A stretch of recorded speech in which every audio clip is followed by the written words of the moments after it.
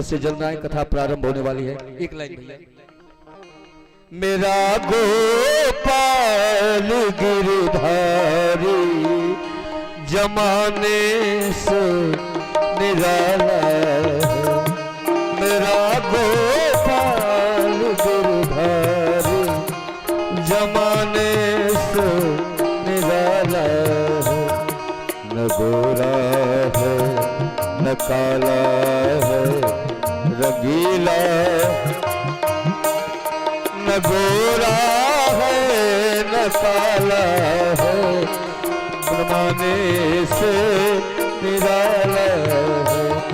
मेरा गोपाल गिरधारी जमाने से निराला है।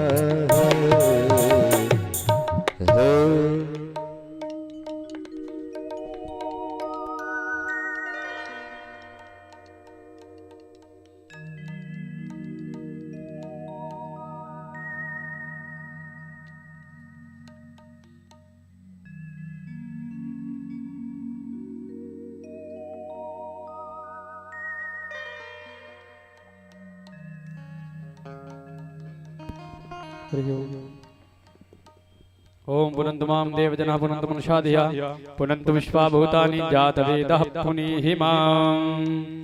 ओम यं ब्रह्मा वरुणेन्द्ररुद्रमरुतः स्तुन्वन्त दिव्यैस्तवैर्वेदैः साङ्गपदक्रमोपनिषदैर्गायन्ति यं सामगा ध्यानावस्थिततद्गतेन मनसः पश्यन्ति यं योगिनो यस्यान्तं न विदुः सुरासुरगणा देवाय तस्मै नमः।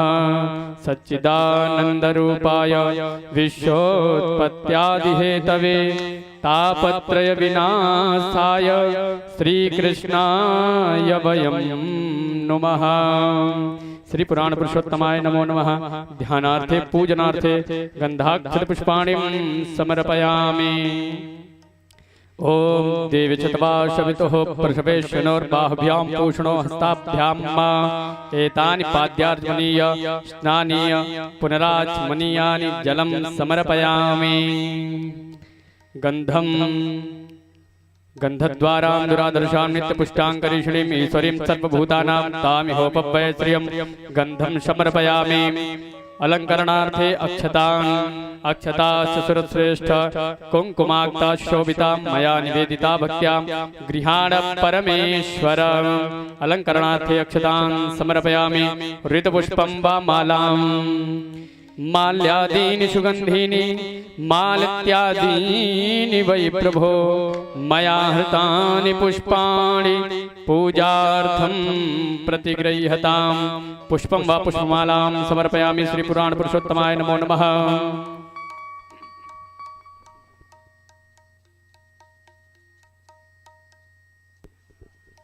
धूपम् ओम धूरसि धुर्वधुर्वन्तं धुर्वतं योष्मन् धुर्वतितं यं वयं धुर्वामः।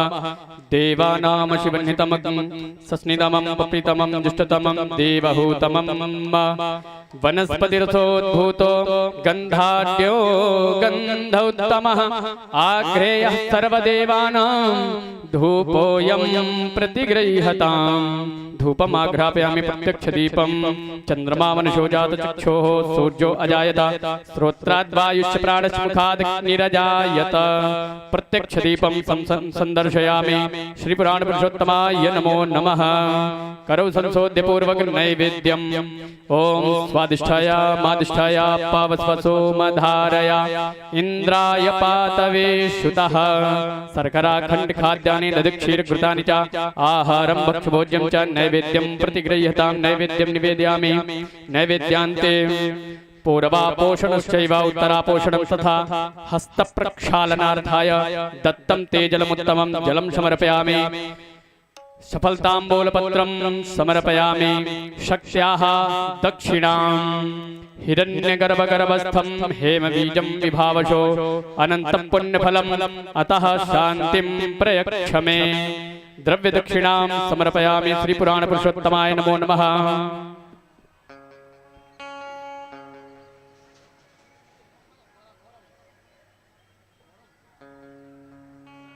प्रार्थनापूर्वक नमस्कारान् समर्पयामि। अथ व्यासपूजनम्। ॐ नमोऽस्तुते व्यास विशालबुद्धे फुल्लारविन्दायतपत्रनेत्र येन त्वया भारततैलपूर्णः प्रज्वालितो ज्ञानमया प्रदीपः। व्यासाय नमो नमः।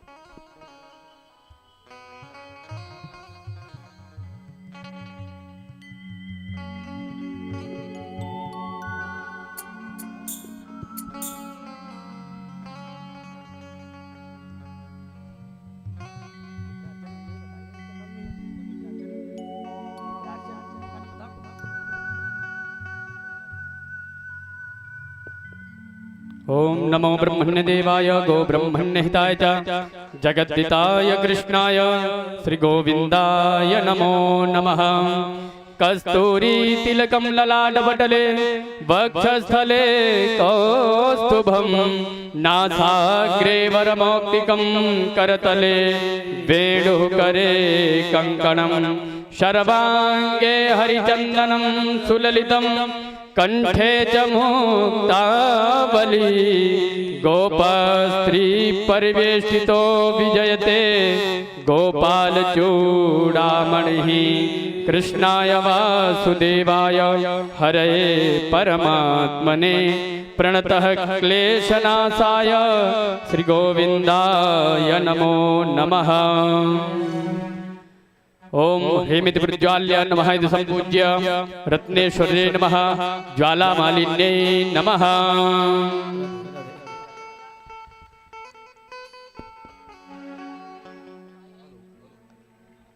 जय सिया राम। राधे श्री राधे राधे राधे राधे।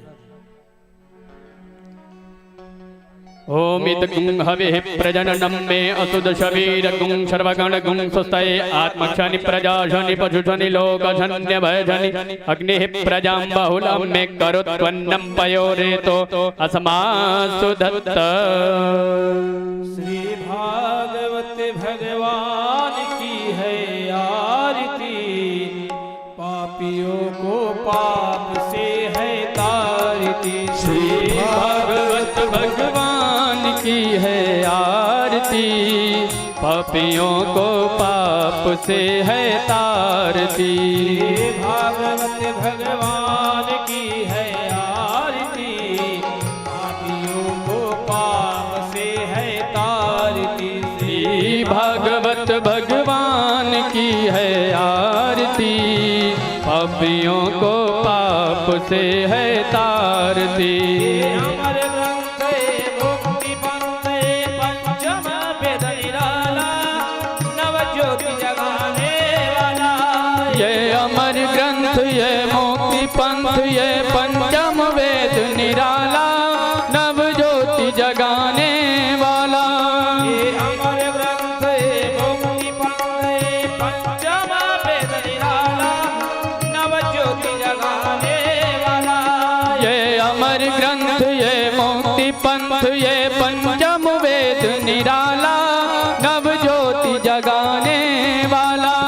हरि नाम यही हरि धाम यही, हरि नाम यही हरि धाम यही, हरि नाम यही हरि धाम यही। हरि नाम यही हरि धाम यही। जग के मंगल की है आरती, पापियों को पाप से है तारती। श्री भागवत भगवान की है आरती, पापियों को पाप से है तारती।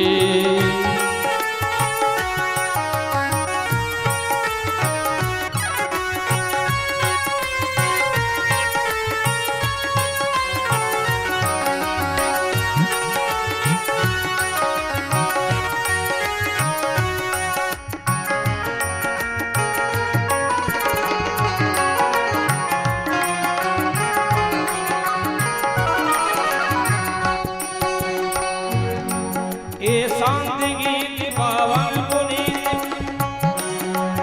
वाला पावन पुनीत पापों को मिटाने वाला नल ज्योति जगाने वाला ये शांति गीत पावन पुनीत पापों को मिटाने वाला हरि दर्श कराने वाला ये शांत गीत पावन पुनीत पापों को मिटाने वाला हरि दर्श कराने वाला ये शांति गीत पावन पुनीत पापों को मिटाने वाला हरि दर्श कराने वाला ये सुख करनी दुख हरनी ये सुख करनी ये दुख हरणी सुख करनी दुख हरनी सुख करनी ये दुख हरणी मधुसूदन की है आरती कवियों को पाते है आरती श्री भागवत भगवान की है आरती पापियों को पाप से है तारती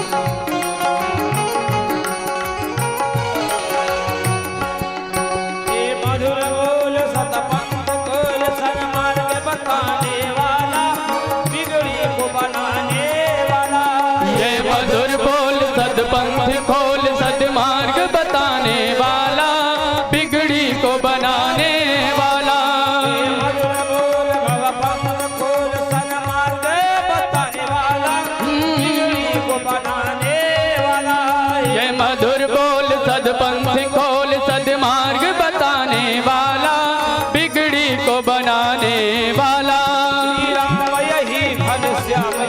श्री राम यही घनश्याम यही श्री राम यही घनश्याम यही के महिमा की है आरती पापियों को पासे है तारती श्री भागवत भगवान की है आरती पापियों को पाप से है तारती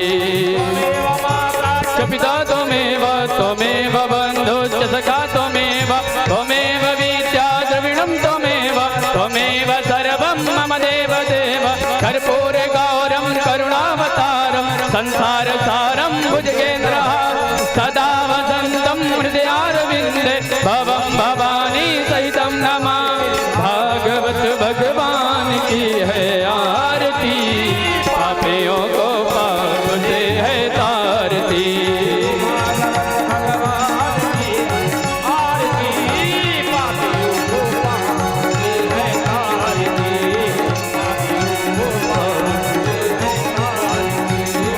पापियों को पासे है तारती हरि ओम साज्यं च वर्ति संयुक्तं वह्निनां योजितं मया दीपं गृहाण देवेश त्रैलोक्यतिमिरापहं भक्त्या दीपं प्रवक्ष्यामि देवाय परमात्मने त्राहि मां निर्याद्घोरात् दीपज्योतिर्नमोऽस्तुते आरार्तिक्यं समर्पयामि श्रीपुराणपुरुषोत्तमाय नमो नमः जलेन शीतलीकरणं पुष्पैः देवता अभिवन्दनं हस्तैः देवता अभिवन्दनं श्व आत्मकल्याणार्थे आत्माभिवन्दनं हस्तौ प्रक्षाल्यपूर्वक हस्ते पुष्पाण्यादाय प्रार्थयेत ॐ यज्ञेन यज्ञमयजन्त देवास्तानि धत्मानि प्रथमान्यासन्ना तेहनाकं महिमानः सचन्त यत्र पूर्वे साध्याः सन्ति देवाः अशेष संक्लेश समं विधत्ते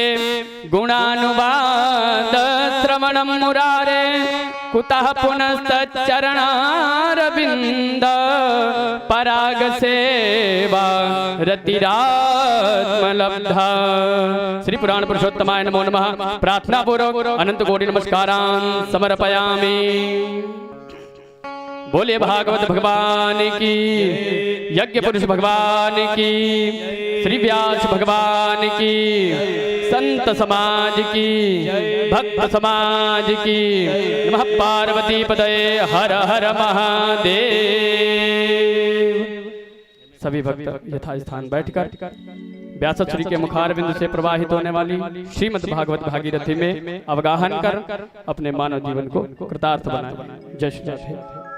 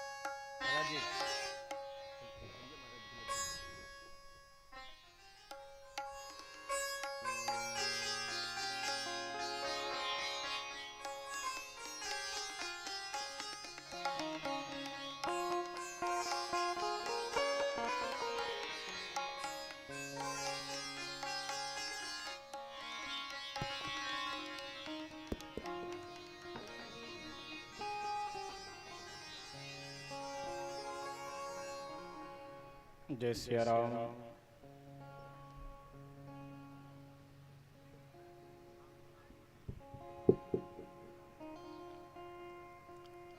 जय सीताराम। जय श्री राधे। जय सिया राम।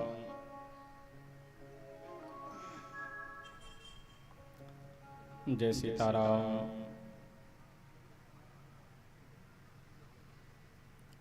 जय सिया राम।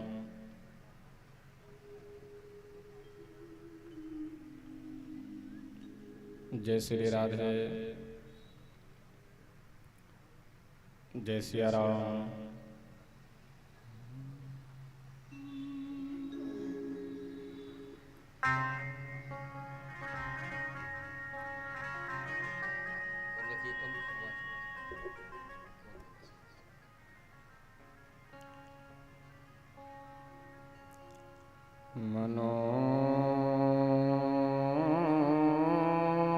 मनोजवं मारुततुल्यवेगं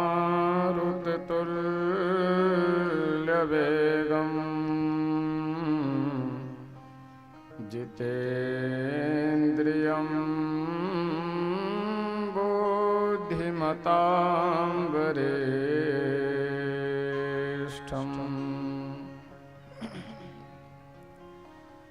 वातात्मजं वानरयूथमुख्यं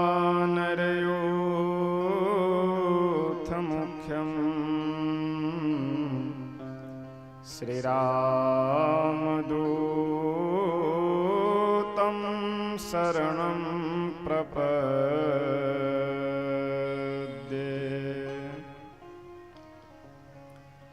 कर्पूरगौरं करुणावतारं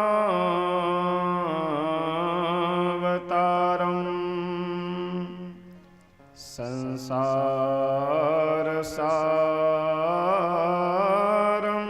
भुजगेन्द्रहारं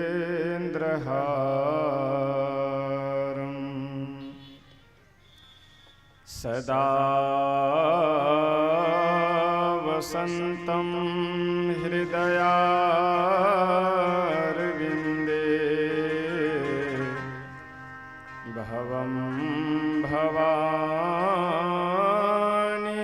सहितं नमामि।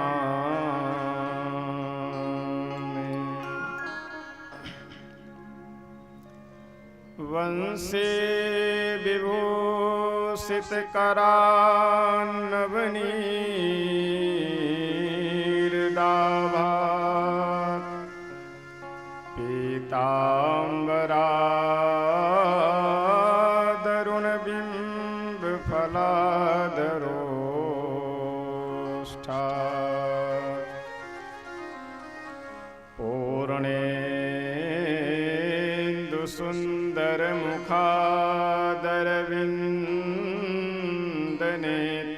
पूर्णेन्दुसुन्दरमुखादरविन्दनेत्रात् कृष्णात् परं किमपि तत्त्वमहं न जाने।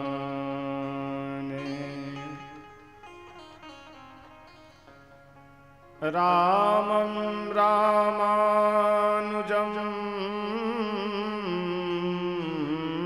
सीतां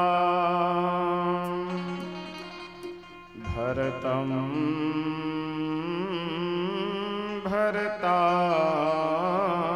भरतानुजं सुग्रीवं वायुसूनुं च प्रणमामि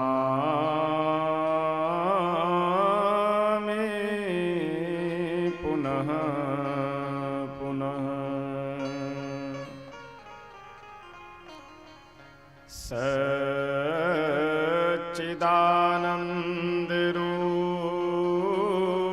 सच्चिदानन्दरूपाय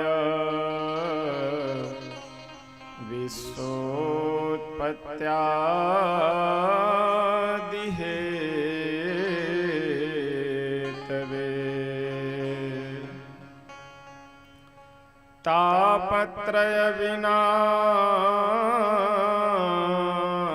तापत्रयविनाशाय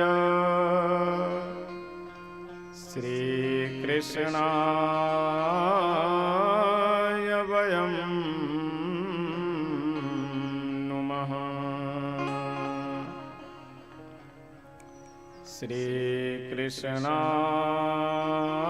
श्रीकृष्णाय वयं नुमः। सीतानाथ समारम्भां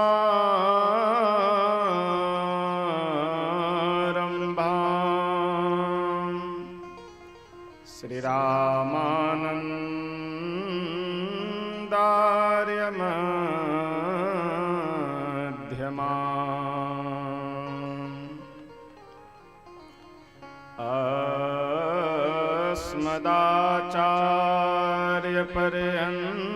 अस्मदाचार्यपर्यन्ता वन्दे श्री गुरुपरम्परा।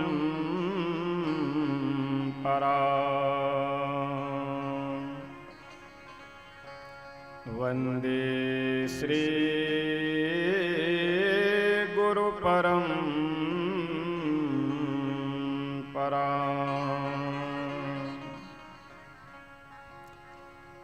आइए हम सभी भक्त दो बार भगवान नाम संकीर्तन करते हैं। श्री कृष्ण गोविंद हरे मुरारे, हे नाथ नारायण वासुदेव। श्री कृष्ण गोविंद हरे मुरारे, हे नाथ नारायण वासुदेव।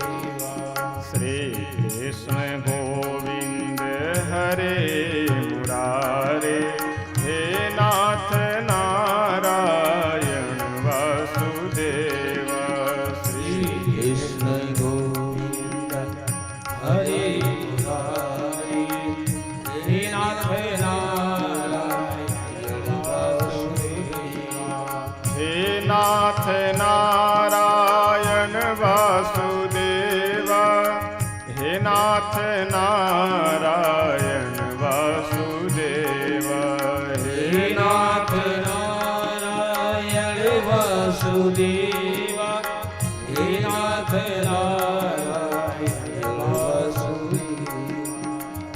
नाथ नारायण वासुदेव हे नाथ नारायण वासुदेव हे नाथ नारायण वासुदेव हे नाथ नारायण वासुदेव श्री कृष्ण गोविंद हरे मुरारे हे नाथ नारायण वासुदेव श्री कृष्ण गोविंद हरे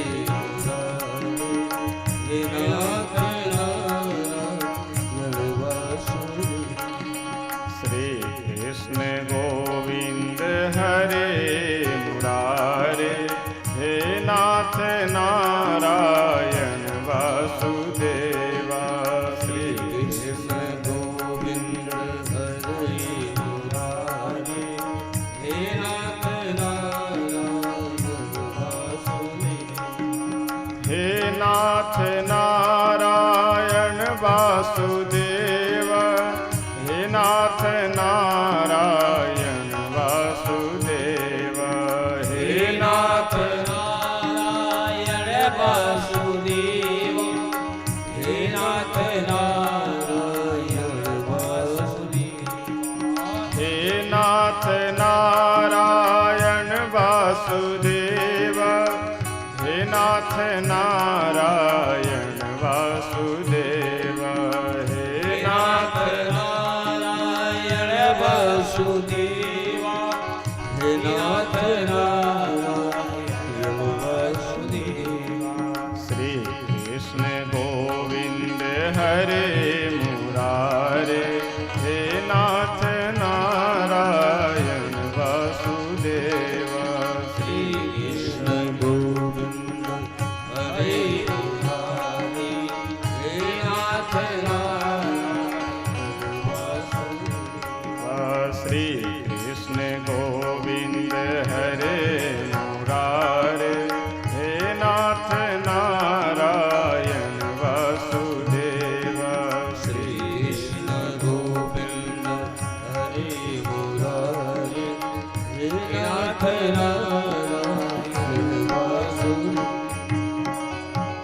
श्री राधा कृष्ण भगवान की श्री अयोध्या धाम के श्री सरयू मैया के श्री वृंदावन धाम के श्री यमुना मैया के श्री विष्णु महायज्ञ के श्रीमद्भागवत भगवान के श्री हनुमान जी महाराज के श्री शंकर भगवान के श्री सद्गुरुदेव भगवान के श्री भृगु जी महाराज के जय जय सीताराम।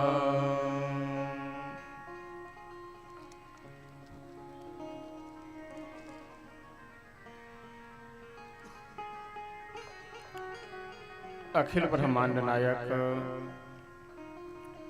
अकारण करुणा वरुणालय भक्त वांछा कल्पतरु श्री राधा कृष्ण भगवान भगवत कथा रस रसिक श्री हनुमत लाल जी महाराज परम पूज्य श्री सद्गुरुदेव भगवान जी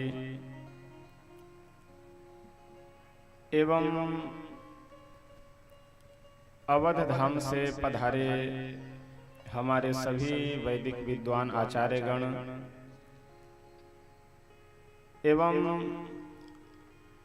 उनके साथ सम्मिलित होकर के यज्ञ में सहयोग करने वाले, यज्ञ में पूजा पाठ आदि की व्यवस्था देखने वाले आपके ही क्षेत्र के श्री विष्णु नारायण तिवारी जी जो आचार्य जी अयोध्या जी से आए हुए सभी आचार्य जी के साथ में सम्मिलित होकर के सेवा कर रहे हैं। इस मंच पे विराजमान सभी संत वृंद, कलाकार बंधु एवं इस श्री विष्णु महायज्ञ के मुख्य यजमान स्वरूप हमारे श्री अंबिका सिंह जी, समुपस्थित आप सभी सुधी श्रोतागण, भाई बंधुओं, माताएं बहनें, हम सब बहुत ही पुण्यवान हैं, बहुत ही सौभाग्यशाली हैं। निर्विघ्नता पूर्वक चल रहे इस श्री विष्णु महायज्ञ के अंतर्गत आज हम सब षष्ठम दिवस की कथा श्रवण करने के लिए यहाँ उपस्थित हुए हैं। इस श्री विष्णु महायज्ञ के मुख्य व्यवस्थापक, मुख्य यजमान तो हमारे अंबिका सिंह जी है ही, लेकिन गांव के सभी सदस्य, आसपास के भी बहुत से भक्त तन मन धन तीनों से सहयोग करके इस यज्ञ को सफल बनाने में अपनी सेवा दे रहे हैं। सौ की लाठी एक का बोझ, एक कहावत है।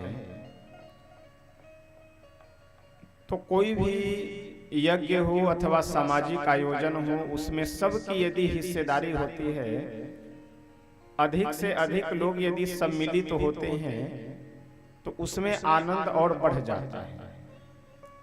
क्योंकि चाहे इस यज्ञ में भले ही 10 लाख 20 लाख खर्च हो रहा हो, लेकिन उसमें 20 लाख खर्च करके जो यज्ञ को किया जा रहा है, उसमें यदि 500 रुपए भी कोई व्यक्ति सहयोग कर देता है तो उसकी आस्था जुड़ जाती है कि इस यज्ञ में हमने भी सहयोग किया है, हमने भी सेवा किया है। इस यज्ञ में जो भी भक्त जिस तरह से चाह रहे हैं, सब अपने अपने तन मन धन सामर्थ्य के अनुसार सेवा कर रहे हैं। और जो किसी तरह से सेवा नहीं कर पा रहे हैं तो आप पुण्य कमाइए। मंडप की परिक्रमा करनी है, वैदिक मंत्रों द्वारा सभी देवताओं को बुला करके नित्य प्रति षोडशोपचार जो पूजन किया जा रहा है, उसे आप बैठ करके श्रवण कर सकते हैं। सायंकाल की वेला में यहाँ बैठ करके हम सब जो कथा श्रवण कर रहे हैं, तो इस तरह से यदि आप अपनी दिनचर्या को, अपनी व्यवस्था को यदि इसमें सम्मिलित कर देंगे तो आपको यह पता ही नहीं चलेगा कि कैसे दिन बीत रहा है और कैसे रात्रि बीत रही है। और इस यज्ञ में जितने भी विशेष करके परिवार के या और भी आसपास के जो भी भक्त सम्मिलित हैं, जो पूर्ण रूप से यज्ञ में सेवा कर रहे हैं हर तरह से, यदि आप सब विचार कर करके देखिए तो आज 6 दिन व्यतीत हो गया और पता नहीं चल रहा है कि 6 दिन बीत गए। लग रहा है कि बस अभी 1-2 दिन तो हुआ प्रारंभ। इसका कारण है, कारण यह है कि अब जैसे कथा समाप्त होगी, उसके बाद में तुरंत दौड़ भाग प्रारंभ भोजन के लिए। आचार्य लोग उधर भोजन कर रहे हैं, कलाकार लोग उधर गए, संत महात्मा सब अलग भोजन जो भंडार बन रहा है वहां सब किए। बाकी और भी जो परिवार के सदस्य हैं, रिश्तेदार नातेदार या दूर से आस पड़ोस के लोग, वो सब यहाँ जनरल जहाँ भंडारा चल रहा है सामने यहाँ करना। अब भोजन करते कराते 1 बज गए। अब जैसे बिस्तर पे सोने के लिए गए, अब वो चिंता लगी हुई है कि सुबह में फिर जगना है, क्योंकि सुबह में जग करके 7 बजे तक यज्ञ मंडप में पहुंचना है। और जिनको यज्ञ मंडप में नहीं जाना है उन्हें चिंता लगी है कि सफाई करनी है, ये है वो है, ये सामान लाना है, तो कल मार्केट जाना है, तो कल यह करना है, वो करना है, यानी सुबह की चिंता लगी।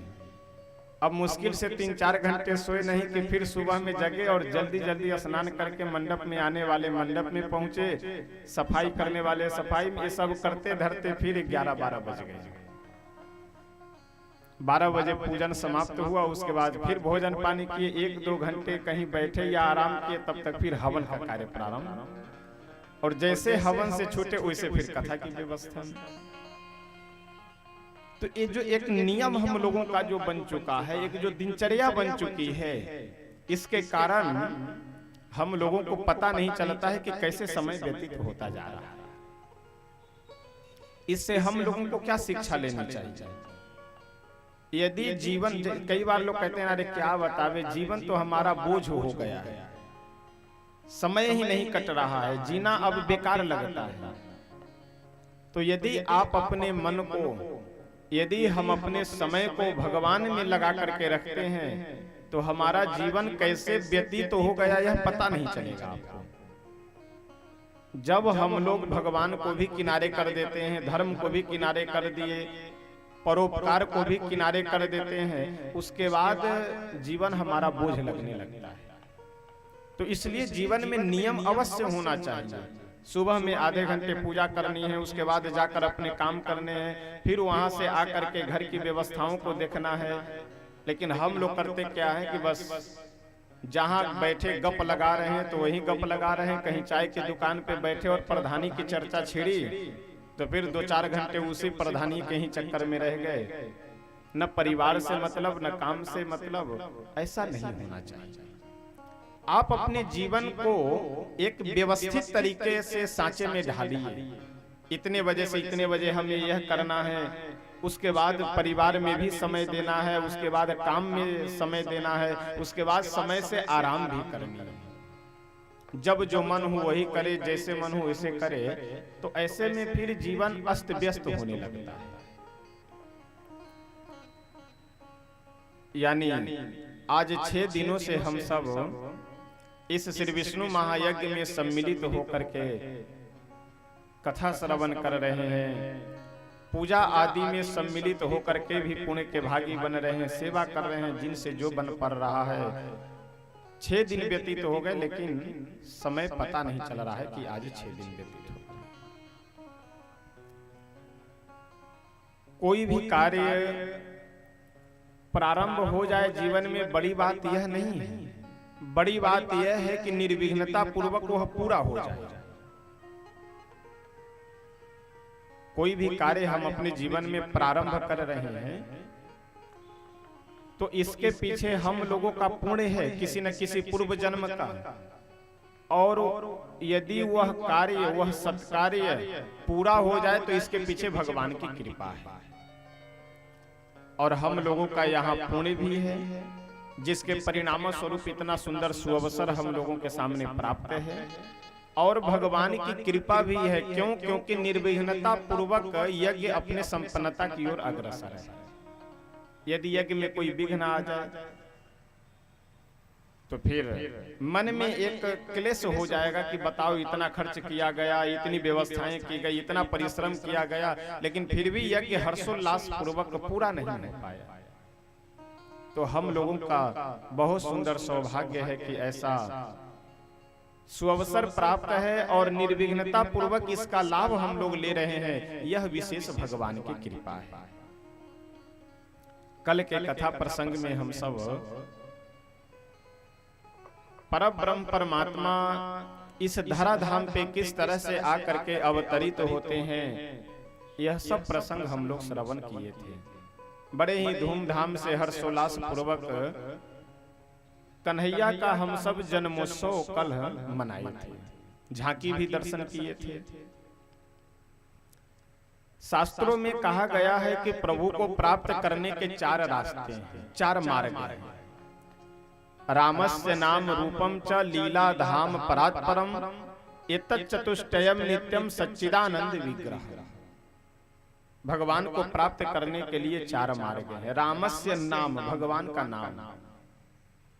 रूपम यानी जैसे मूर्ति का हम लोग दर्शन करते हैं, या कल जन्मोत्सव जब मनाए थे तो झांकी के माध्यम से दर्शन लाभ प्राप्त किए थे। ये क्या है? ये रूप है। रामस्य नाम रूपम च लीला। लीला का तात्पर्य यह है कि चाहे हम लोग श्री कृष्ण लीला या श्री राम लीला के माध्यम से उनकी लीला की झांकी का अवलोकन करें, अथवा जो हम लोग यहाँ बैठ करके कथा सुन रहे हैं, यह कथा सुने, यह लीला है। और धाम, धाम यानी भगवान जिस जगह पे अवतार लिए हैं, ऐसे धाम में निवास करना। और देखिए, धाम का केवल यह मतलब नहीं है कि जैसे अयोध्या जी में प्रभु अवतार लिए तो वह धाम हो गया, वृंदावन में प्रभु अवतार लिए तो वह धाम हो गया। धाम का मतलब वह है, भगवान श्री राघवेंद्र सरकार से स्वयं नारद जी पूछे कि प्रभु आप कहाँ रहते हैं, कहाँ निवास करते हैं? तो प्रभु बोले कि नारद जी, मैं जहां जहां आप समझ रहे हैं वहां वहां तो मैं हूं, लेकिन वास्तव में वहां पे मैं नहीं रहता हूं। नाहम बसामि वैकुंठे योगी नाम हृदये न च मद भक्ता यत्र गायन्ति तत्र तिष्ठामि नारद। ना ही तो मैं वैकुंठ में रहता हूं, ना ही मैं योगियों के हृदय में रहता हूं। मेरे भक्त जहां मुझे गाते हैं मैं वहीं पे निवास करता हूं। तो हम लोग यहाँ काहे के लिए बैठे हुए हैं?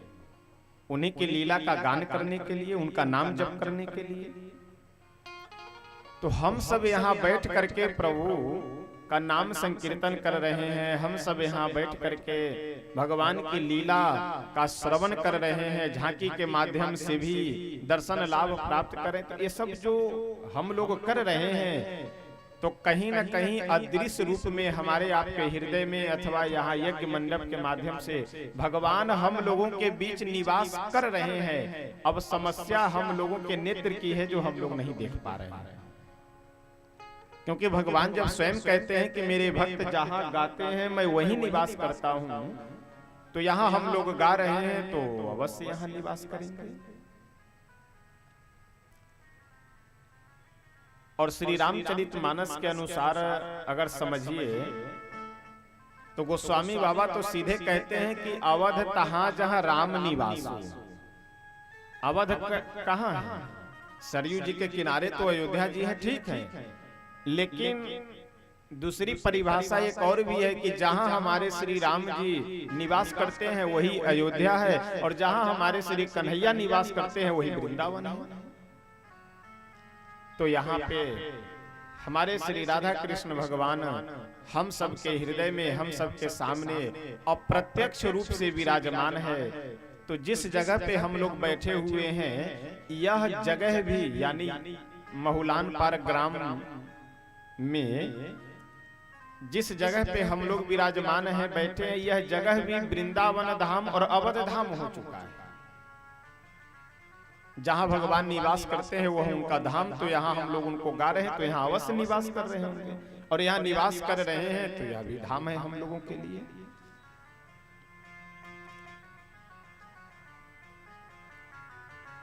कल के प्रसंग में हम सब पुतना वध का प्रसंग श्रवण किए थे। भागवतकार कहते हैं कि बताओ संसार में ऐसा कौन सा दयालु व्यक्ति है कि जिसके शरण में जाया जाए। यानी जो पूतना मारने के लिए आई थी, लेकिन उसे भी भगवान वही पद दे रहे हैं जो पद आगे चल करके यशोदा जी और देवकी जी को देने वाले। किसी ने प्रभु से पूछा कि प्रभु पूतना तो आपको मारने के लिए आई थी, तो उसे वह पद क्यों दे रहे हैं जो माँ को देना चाहिए? भगवान बोले कि देखो, अब वो मारने के लिए आई थी कि जिलाने के लिए आई थी, इससे हमें कोई लेना देना नहीं, हमें कोई मतलब नहीं। हमें मतलब केवल यह है कि बच्चे को दूध पिलाना ये किसका काम है? माँ का काम है। तो इसलिए वह मुझे दूध पिलाने के लिए आई, तो मैं तो बस इतना समझ रहा हूँ कि केवल वह माँ का काम की है, इसलिए मरने के बाद उसे माँ का पद मिलना चाहिए। इसी तरह का एक बहुत सुंदर प्रसंग रामचरितमानस का है। 2 मिनट हम लोग भागवत जी से रामचरितमानस में चलेंगे। जब श्री राम रावण युद्ध हो रहा था और युद्ध का प्रसंग भगवान भोले शंकर माता पार्वती जी को बड़े प्रेम से सुना रहे हैं, तो प्रसंग सुनाते हुए भोले बाबा कहते हैं कि देवी पार्वती, तुम्हें पता है उस युद्ध में जितने भी राक्षस मर रहे हैं वे सभी राक्षस प्रभु के धाम जा रहे हैं। पार्वती मैया हाथ जोड़ करके बोली कि स्वामी कहीं आज ज्यादा बुद्धि आपकी इधर उधर तो नहीं बिगड़ गई है? भोले बाबा मुस्कुराते हुए बोले कि क्यों ऐसा कह रही हो? पार्वती मैया बोली कि स्वामी यह बताइए कि जो राक्षस प्रभु से विरोध, आवाज नहीं पार्वती मैया बोली कि जो राक्षस प्रभु से विरोध कर रहे हैं वो आखिर मर करके भगवान के धाम कैसे जा सकते, वो भजन तो कर नहीं रहे हैं। भोले बाबा मुस्कुराते हुए बोले कि देवी तुम्हारा प्रश्न ठीक है, तुम बिल्कुल सही कह रही हो कि ये राक्षस भजन कर नहीं रहे, लेकिन प्रभु ऐसा मान लिए हैं कि ये हमारा भजन कर रहे हैं। क्यों? क्योंकि देखिए स्वाभाविक मनुष्य की एक कमी कह लीजिए अथवा गुण कह लीजिए कि मन में यह बात रहती है स्वाभाविक कि हम लोगों को अपने मित्र की जितनी याद नहीं आती है उससे अधिक याद अपने शत्रु की आती है। कोई व्यक्ति 10 बार हमें माला पहनाता है तो हमें ध्यान नहीं रहता, लेकिन एक बार यदि आप शब्द कह दे तो उसे हम लोग गांठ बांध लेते हैं। यानी हम लोगों को अपने मित्र से अधिक याद शत्रु की आती है। तो ये लंका के जितने भी राक्षस हैं ये सब क्या है, ये सब प्रभु से बैर किए हैं, प्रभु से शत्रुता किए हुए हैं। अब ये लोग घर में बैठते हैं तो केवल राम जी की चर्चा, कल राम को ऐसे पकड़ना है, कल राम को ऐसे मारना है, कल राम जी के सेना में जो एक हनुमान नाम का बानर है उसे ऐसे करना है, वैसे कर, यानी सदैव राम जी की चर्चा।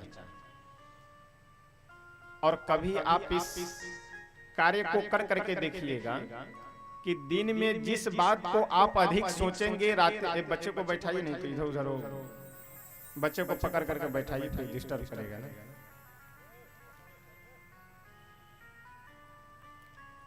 दिन में आप जिस बात की चर्चा करेंगे या जो बातें आपके मन में अधिक चिंतन जिन बातों का चलता रहेगा, रात्रि में सोते समय स्वप्न में भी वह आपको दिखाई पड़ेगा।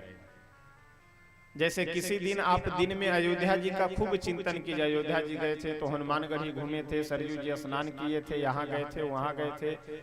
दिन में अगर कई बार इस बात का चिंतन करते हैं तो रात्रि में सोते समय आप देखेंगे कि हम अयोध्या जी पहुंचे हुए हैं। आप भले ही अपने घर में सोए हैं लेकिन आपको ऐसा आभास होगा, आपको दिखाई पड़ेगा कि हम अयोध्या जी गए हुए हैं। यानी जो आप दिन में चिंतन करेंगे रात्रि में सोते समय वही आपको स्वप्न में दिखाई पड़ेगा। तो ये राक्षस लोग दिन भर श्री राम जी का चिंतन करते हैं, इसलिए रात्रि में सोते समय भी इन्हें श्री राम जी ही दिखाई पड़ते हैं। तो सोते समय भी राम जी दिखाई पड़ते हैं। युद्ध में जब होते हैं तो राम जी के सामने होते ही हैं। अपने घर में होते हैं तो केवल राम जी की चर्चा करते हैं। तो सदैव 24 घंटे राम राम राम राम जो ये अपने मुख से निकाला करते हैं। तो भोले बाबा बोले कि देवी भले ही यह बैर भाव से सही, भले ही ये सभी राक्षस दुश्मनी से सही, लेकिन भोले बाबा बोले कि उमा राम मृदुचित करुणाकर बैर भाव मोहि सुमिरत निशिचर। भोले बाबा बोले कि देवी प्रभु ऐसा मान लिए हैं कि चलो कोई बात नहीं, भले ही बैर भाव से सही, लेकिन ये सब चिंतन तो हमारा ही कर रहे हैं, ये सब स्मरण तो हमारा ही कर रहे हैं। अब भले भाव अलग है तो इसलिए भाव पर ध्यान न दे करके केवल नाम पे ध्यान देते हैं कि नाम हमारा ले रहे हैं, इसलिए इनका कल्याण होना चाहिए और सबको अपने धाम भेज रहे हैं। यानी हमारे प्रभु के नाम को तो गोस्वामी बाबा कहते हैं कि भाय को भाई अनख आलसहूं, नाम जपत मंगल दिशि दसहूं। उनके शरण में कोई भाव से चला जाए, कुभाव से चला जाए, अनख आलस किसी भी तरह से यदि चला जाए तो उसका कल्याण निश्चित है। पुतना भले ही बैर भाव से सही, लेकिन प्रभु के चरणों में आकर के अपने आप को जब समर्पित कर दी तो प्रभु एक बार जब पकड़ लिए तो जब तक पुतना का कल्याण नहीं हो गया तब तक प्रभु उसे छोड़ते नहीं। एक बहुत सुंदर भजन है, आइए एक दो पंक्ति हम लोग गा करके आगे बढ़ेंगे कि वास्तव में प्रभु हमारे किस गुण पे कृपा करेंगे। अब बताइए, पुतना कोई भजन की क्या, कोई साधना की क्या, लेकिन फिर भी हमारे कन्हैया हमारे नंद नंदन उसे अपना करके अपने माता के समान पद प्रदान करते हैं। श्री बिंदु जी महाराज कहते हैं कि प्रभु हमारे किस गुण पे कृपा करेंगे यह कहा नहीं जा सकता है। तो हमारा आपका कर्तव्य है कि हम आप केवल प्रभु का स्मरण करें, भजन करें, चिंतन करें, उनकी कथा सुने, पढ़े और प्रभु से यह निवेदन करें कि प्रभु हम आपकी कृपा के पात्र तो नहीं हैं, लेकिन यदि आप चाहेंगे तो मेरे ऊपर कृपा कर सकते हैं और हम आपकी कृपा के पात्र बन सकते हैं। न जाने कौन से गुण पर दया निधि रीझ जाते हैं। न जाने कौन से गुण पर दया निधि रीझ जाते हैं। न जाने कौन से गुण पर दया निधि रीझ जाते हैं। न जाने कौन से गुण पर दया निधि रीझ जाते हैं। न जाने कौन से गुण पर दया निधि रीझ जाते हैं। न जाने कौन से गुण पर दया निधि रीझ जाती है। यही सब वेद कहते हैं, यही सब ग्रंथ गाते हैं। यही सब वेद कहते हैं, यही सब ग्रंथ गाते हैं। न जाने कौन से गुण पर दया निधि रीझ जाते हैं। न जाने कौन से गुण पर दया निधि रीझ जाती है।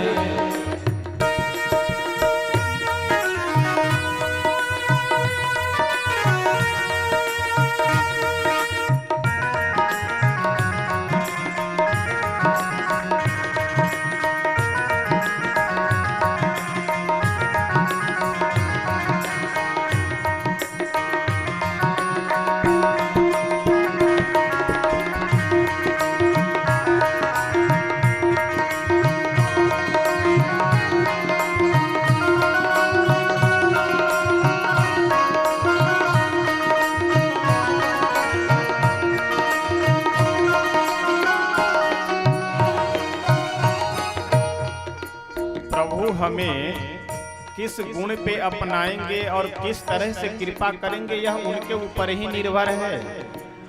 आप विचार कीजिए कि जो भगवान अयोध्या जी से बन जाते समय दशरथ जी महाराज रो रहे हैं, पूरे अवधवासी रो रहे हैं, लेकिन एक बार भी प्रभु एक आंसू नहीं गिराते हैं। लेकिन वही प्रभु जब वन में गए तो गिद्धराज जटायु को गोद में रख करके इतने आंसू बहाए, इतने आंसू बहाए कि गिद्धराज जटायु का पूरा शरीर भीग जाता है। तो आप क्या समझेंगे? श्री बिंदु जी महाराज बहुत सुंदर कहते हैं, न रोए बन गमन में जो पिता की वेदनाओं पर। न रोए बन गमन में जो पिता की वेदनाओं पर। न रोए बन गमन में जो पिता की वेदनाओं पर। न रोए बन गमन में जो पिता की वेदनाओं पर। उठा कर गिद्ध को गोद में वही आंसू बहाते हैं। उठा कर गिद्ध को गोद में वही आंसू बहाते हैं। न जाने कौन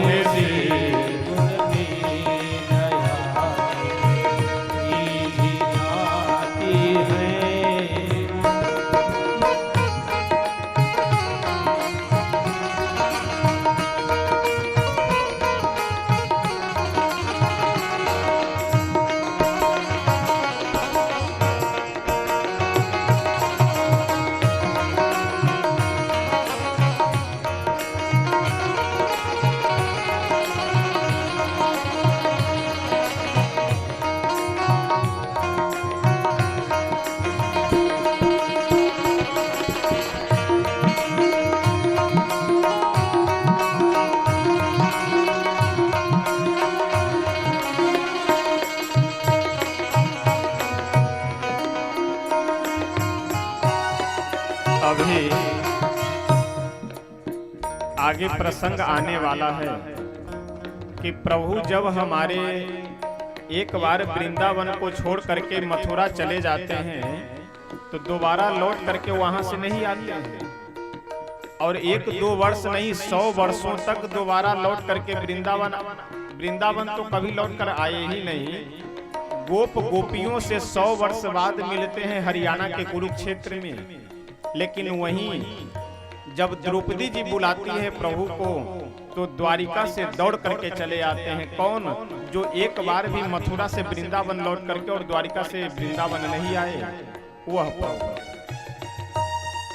न आए मधुपुरी से जो गोपियों की व्यथा सुनकर, न आए मधुपुरी से जो गोपियों की व्यथा सुनकर, न आए मधुपुरी से जो गोपियों की व्यथा सुनकर, न आए मधुपुरी से जो गोपियों की व्यथा सुनकर, द्रौपदी के बुलाने पर द्वारिका से दौड़ आते हैं।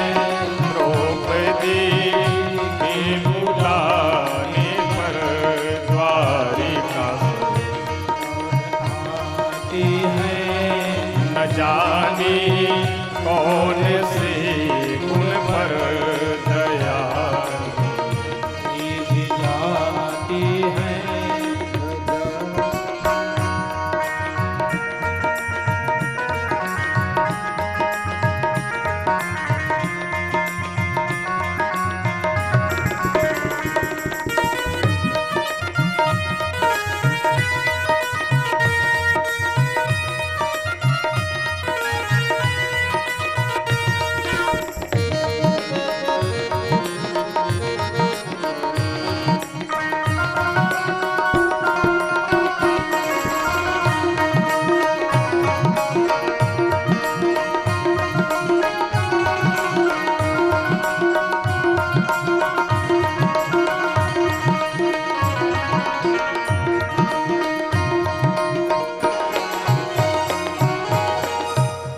भजन की अंतिम पंक्ति में श्री बिंदु जी महाराज कहते हैं कि ब्रह्मा जी देवताओं में सबसे बड़े हैं, लेकिन उन ब्रह्मा जी को भी केवल प्रभु का एक अंगूठा धोने का सौभाग्य प्राप्त होता है। लेकिन केवल एक साधारण व्यक्ति, कोई बहुत उच्च कुल में जन्म भी नहीं हुआ, वन में रहने वाला, गंगा जी के तट पे रह करके अपनी आजीविका चलाने वाला, लेकिन साधारण से केवट प्रभु के दोनों चरणों को धोता है। तो कैसे समझा जाए कि प्रभु किसके ऊपर कृपा करेंगे और किसके ऊपर कृपा नहीं करेंगे? तो यहाँ प्रभु केवल कृपा करते हैं प्रेम के कारण। जो प्रेम केवट के अंदर है वो प्रेम ब्रह्मा जी के और इंद्रादिक देवताओं के हृदय में भी नहीं है। कठिनता से चरण धोकर मिले कुछ बिंदु विधि हर को, कठिनता से चरण धोकर मिले कुछ बिंदु विधि हर को, कठिनता से चरण धोकर मिले कुछ बिंदु विधि हर को, कठिनता से चरण धोकर मिले कुछ बिंदु हर को। वह चरणामृत स्वयं केवट के घर जा कर लुटाते हैं। वो चरणामृत स्वयं केवट के घर जा कर लुटाते हैं। न जाने कौन सी गुण पर दया जाती है, न जाने कौन से गुण पर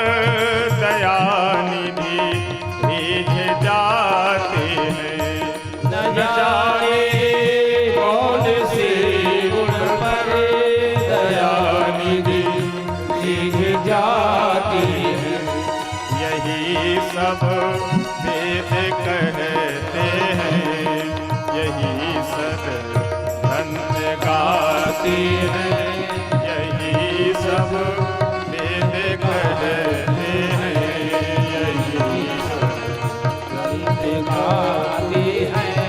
ये न जाने कौन से उन पर दया रीझ जाती है, जानी कौन से उन पर दया रीझ जाती है।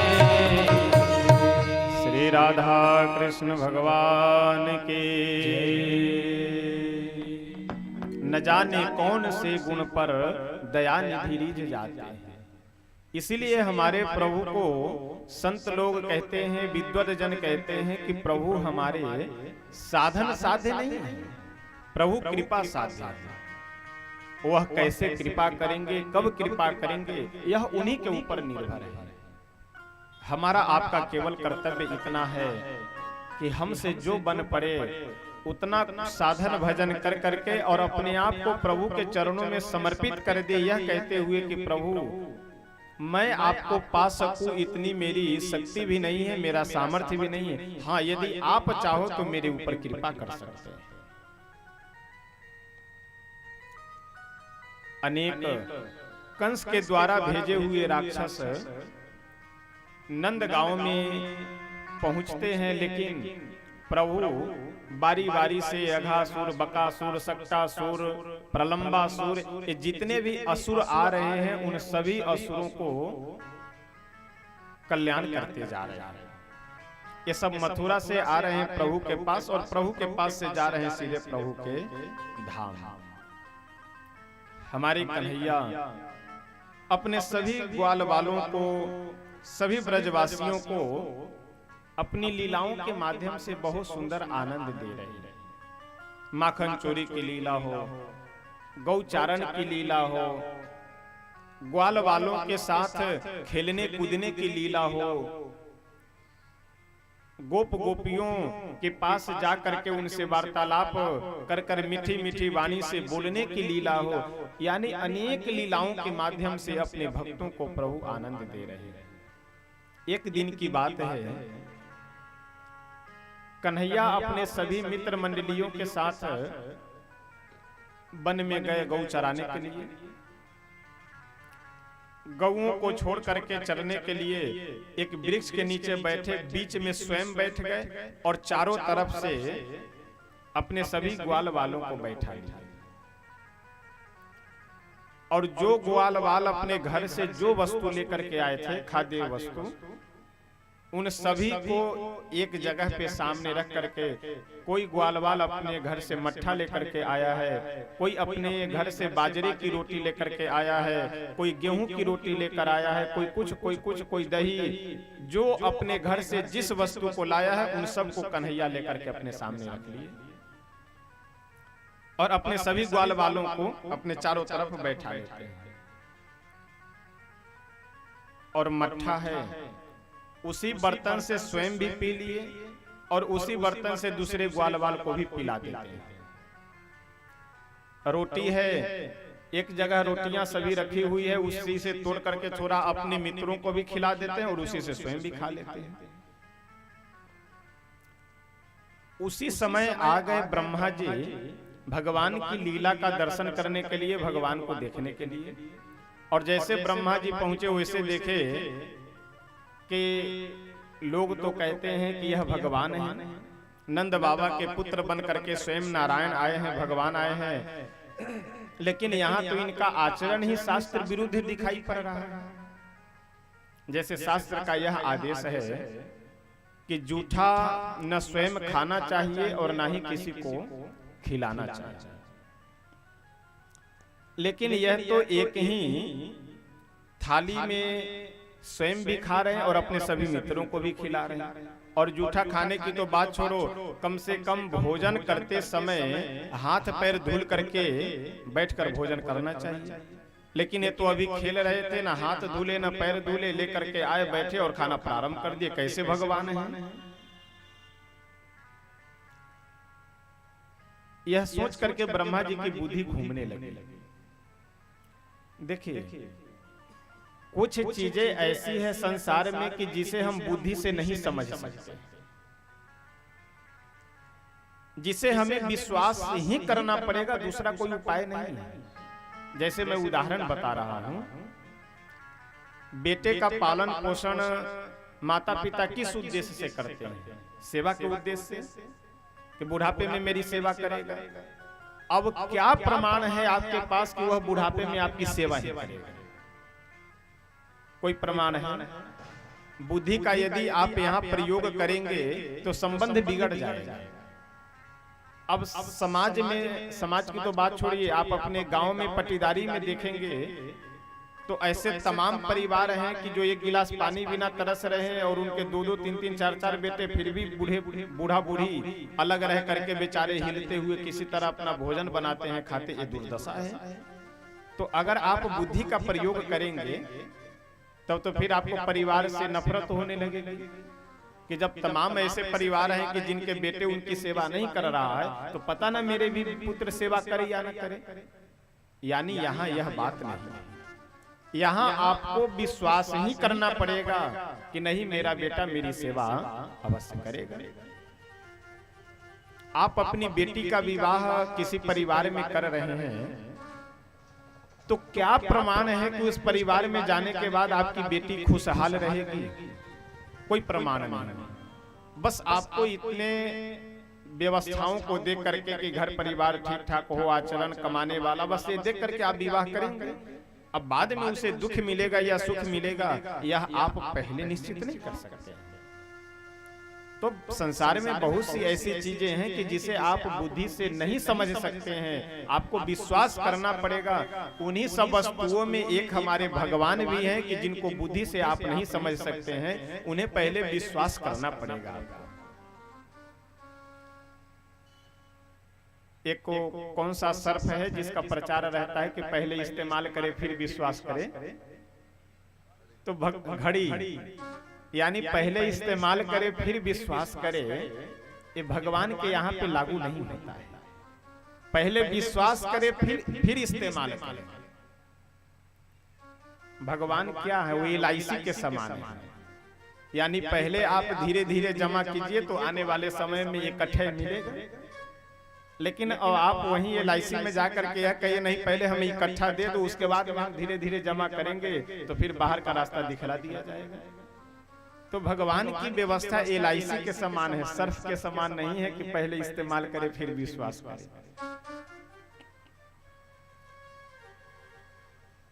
यहाँ तो आपको हमें विश्वास करना ही पड़ेगा। और एक दिन मैं निवेदन कर रहा था, हम लोगों की विडंबना तो यह है कि जितना विश्वास हम लोग संसार के ऊपर करते हैं, उसका यदि 10% भी विश्वास भगवान पे कर ले तो अवश्य हम लोग का कल्याण हो जाएगा। अब हम लोग संसार के ऊपर इतना विश्वास करते हैं, इतना विश्वास करते हैं कि सबसे बढ़िया उदाहरण एक दिन मैं बता रहा था आप लोगों को, शायद कुछ लोग नहीं रहे होंगे तो नहीं सुने होंगे।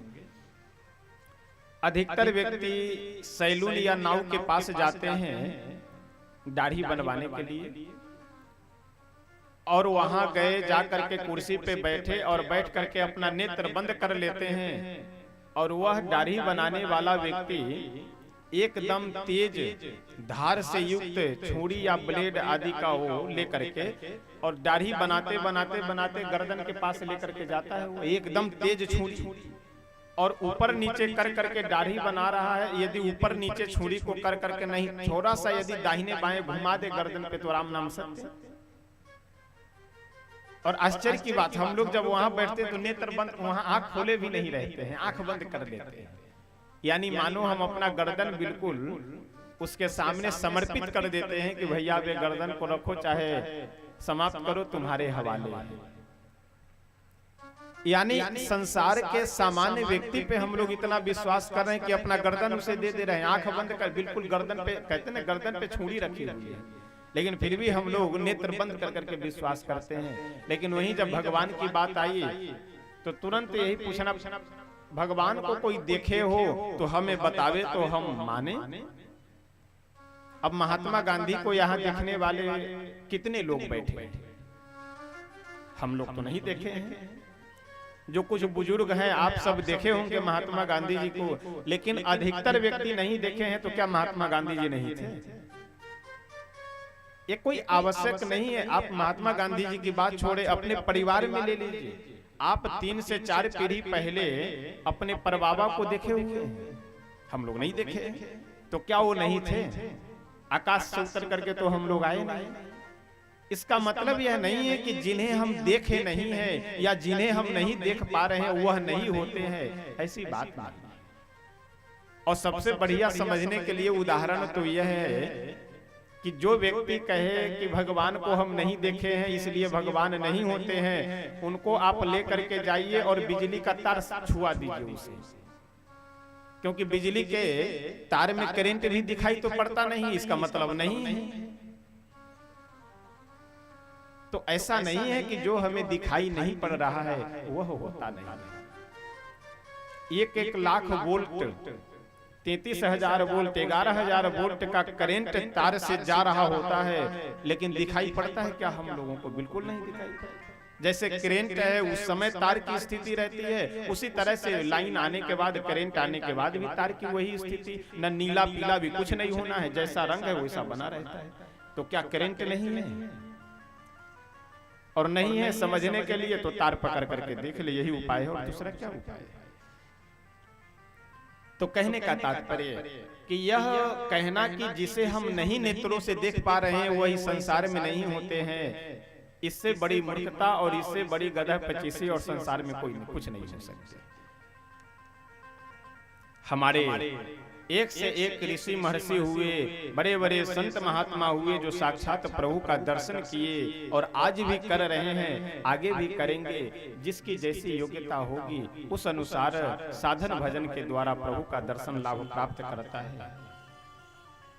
ब्रह्मा जी देखे कि बताओ यह कैसे भगवान है कि जो शास्त्र सम्मत आचरण भी नहीं है, इसका मतलब लोग गलत प्रचार कर दिए हैं कि ये भगवान है। तो किसी को सही या गलत निर्णय करने के लिए परीक्षा ही लिया जा सकता है। ब्रह्मा जी गए और जितने भी बछड़े चर रहे थे, जिनको वन में छोड़े थे प्रभु चरने के लिए, उन सारे बछड़े को लेकर के गए और जाकर के अपने ब्रह्मलोक में छिपा दिए। और फिर आए दोबारा देखने के लिए। जब घर पे जाने का समय हुआ तो भगवान अपने सभी ग्वाल वालों से बोले कि मित्रों जा करके देखो कि बछड़े कहाँ रह गए। बछड़े आ नहीं रहे। सभी ग्वाल वाल गए देखने के लिए तो बछड़े कहीं मिले ही नहीं, दूर दूर तक देख करके आ गया। अब ग्वाल वाल जब गए खोजने के लिए तो पता लगा कि ग्वाल वालों को भी ब्रह्मा जी आए और अचेत कर करके लेकर गए, ब्रह्मलोक में छिपा कर रख दिए। प्रभु बोले कि हद है, बछड़े गए बछड़े लौट करके नहीं आए, ग्वाल वाल मेरे मित्र गए खोजने के लिए वह भी लौट करके नहीं आए। नेत्र बंद कर करके देखे तो समझ गए कि ब्रह्मा बाबा चक्कर चलाए हुए हैं। प्रभु बोले कि ब्रह्मा जी आप हैं इंजीनियर और हम हैं माता के समान।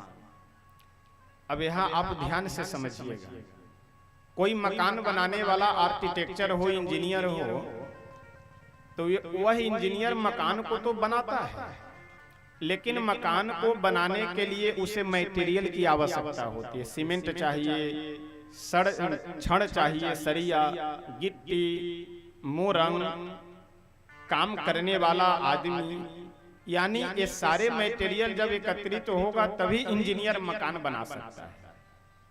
लेकिन माँ जब अपने बच्चे को गर्भ से जन्म देती है तो उसे अलग से किसी मटेरियल की आवश्यकता नहीं होती है। बच्चे को शरीर के निर्माण के लिए जितने भी धातुओं की आवश्यकता है सब स्वतः अपने शरीर से निर्माण कर करके बच्चे का शरीर, प्राकृतिक व्यवस्था है, भगवान की व्यवस्था है, वह निर्माण हो जाता है। यानी जो इंजीनियर है उसे अलग से मटेरियल चाहिए मकान बनाने के लिए, लेकिन बच्चे के शरीर को बनाने के लिए माँ को अलग से किसी मटेरियल की नहीं, शरीर के ही धातुओं से उसके भी शरीर निर्माण हो जाते हैं। तो भगवान ब्रह्मा जी से बोले कि ब्रह्मा जी आपको जब 5 प्रकार का मटेरियल मिलता है तब आप इस सृष्टि की रचना करते हैं। यानी पृथ्वी, जल, तेज, वायु, आकाश, क्या है? मटेरियल ही तो है। यह वस्तुएं जब आपको मिलती है तब आप सृष्टि का निर्माण करते हैं, लेकिन हमें सृष्टि का निर्माण करने के लिए इन वस्तुओं की आवश्यकता नहीं है। अब प्रभु किए क्या कि स्वयं ही बछड़े भी बन गए और स्वयं ग्वालवाल भी बन गए। और आश्चर्य की बात है, जिसका जैसा स्वभाव, जिसकी जैसे शरीर का रंग, जिसकी जैसी व्यवस्था, जिसका जैसा हाव भाव, बिल्कुल उसी तरह से भगवान बन गए। जब ये सभी ग्वालवाल अपने अपने घर गए तो इनके माता पिता पहचान ही नहीं पाए कि ये हमारे पुत्र नहीं है, बिल्कुल एकदम सेम टू सेम। और देखिए, एक दिन मैं निवेदन कर रहा था कि मनुष्य की बनाई हुई प्रत्येक व्यवस्था में लेटेस्ट मॉडल की आवश्यकता होती है। यानी प्रति वर्ष हर गाड़ियों का लेटेस्ट मॉडल आता रहता है। बोलेरो का भी लेटेस्ट मॉडल, स्कॉर्पियो का, चाहे जितनी गाड़ियां हैं प्रत्येक गाड़ियों का लेटेस्ट मॉडल आता रहता है। लेकिन भगवान की बनाई हुई वस्तुओं में कोई लेटेस्ट मॉडल की जरूरत नहीं है। अगर इसमें लेटेस्ट मॉडल बनाने का प्रयास करेंगे तो मॉडल ही बिगड़ जाएगा। अब भगवान नाक को यहाँ बनाए है और इस नाक को अगर खोपड़ी पे या पीछे लगा दिया जाए तो आप विचार कीजिए कि आदमी कैसा दिखेगा। यानी अच्छा खासा सुंदर चेहरा बांगुड़ू जैसा दिखने लगेगा। तो इसलिए भगवान की बनाई हुई जो व्यवस्था है इसमें कोई लेटेस्ट मॉडल की आवश्यकता नहीं है, बिल्कुल वही पुरानी प्राचीन। थोड़ी सी यदि लेटेस्ट मॉडल हो जाती है तो हम लोग डॉक्टर के पास जाकर के कहते हैं कि जैसा मेरा मॉडल पहले था उसी तरह से कर दीजिए। यानी थोड़ा सा नस यदि इधर से उधर हो जाए तो हम लोग यही कहते हैं ना कि नहीं डॉक्टर साहब, जैसे नस पहले था उसको सही कर करके फिर वही कर दीजिए, क्योंकि चलने में बहुत समस्या हो रही है। ये भगवान की बनाई हुई व्यवस्था है। और शायद कथा के बीच में हमने एक दिन निवेदन किया था इस बात को कि एक सज्जन एक बार एक संत से पूछे कि महाराज जी यह बताइए कि आदमी को सुनने के लिए एक पतला सा यहाँ छिद्र कर दिया जाता तो वही पर्याप्त था। ये जो कान का ऊपर पूरा ये ढक्कन जो सिस्टम बना हुआ है इसकी क्या आवश्यकता थी? इसकी कोई आवश्यकता नहीं। ये फालतू शरीर के ऊपर बोझ बना हुआ है। महात्मा जी बोले कि देखो, ब्रह्मा जी बहुत बुद्धिमान थे। उन्हें पहले से यह बात पता थी कि जब आदमी बुजुर्ग होगा तो आंख से कम दिखाई पड़ेगा, और आंख से कम दिखाई पड़ेगा तो चश्मा लगाएगा, और जब चश्मा लगाएगा तो चश्मा का हैंडल कहाँ पे रखेगा? अगर ये सिस्टम मान लीजिए नहीं बना हुआ होता तो फिर चश्मे को रस्सी से पकड़ कर खींच कर बांधना पड़ता। यानी भगवान की बनाई हुई व्यवस्था कोई भी न खराब है, न अनुपयोगी है, और ना ही उसमें कोई लेटेस्ट मॉडल की आवश्यकता है। एक बार जो प्रभु बना दिए बस बना दिए, उसमें दोबारा किसी बदलाव की आवश्यकता ही नहीं है। धीरे धीरे एक दिन दो दिन नहीं, पूरा एक वर्ष व्यतीत हो गया। एक दिन बलराम जी देखे कि क्या बात है, आजकल ग्वाल वालों को पिटाई भी नहीं लगती है, माता पिता इसके नाराज भी होते हैं, लेकिन जैसे पास में जाते हैं वैसे उनका गुस्सा शांत हो जाता है। ये बछड़े भी अपनी माँ के पास जैसे पहुंचते हैं तो बछड़े बड़े बड़े हो गए हैं, लेकिन फिर भी इनकी माँ इनको दूध पिलाने लगती है। क्या कारण है कि इतना प्रेम जागृत हो रहा है ब्रज में? अब नेत्र बंद कर करके जब देखे तो जितने बछड़े हैं उसमें कन्हैया ही दिखाई पड़ने लगे बलराम जी को।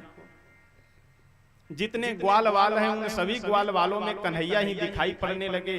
पहले जब ध्यान लगाते थे तो सभी बछड़ों में किसी में कोई ऋषि दिखाई पड़ते थे, किसी में कोई देवता दिखाई पड़ते थे, किसी बछड़े में कोई भक्त दिखाई पड़ते थे, लेकिन अब सब में कन्हैया ही कन्हैया। बलराम जी जाकर के एकांत में पूछे कन्हैया से कि कन्हैया क्या कारण है, क्या बात है? कन्हैया बोले कि दाऊ जी ऐसी ऐसी बात है, ब्रह्मा जी सब का हरण कर करके लेकर चले गए थे, इसलिए मैं ही सब बना हुआ। एक वर्ष के बाद ब्रह्मा जी आए देखने के लिए। क्या देखने के लिए? कि वृंदावन की क्या स्थिति है। मैं तो बछड़ों को चुरा कर यहाँ ले आया हूँ, ग्वाल वालों को भी लाकर यहाँ रख दिया हूँ। जब यहाँ पे आए तो यहाँ आकर जितने ग्वाल वालों को लेकर के मैं ब्रह्मलोक गया था वे सब ग्वाल वाले यहाँ खेल रहे हैं। ब्रह्मा जी को लगा कि शायद मैं वहां अपने ब्रह्मलोक में गुफा में रख करके जब अपने महल में चला गया तो ये सब उठ करके भाग आए होंगे वहां से। अब गए जब दोबारा ब्रह्मलोक में देखने के लिए तो देखे सब वहां बिल्कुल सो रहे हैं अचेत होकर के।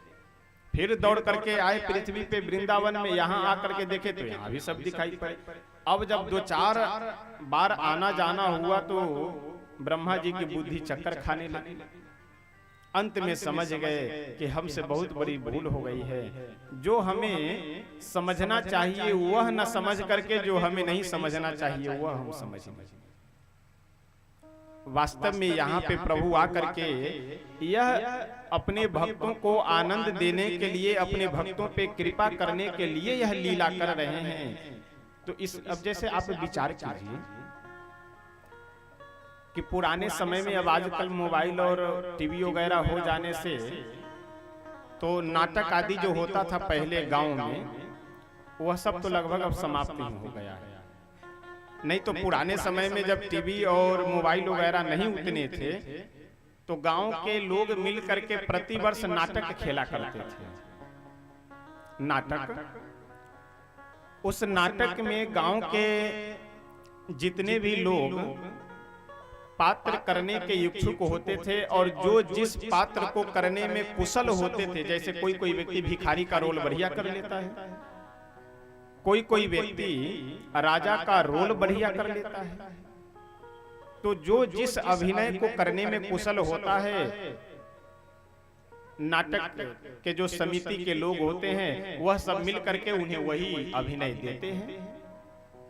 अब आप विचार कीजिए कि नाटक हो रहा हो, उसमें गांव का बढ़िया कोई जमीन वाला व्यक्ति, जिसे 20-25 बीघे जमीन हो, पैसे वाला भी हो, और वह आदमी भिखारी का अभिनय, भिखारी का रोल बहुत बढ़िया कर लेता हो, और उसे नाटक समिति अभिनय करने का, भिखारी का ही रोल अभिनय करने का उसे दे दे, और वह व्यक्ति फटा पुराना वस्त्र पहन करके मंच पे जाए और हाथ में एक कटोरी लेकर के खूब गिड़गिड़ा रहा हो, अरे भाई 2 दिन से भूखे हैं, कोई खाने को दे दो, कहीं खाने को नहीं, अरे 1 रुपए कोई दे दो।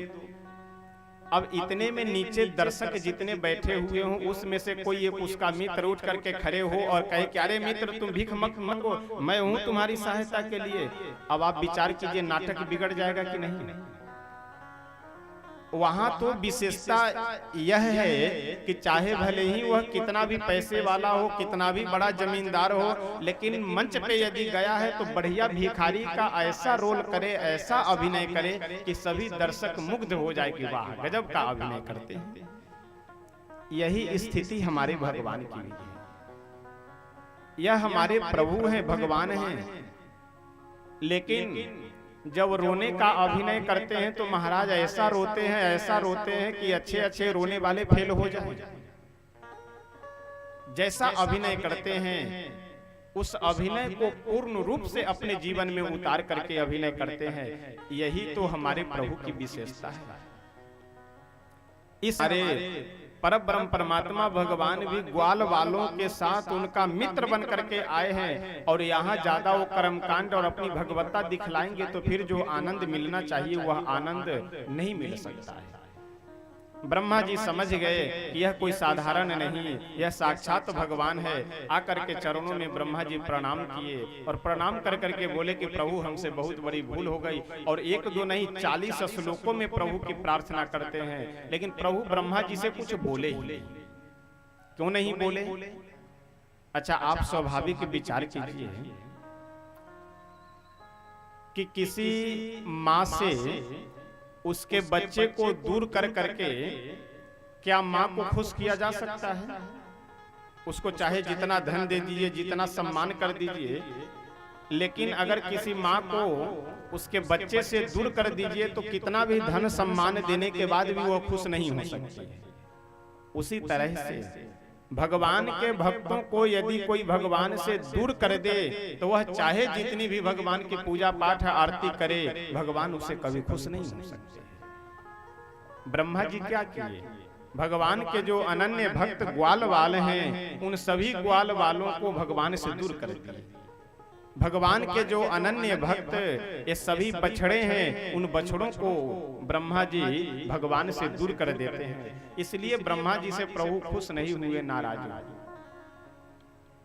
और बहुत सुंदर यहाँ एक प्रसंग आता है। ब्रह्मा जी को अपना प्रभाव दिखलाने के लिए भगवान किए क्या कि इधर ब्रह्मा जी सभी ग्वाल वाल और बछड़ों को लेकर के आए देने के लिए।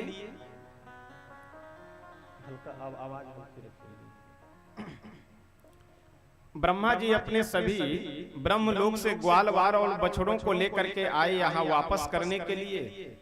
और ब्रह्मलोक में प्रभु किए क्या कि ब्रह्मा जी का वेश बना करके वहां पहुंच गए और गए महल के पास। द्वार पे जो द्वारपाल थे उन द्वारपालों से बोले, अरे द्वारपालों सुनो, मैं जा रहा था वृंदावन तो रास्ते में एक बहुरूपिया मिल गया और वह बहुरूपिया बिल्कुल हमारे समान रूप बना करके हमसे कह रहा था कि ब्रह्मा जी आप जाइए वृंदावन और हम चलते हैं आपके ब्रह्मलोक में, आपके महल में आराम करने। तो एक बात का ध्यान रखना, मेरे समान ही एक रूप बनाया हुआ व्यक्ति आ रहा है, बिल्कुल टू कॉपी मेरे समान उसका रूप है। तो यदि वह महल में घुसना चाहे तो उसे मत घुसने देना, उसे भगा देना यहाँ से। अब यह कह करके किए क्या कि प्रभु जो ब्रह्मा जी का वेश बनाए थे जा करके अंदर महल में दरवाजा बंद कर करके बैठ गए। और द्वार पे द्वारपाल बोले कि ठीक है प्रभु कोई बात नहीं, चाहे जितने ब्रह्मा जी बोले, अरे तुम लोग को क्या हो गया है? द्वारपाल बोले कि ब्रह्मा जी हमारे अंदर बैठे हुए हैं, तुम उनका शकल बना करके और उनका मुखौटा पहन करके हमको बेवकूफ बनाने आ रहे हो। ब्रह्मा जी जब बार बार जिद करने लगे तो द्वारपाल धक्के मार करके बाहर कर दिए ब्रह्मा जी को। ब्रह्मा जी देखे कि आज हो क्या गया, और द्वारपाल बोल रहा है कि अंदर में हमारे ब्रह्मा जी बैठे हैं, मामला क्या है? जब ध्यान लगा करके देखे तो अंदर प्रभु बैठे हुए थे। ब्रह्मा जी बोले कि प्रभु ऐसा है कि अब तो हम अपने गलती की क्षमा मांग ही चुके हैं, इसलिए हमें क्षमा कीजिए और यह जो लीला कर रहे हैं इस लीला को आप समेट लीजिए, नहीं तो ये द्वारपाल हमें अंदर जाने नहीं देंगे। बाद में भगवान की कृपा से ब्रह्मा जी अंदर गए और बहुत सुंदर भागवत का वर्णन करते हुए कहते हैं कि वास्तव में भगवान की जो लीला है उस लीला को हम जितने श्रद्धा भाव पूर्वक पढ़े सुने समझे उतना ही हमारे लिए लाभदायक है और उतना ही हमारे लिए कल्याणकारी है। एक बहुत सुंदर प्रसंग है कि एक राजा थे, उन्हें कोई भी संत मिले तो उन संत से वो 3 प्रश्न पूछते थे। 3 प्रश्न, भगवान एक है या अनेक, पहला प्रश्न। दूसरा, वह रहते कहाँ हैं, और तीसरा प्रश्न कि वह करते क्या है। समझ गए तीनों प्रश्न आप लोग? भगवान एक है या अनेक, वह रहते कहाँ हैं और करते क्या है। एक बार एक संत, अच्छा राजा जिन से यह प्रश्न पूछे कोई ठीक से इन्हें समझा नहीं पाते थे। एक बार एक संत मिले, उनसे राजा ये तीनों प्रश्न किए। संत बोले कि इन प्रश्नों का उत्तर आप अकेले सुनना चाहते हैं अथवा अपने पूरे परिवार के सहित। राजा बोले कि यदि आप पूरे परिवार और हित मित्रों के सहित सामने इस प्रश्न का उत्तर दीजिए तो और अच्छी बात है। 1 महीने बाद दिन रखा गया और महात्मा जी वहीं रहने लगे। धीरे धीरे समय व्यतीत होता गया। प्रतिदिन महात्मा जी नगर से बाहर घूमने के लिए जाते थे। सो महात्मा जी के चेहरे से ही मिलता जुलता एक किसान था।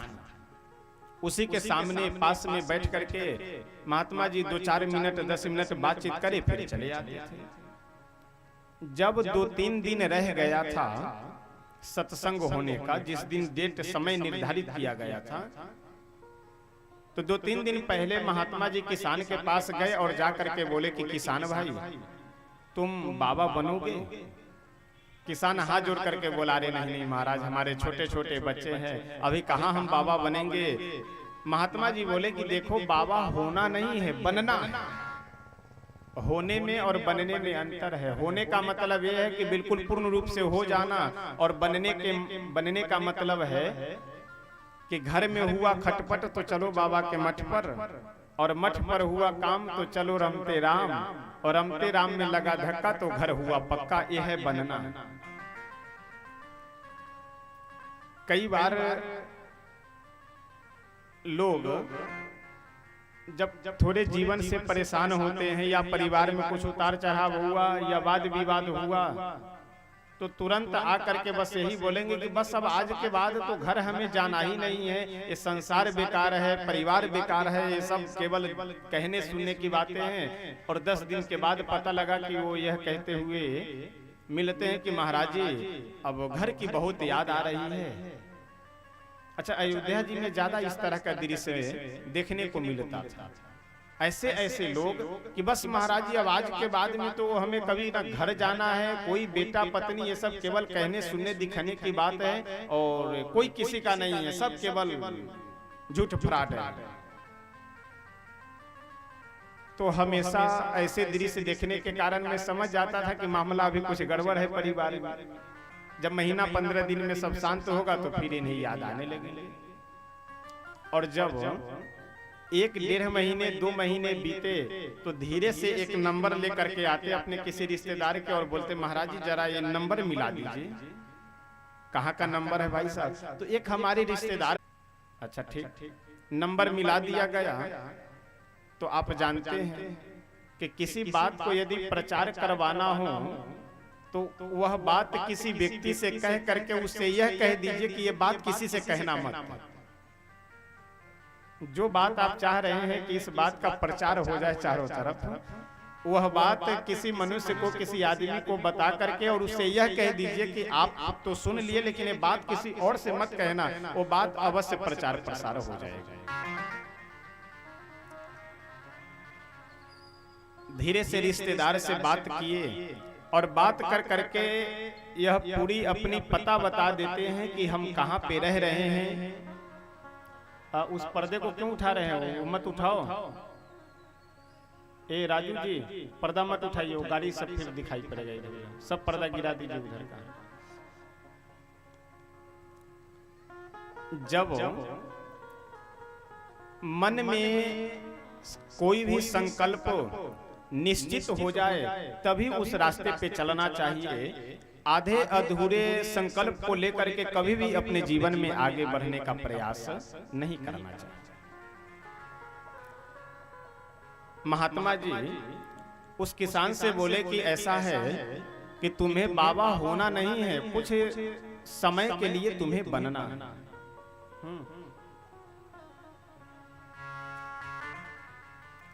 किसान बोला महाराज बनने के लिए तो हम तैयार हैं, लेकिन करना क्या होगा? महात्मा जी बोले कि बस तुम्हें इतना कहना है कि राजा जब तुमसे प्रश्न पूछे तो तुम केवल इतना कह देना कि महाराज इस प्रश्न का उत्तर हमसे क्या पूछते हैं, इस प्रश्न का उत्तर तो हमारा यह सामान्य किसान दे सकता है। वह किसान बोला ठीक। कल सुबह में संत का वेश कौन धारण कर लिए? वह किसान। और किसान का वेश वह महात्मा धारण कर करके राजा के दरबार में पहुंचे। राजा बढ़िया एक आसन लगा करके व्यास गद्दी बनाए और उसी व्यास गद्दी पे बिठा करके अपने सिंहासन पे राजा बैठे और बोले कि महाराज हम प्रश्न करें। संत वेशधारी किसान, अब ध्यान दीजिएगा, यहाँ किसान के वेश में कौन बैठे हैं? संत। और संत के वेश में कौन बैठे हैं? किसान। तो संत वेशधारी किसान बोले हाँ महाराज पूछिए। राजा वही अपने 3 प्रश्न रखे। संत वेशधारी किसान बोले कि अरे महाराज इस प्रश्न का उत्तर आप हमसे क्या पूछते हैं? इस प्रश्न का उत्तर तो हमारा यह किसान दे सकता है। राजा आश्चर्यचकित होकर के बोले कि क्यों, तुम दे सकते हो प्रश्न का उत्तर? किसान हाथ जोड़ करके बोला कि हाँ महाराज यदि आदेश होगा तो हम अवश्य दे सकते हैं। लेकिन ध्यान दीजिएगा एक किसान के वेश में यहाँ संत बैठे हुए हैं। राजा बोले तो ठीक है, आप मेरे प्रश्नों का उत्तर दीजिए। पहला प्रश्न क्या है कि भगवान एक है या अनेक? किसान वेशधारी संत बोले कि ऐसा है, हम पढ़े लिखे नहीं हैं, 1 2 3 ये सब संख्या जानते नहीं हैं, तो इसलिए आप कुछ मणि मंगवाइए और आप 1 2 3 संख्या गिनते चलिएगा और मैं इसका उत्तर दे दूंगा। राजा एक पात्र में कुछ मणियां मंगवाए और मंगवा करके अपने हाथ से 1 मणि लिए और 1 गिनती करके अलग रख दिए। किसान वेशधारी संत बोले बिल्कुल सही। अब उसी पात्र से दूसरी मणि उठा करके राजा बोले 2, किसान वेशधारी संत बोले बिल्कुल गलत। अब आप विचार कीजिए कि हाथ में मणि 1 है या अनेक है? 2 है। मणि है 1, लेकिन गिनती क्या किया जा रहा है? 2। बोला क्या जा रहा है? 2। उस मणि को हटा दिए, फिर तीसरी मणि उठा करके राजा जैसे बोले 3, किसान वेशधारी संत बोले बिल्कुल गलत। राजा बोले कि महाराज आप समझ नहीं रहे हैं, ये मणियां देखने में भले ही 1 लग रही हो, लेकिन गिनती की संख्या में यह 3 है, और गिनती की संख्या में भले ही यह 3 हो, लेकिन यह मणि देखने में 1 ही लगी। गिनने की यह परंपरा है, गिनने की यह व्यवस्था है कि 1 2 3 4 5 की संख्या गिनी जा रही है, लेकिन वास्तव में यह मणि 1 ही रहती है। किसान वेशधारी महात्मा बोले कि राजन, आपका यह पहला प्रश्न था कि भगवान 1 है या अनेक, यह पहले प्रश्न का उत्तर है कि वास्तव में भगवान तो 1 ही है, लेकिन इस संसार में जो अलग अलग दिखाई पड़ रहे हैं कि ये राम जी हैं, ये कृष्ण जी हैं, ये शिव जी हैं, ये सब केवल आपको गिनती में अलग अलग लग रहे हैं, लेकिन वास्तव में है ये सभी 1, अनेक नहीं। राजा तो बड़े प्रसन्न हुए और बोले कि वाह महाराज, बहुत सुंदर आप समझा दिए, न कोई चौपाई, न कोई श्लोक, न कोई दृष्टांत, न कहीं कोई शास्त्र का प्रमाण, बिल्कुल सीधे शब्दों में आप समझा दिए। दूसरा प्रश्न क्या था कि वह करते क्या है? किसान वेशधारी संत बोले कि राजा साहब, आप केवल प्रश्न पे प्रश्न पूछे जा रहे हो और कुछ खिला पिला नहीं रहे हो। कुछ खिलाओ पिलाओ तो अंदर से दम आवे, शक्ति आवे, तो हम प्रसन्न मन होकर के आपको उत्तर दे सके।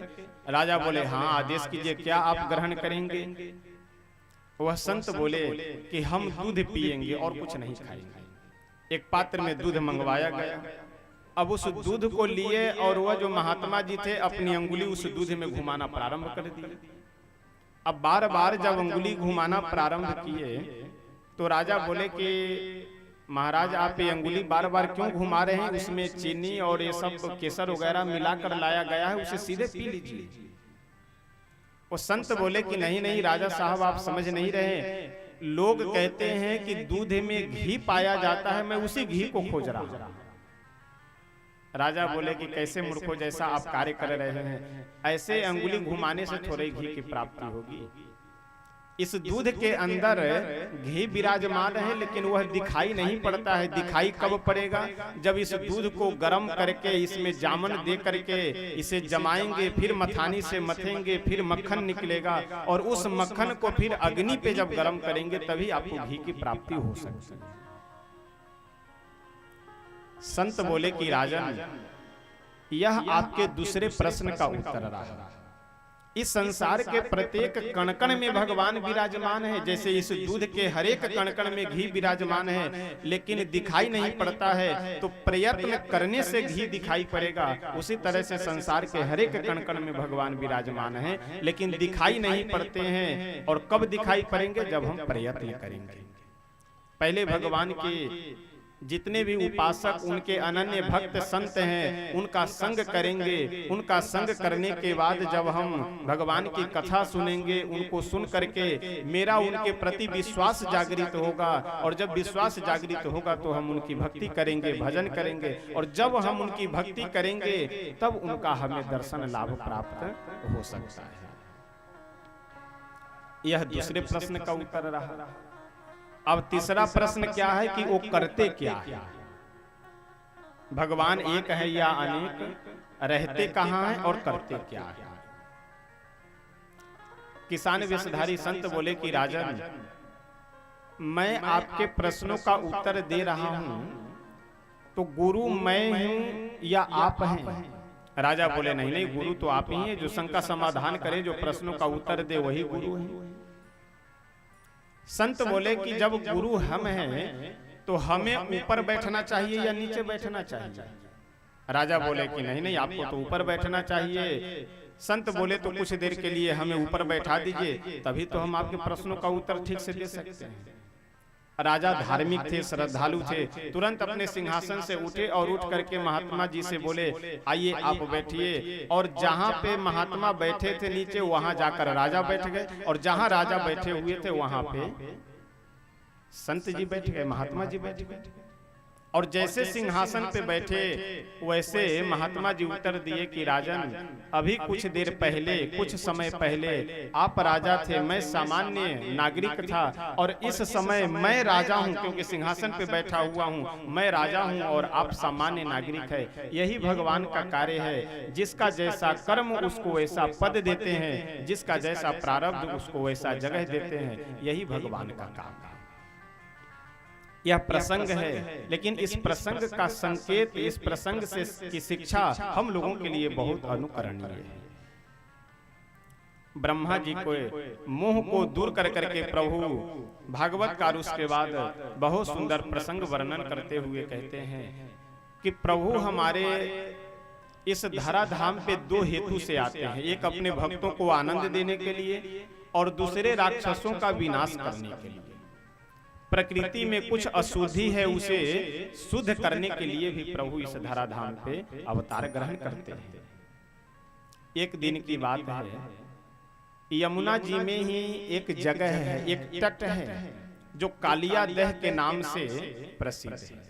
कालिया दह इसका नाम क्यों है? क्योंकि इस जगह पे एक बहुत ही विशाल, बहुत ही गहरा कुंड है, जिस कुंड के अंदर कालिया नाग विराजमान रहता है। और कालिया नाग के मुख से सदैव विष निकलने के कारण उसके आसपास जितने भी वृक्ष हैं सब झुलसे से पीले, उसकी तत्काल मृत्यु हो जाती है। तो भगवान उसे शुद्ध करने के लिए एक दिन कंदुक क्रीड़ा के माध्यम से गए और गेंद को कालिया दह में फेंक करके फिर अंदर गए, और अंदर जाकर के कालिया नाग से बहुत ही भयंकर युद्ध किए। उसके बाद कालिया नाग जब शरणागत हो जाता है तो प्रभु उसे बोले कि ऐसा तुम करो कि तुम्हारे लिए जो जगह निर्धारित किया गया है तुम उसी जगह पे जाकर के रहो। यानी पाताल लोक सर्पों का, नागों का लोक कहा जाता है।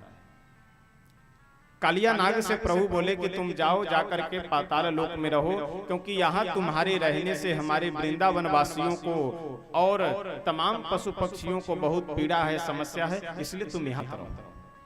कालिया नाग बोला कि प्रभु हम कैसे जा सकते हैं, क्योंकि हमारी दुश्मनी आपके वाहन गरुड़ से। एक बार की बात है,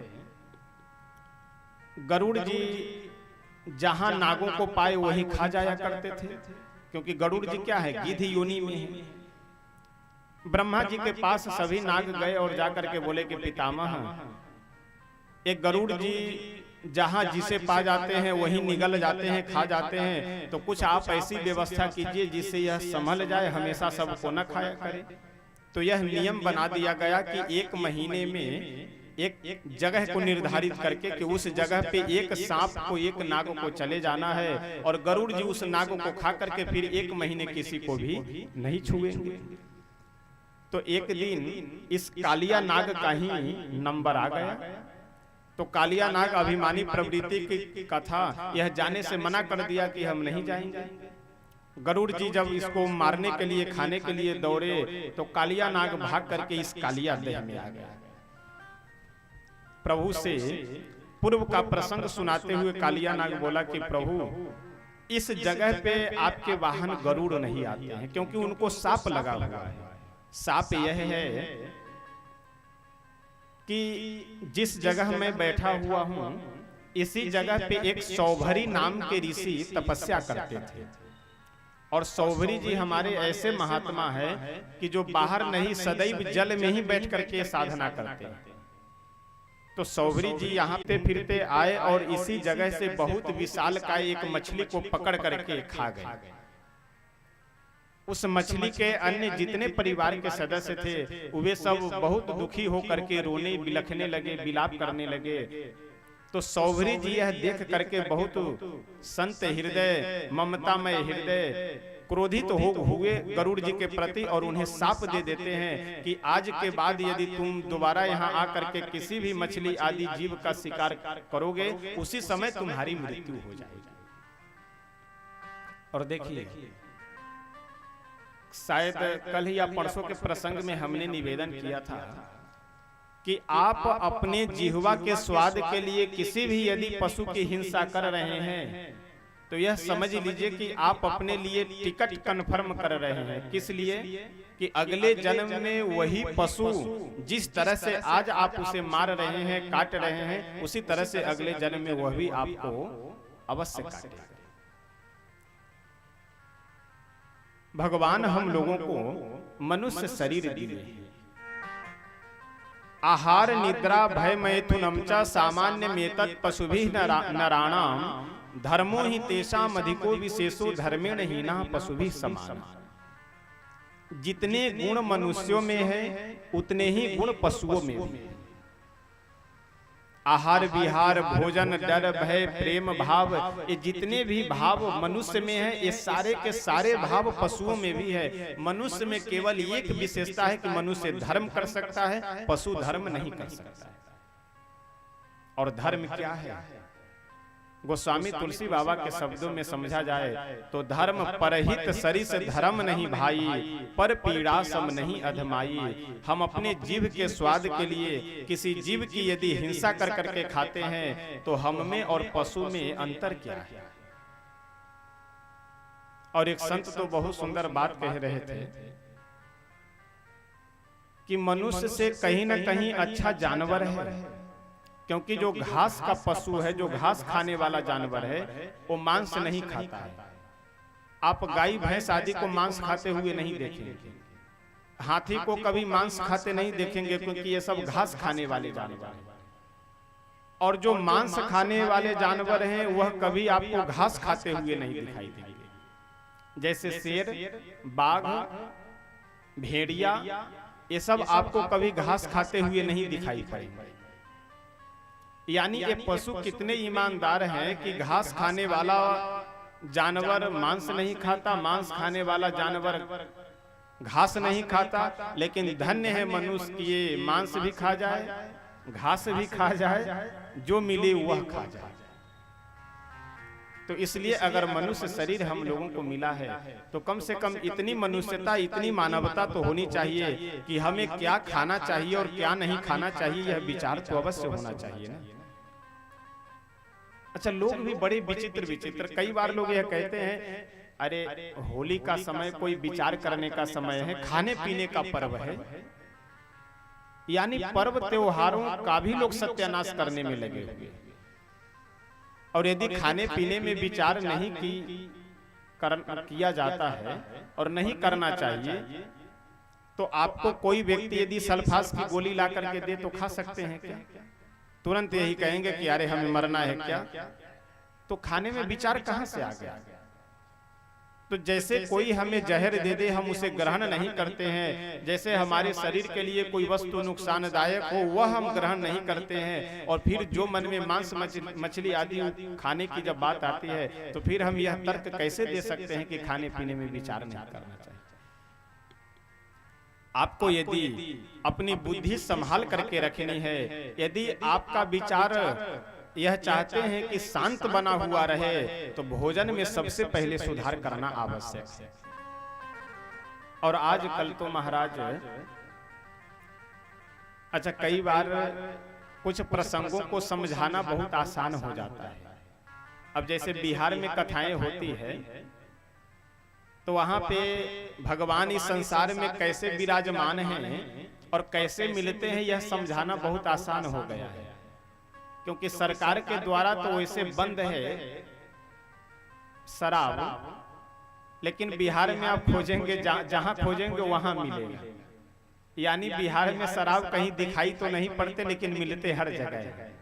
ऐसा क्यों है? ऐसा इसलिए है कि जिसे छोड़ना चाहिए वह ना छोड़ करके जिसका कोई मतलब नहीं है वह छुड़ाने पे लगे हुए हैं।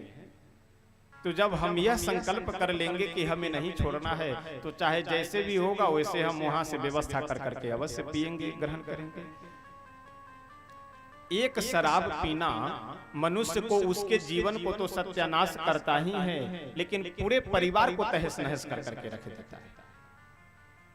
माता पिता दुखी हैं, भाई बंधु दुखी हैं, पत्नी दुखी है, बेटे बेटियां सब दुखी है। यानी एक व्यक्ति के बुद्धिहीनता के कारण और एक केवल शराब के कारण पूरा जीवन सत्यानाश हो जाता है, पूरा परिवार अस्त व्यस्त हो जाता है, पूर्वजों की बनाई हुई सारी संपत्ति तहस नहस हो जाती है, पूरा धन चला जाता है केवल एक अवगुण के कारण।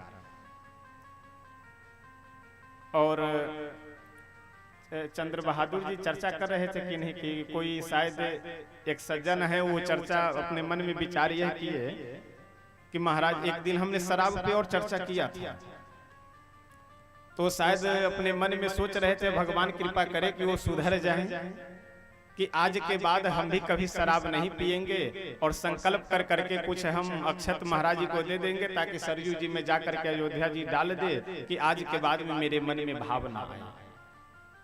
तो आप सब जितने भी यहाँ कथा श्रवण करने आज 6 दिनों से कथा सुन रहे हैं और कल भर और कथा हम सुनाएंगे, तो आप सबसे दक्षिणा के रूप में यही हमारा निवेदन है और यही मांग भी है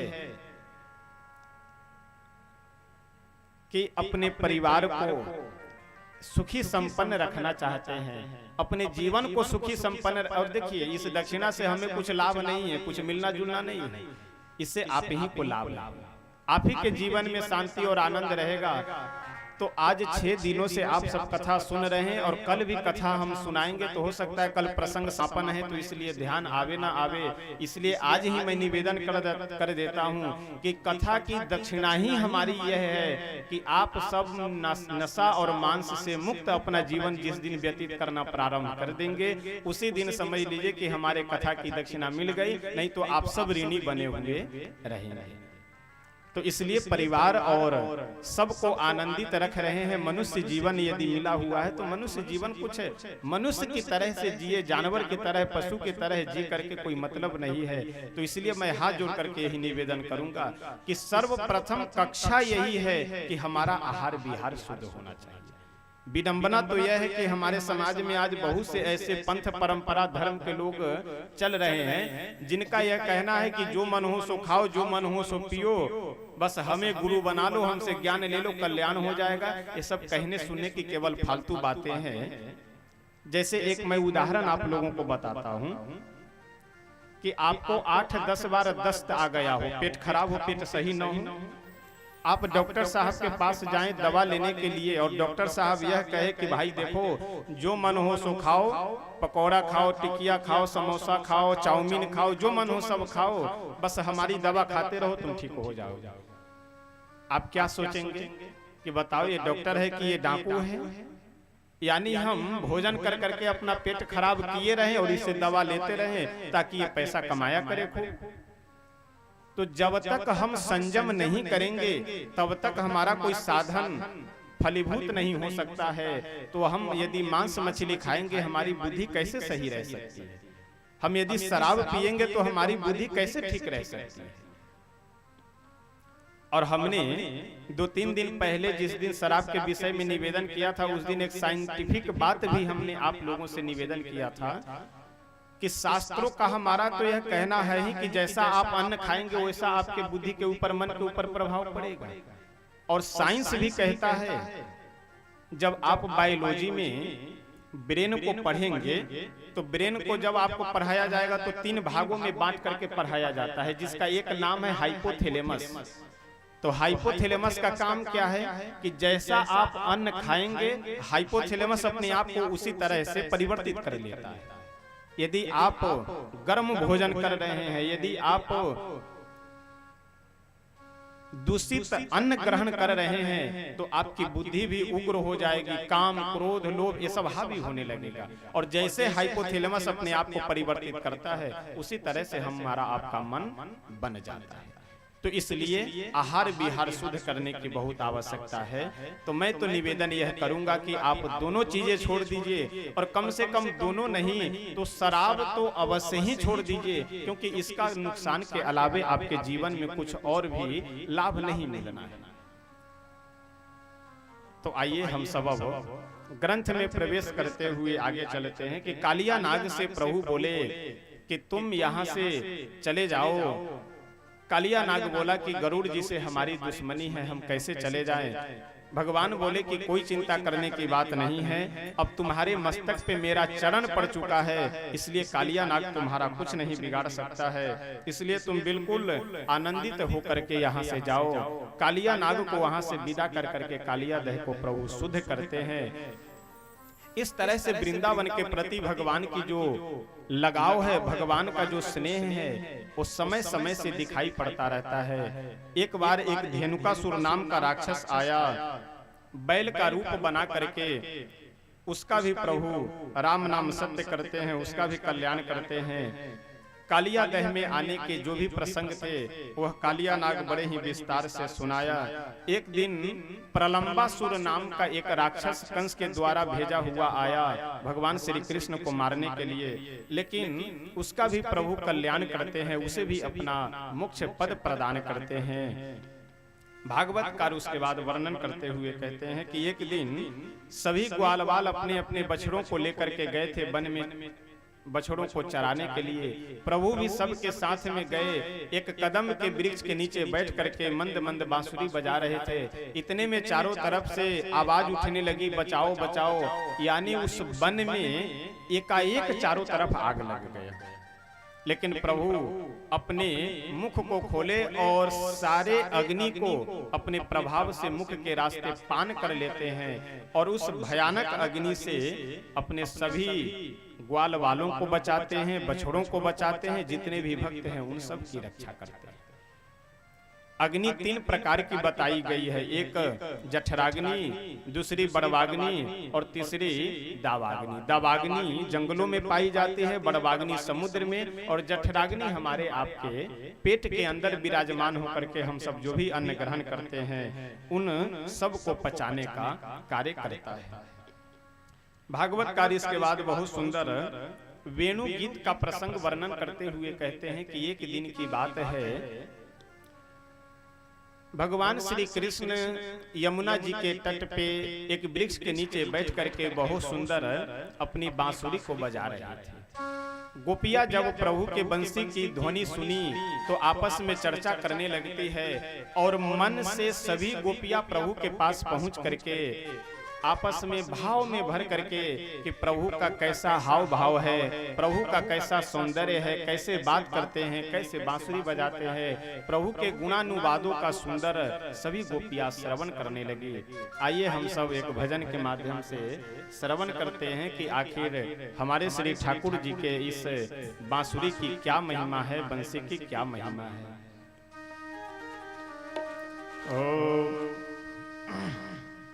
जब किसी भी ब्रजवासी को प्रभु यदि बुलाना चाहते हैं, उसे बुलाने के लिए किसी व्यक्ति को नहीं, जहां बैठे हैं वहीं बैठे बैठे अपनी बांसुरी को बजाते हैं, और जिसे याद करते हैं वह बंसी की ध्वनि सीधा जा करके उसके श्रवण गोचर हो करके मानो यह कहते हुए दिखे जाते हैं कि कन्हैया आपको बुला रहे हैं। यानी जिसे भी याद कर करके बांसुरी बजाते हैं वह बिल्कुल खींचा खींचा प्रभु के पास चला आता है। सभी गोपियां एक दिन कन्हैया के पास जाकर के कन्हैया से बोले कि कन्हैया, तुम जो भी लीला करते हो वे सारी लीलाएं हम लोगों को स्वीकार है, लेकिन ये जो बांसुरी बजाने की लीला है, बांसुरी बजा देते हो ना, इससे हम लोगों की व्यवस्था बिगड़ जाती है। आइए हम सब इस भजन के माध्यम से श्रवण करते हैं। श्याम सुंदर सवेरे सवेरे, श्याम सुंदर सवेरे सवेरे, अपनी बंसी बजाया करो ना। श्याम सुंदर सवेरे सवेरे अपनी बंसी बजाया करो ना। श्याम सुंदर सवेरे सवेरे अपनी बंसी बजाया करो ना। श्याम सुंदर सवेरे सवेरे अपनी बंसी बजाया करो। अपनी बंसी पे ले लेके मेरा नाम मुझको बुलाया करो ना। अपनी बंसी पे ले लेके मेरा नाम मुझको बुलाया करो ना। गोपिया कहती है कि हे कन्हैया, आप माखन चोरी की लीला करते हो वो भी ठीक है, आप जो लीलाएं करते हो सब ठीक है, लेकिन बांसुरी बजा देते हो यह ठीक नहीं है। क्योंकि बांसुरी बजने के बाद हम लोग अपने आप को संभाल नहीं पाती और अपने आप को व्यवस्थित नहीं रख पाती। इसलिए आप सब कुछ किया करो लेकिन बांसुरी मत बजाया करो। अपनी बंसी पे ले लेके मेरा नाम मुझको बुलाया करो ना। अपनी बंसी पे ले लेके मेरा नाम बुलाया करो ना। श्याम सुंदर सवेरे सवेरे अपनी बंसी बजाया करो ना।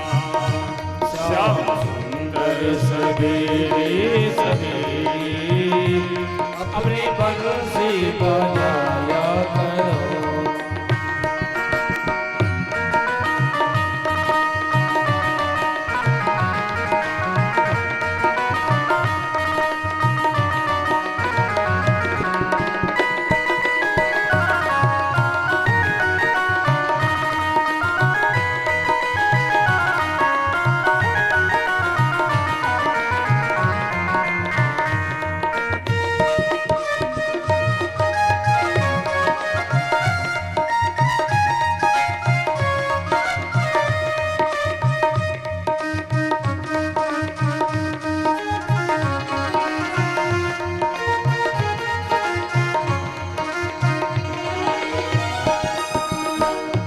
कितनी पावन है वृंदावन की गलियां, जिसमें रहती है बहुत सारी सखियां।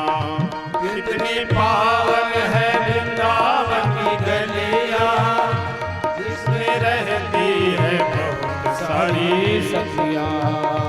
कितनी पावन है वृंदावन की गलियां, जिसमें रहती है बहुत सारी सखियां। कितनी पावन है वृंदावन की गलियां, इसमें रहती है बहुत सारी सखियां। तेरा सना हसाना तो अच्छा, तेरा सना हसाना तो अच्छा, पर हंसा के रुलाया करो ना।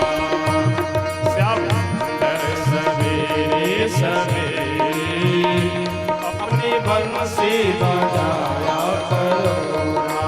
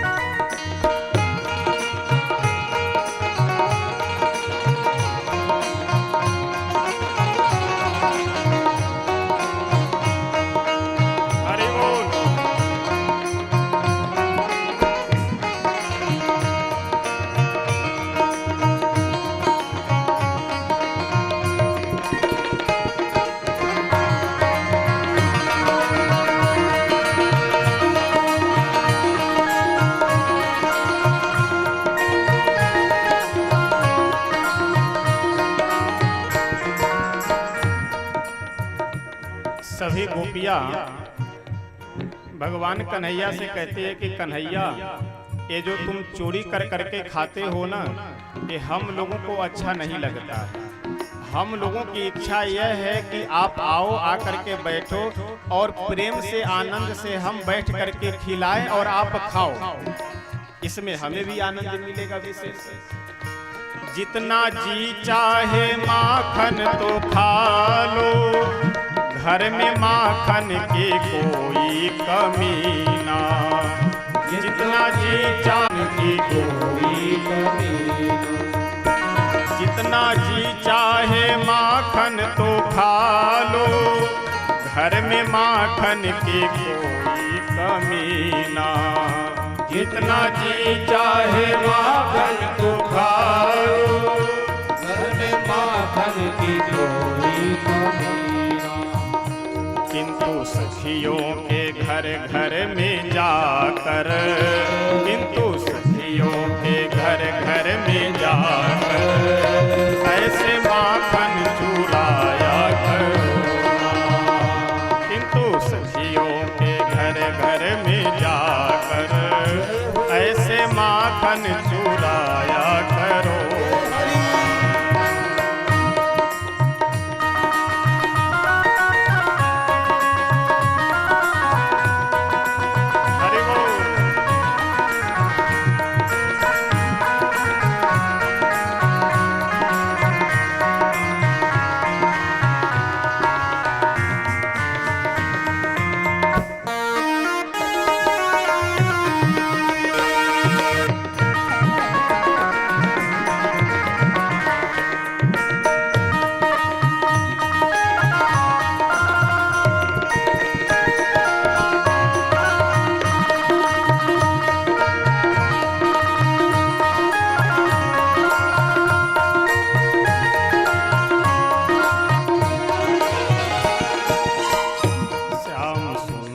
सवेरे सवेरे अपनी बंसी बजाया करो ना। श्याम सुंदर सवेरे सवेरे अपनी बंसी बजाया करो ना। अपनी बंसी पे ले लेके मेरा नाम मुझको बुलाया करो ना। अपनी बंसी पे ले लेके मेरा नाम मुझको बुलाया करो। श्याम सुंदर सवेरे सवेरे अपनी बंसी बजाया करो ना। श्याम सुंदर सवेरे सवेरे अपनी बंसी बजाया करो।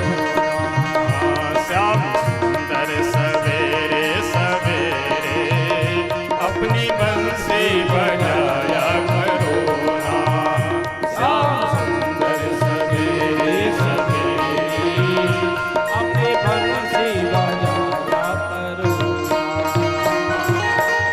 श्री वृंदावन बिहारी लाल की। अपनी बंसी पे ले लेके मेरा नाम मुझको बुलाया कर। गोपिया एक दिन कन्हैया से जाकर के बोली कि कन्हैया, तुम्हें पता है कि जब तुम अपनी बांसुरी बजा देते हो तो हम लोग अपने अपने कार्यों को ही भूल जाते, होश ही नहीं रहता है कि क्या करना चाहिए और हम क्या कर रही हैं। एक दिन की बात है, मैं भोजन बना रही थी। चूल्हे पे एक तरफ दाल पक रही थी और दूसरे तरफ हम खीर बना रहे थे। और उसी समय तुम अपनी बांसुरी को बजाना प्रारंभ कर दिए। अब जैसे बंसी की ध्वनि, बांसुरी की ध्वनि मेरे श्रवण गोचर हुई, वैसे मैं भूल गई कि हमें क्या करना चाहिए और क्या नहीं करना चाहिए। अब दाल में हमें नमक डालना चाहिए तो वो नमक हम खीर में डाल दिए, और खीर में जो चीनी डालनी चाहिए वो चीनी हम दाल में रखे। खीर में नून, दाल में शक्कर। ये तो कहो कि पहले परिवार वाले को खिलाने से पहले मैं खा ली, और उसमें भी सास के खाने से पहले मैं खा ली। अगर कहीं सास खा ली होती तब तो फिर आज मुझे घर के बाहर होकर जाना पड़ता। तो फिर दोबारा जल्दी जल्दी में भोजन बना करके सबको खिला दी। तो यह तुम्हारे वंशी की समस्या है। जो भोजन गौ को देना चाहिए वह हम थाली में परोस करके अपने ससुर साहब को दे देते हैं, और जो ससुर साहब को भोजन देना चाहिए दाल चावल रोटी सब्जी ये सब थाली में परोस करके वो हम थाली में परोस करके ले जा करके गौ को दे देते हैं। अब होश ही नहीं रहता कि क्या करना चाहिए क्या नहीं करना चाहिए।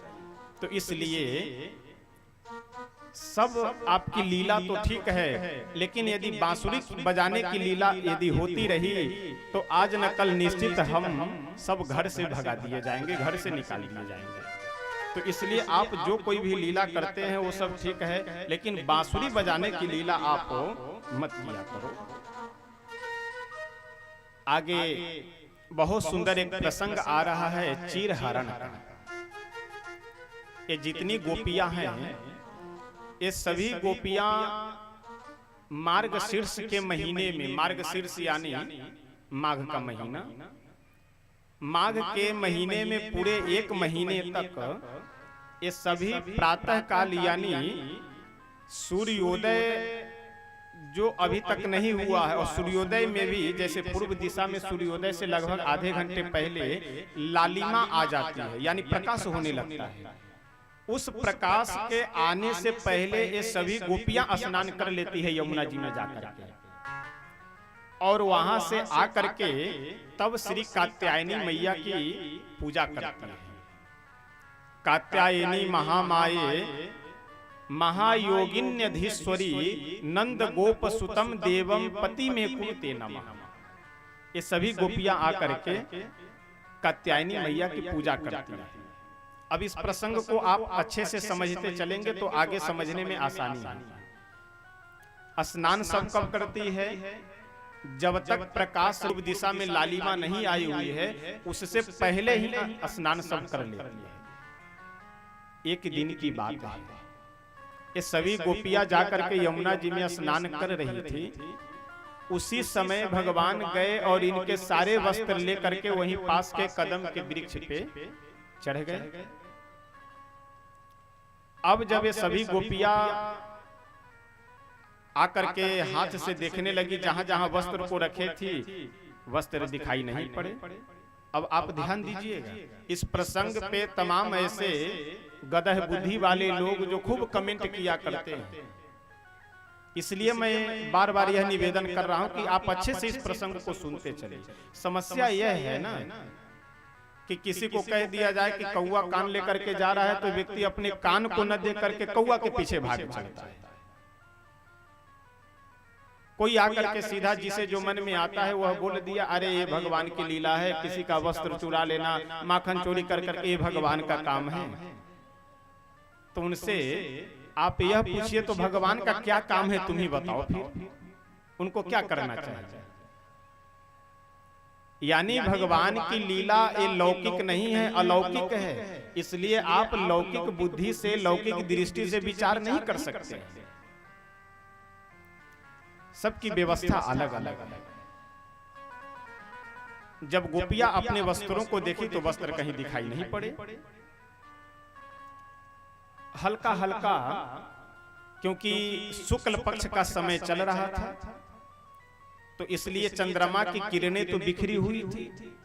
हल्के से प्रकाश में कन्हैया कदम के डाल पे बैठे हुए दिख गए। अब सभी गोपियां समझ गई कि कन्हैया हमारे वस्त्रों को लेकर के चले गए हैं। गोपियां बोली कि ऐसा है कि आप मेरे वस्त्र दे दीजिए, क्योंकि जब वस्त्र नहीं देंगे जब तक तब तक मैं कैसे इस जल से बाहर निकल सकूंगी। वहां स्पष्ट लिखा हुआ है श्रीमद् भागवत महापुराण में कि भगवान सभी गोपियों से यह संकल्प करवाते हैं कि आज के बाद में तुम लोग निर्वस्त्र होकर के कभी जल में स्नान नहीं करोगी। यह पहले वचन दो, उसके बाद में हम वस्त्र देंगे। इन सभी गोपियों को समझाने के लिए, धर्म के मार्ग पे लाने के लिए प्रभु यह लीला किए, बाकी और कोई इधर उधर की बातें नहीं है। और जिस समय प्रभु यह लीला कर रहे हैं उस समय प्रभु की अवस्था कितनी है? मात्र 7 वर्ष की। 7 वर्ष के छोटे से बालक में क्या किसी तरह का लोभ, काम, ये विकार आदि उत्पन्न हो सकता है क्या? आज इतनी आधुनिकता विकसित होने के बाद, मोबाइल वगैरह का इतना विस्तार होने के बाद भी 7 वर्ष के बालक में ये सब भाव नहीं देखे जाते हैं काम क्रोध के, तो फिर आज से हजारों वर्ष पूर्व की लीला के समय और आज से हजारों वर्ष पहले भगवान के मन में और 7 वर्ष के बालक में कैसे इस तरह के भाव आ सकते हैं। इसलिए इस लीला का केवल उद्देश्य इतना है कि गोपियों को धर्म के मार्ग पे लाना, क्योंकि प्रभु पहले भी समझाते थे। अच्छा, कोई छोटा सा बालक यदि किन्हीं बड़े लोगों को कुछ समझाए तो लोग वैसे मजाक में अरे रहने दो, बहुत बड़े ज्ञानी बन रहे हैं। अब गोपियों को जब समझावे कि देखो तुम लोग निर्वस्त्र होकर के मत स्नान किया करो, तो ये सब मानती नहीं थी। तो वस्त्र हरण की लीला के माध्यम से प्रभु गोपियों को धर्म के मार्ग पे लाना चाह रहे हैं। यदि हम कोई भी व्यक्ति इधर उधर की बातों को अपनी खोपड़ी में ला रहे हैं तो समझ लीजिए कि आपकी बुद्धि की बीमारी है, आपकी बुद्धि की कमजोरी है। और देखिए, संसार में कुछ लोग इसीलिए पैदा ही होते हैं, उनको हर जगह कमी खोजनी है, हर बात में कमी निकालनी है, हर व्यक्ति विशेष में अवगुण देखना है। मूर्ख व्यक्ति को समझाना आसान है, बुद्धिमान व्यक्ति को भी समझाना आसान है, लेकिन जो दुराग्रह ग्रसित व्यक्ति है उसको कोई नहीं समझा सकता। अज्ञः सुखमाराध्य सुखतरमाराध्य विशेषज्ञ ज्ञान लव विदग्धः तम ब्रह्मा विनरंजते। जो थोड़ा सा पढ़ करके और अपने आप को बहुत बड़ा ज्ञानी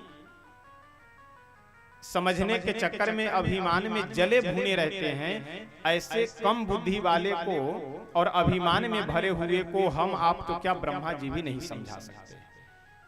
तो ऐसे लोग यदि आपसे कभी प्रश्न करने आवे ना कि पूजा पाठ करने से क्या लाभ है, तीर्थों में जाने से तुम्हें क्या मिलता है, कथा सुनने से आपको क्या मिलता है, तो ऐसे लोगों से केवल आप एक ही उत्तर दीजिए कि हमें अच्छा लगता है, बस।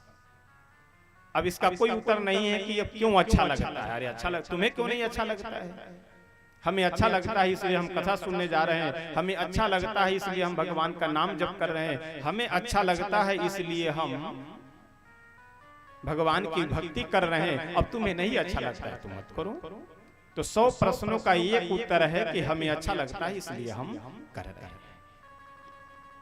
भगवान श्री नंद नंदन अपनी जितनी लीलाएं करते हैं उन सभी लीलाओं के माध्यम से प्रभु हमें शिक्षा मार्गदर्शन देने के लिए ही लीला करते हैं। इसलिए मैं बार बार निवेदन करता हूं कि भगवान की कथा से हम लोगों को आध्यात्मिक शिक्षा भी ग्रहण करनी चाहिए और व्यवहारिक शिक्षा भी ग्रहण करनी चाहिए। परिवार में, घर में किसके साथ कैसा हमारा वर्ताव होना चाहिए, कैसा संबंध होना चाहिए, किससे कैसा हमारा व्यवहार होना चाहिए, यह सब बातों का विशेष ध्यान हम लोगों को रखना चाहिए। और इन सब का ज्ञान, इन सब की शिक्षा हमें भगवान की कथा से आसानी से प्राप्त हो सकती है। एक दिन की बात है, वृंदावन के पास में ही कुछ ब्राह्मण जन रहते थे, ब्राह्मण परिवार थे। उनकी धर्म पत्नियां भगवान श्री कृष्ण के विषय में सुन करके बहुत लालायित थी कि किसी तरह से एक बार उनका हमें दर्शन मिल जाए, उनको सेवा करने का हमें सौभाग्य प्राप्त हो जाए। तो वे सभी ब्राह्मण एक बार एक यज्ञ कर रहे थे, आंगिरस नाम का यज्ञ कर रहे थे। किस लिए? स्वर्ग प्राप्त करने के लिए। भगवान अपने भक्तों के हृदय के भावना को रखने वाले, भक्तों की लालसा पूरी करने वाले हैं। इसलिए प्रभु अपने सभी ग्वाल वालों को भेजे और जा करके ग्वाल वालों से बोले कि ऐसा है, तुम लोग जाओ, यहीं से पास में कुछ ब्राह्मण लोग रह रहे हैं, वो यज्ञ कर रहे हैं, उनसे कुछ खाने की वस्तु मांगना।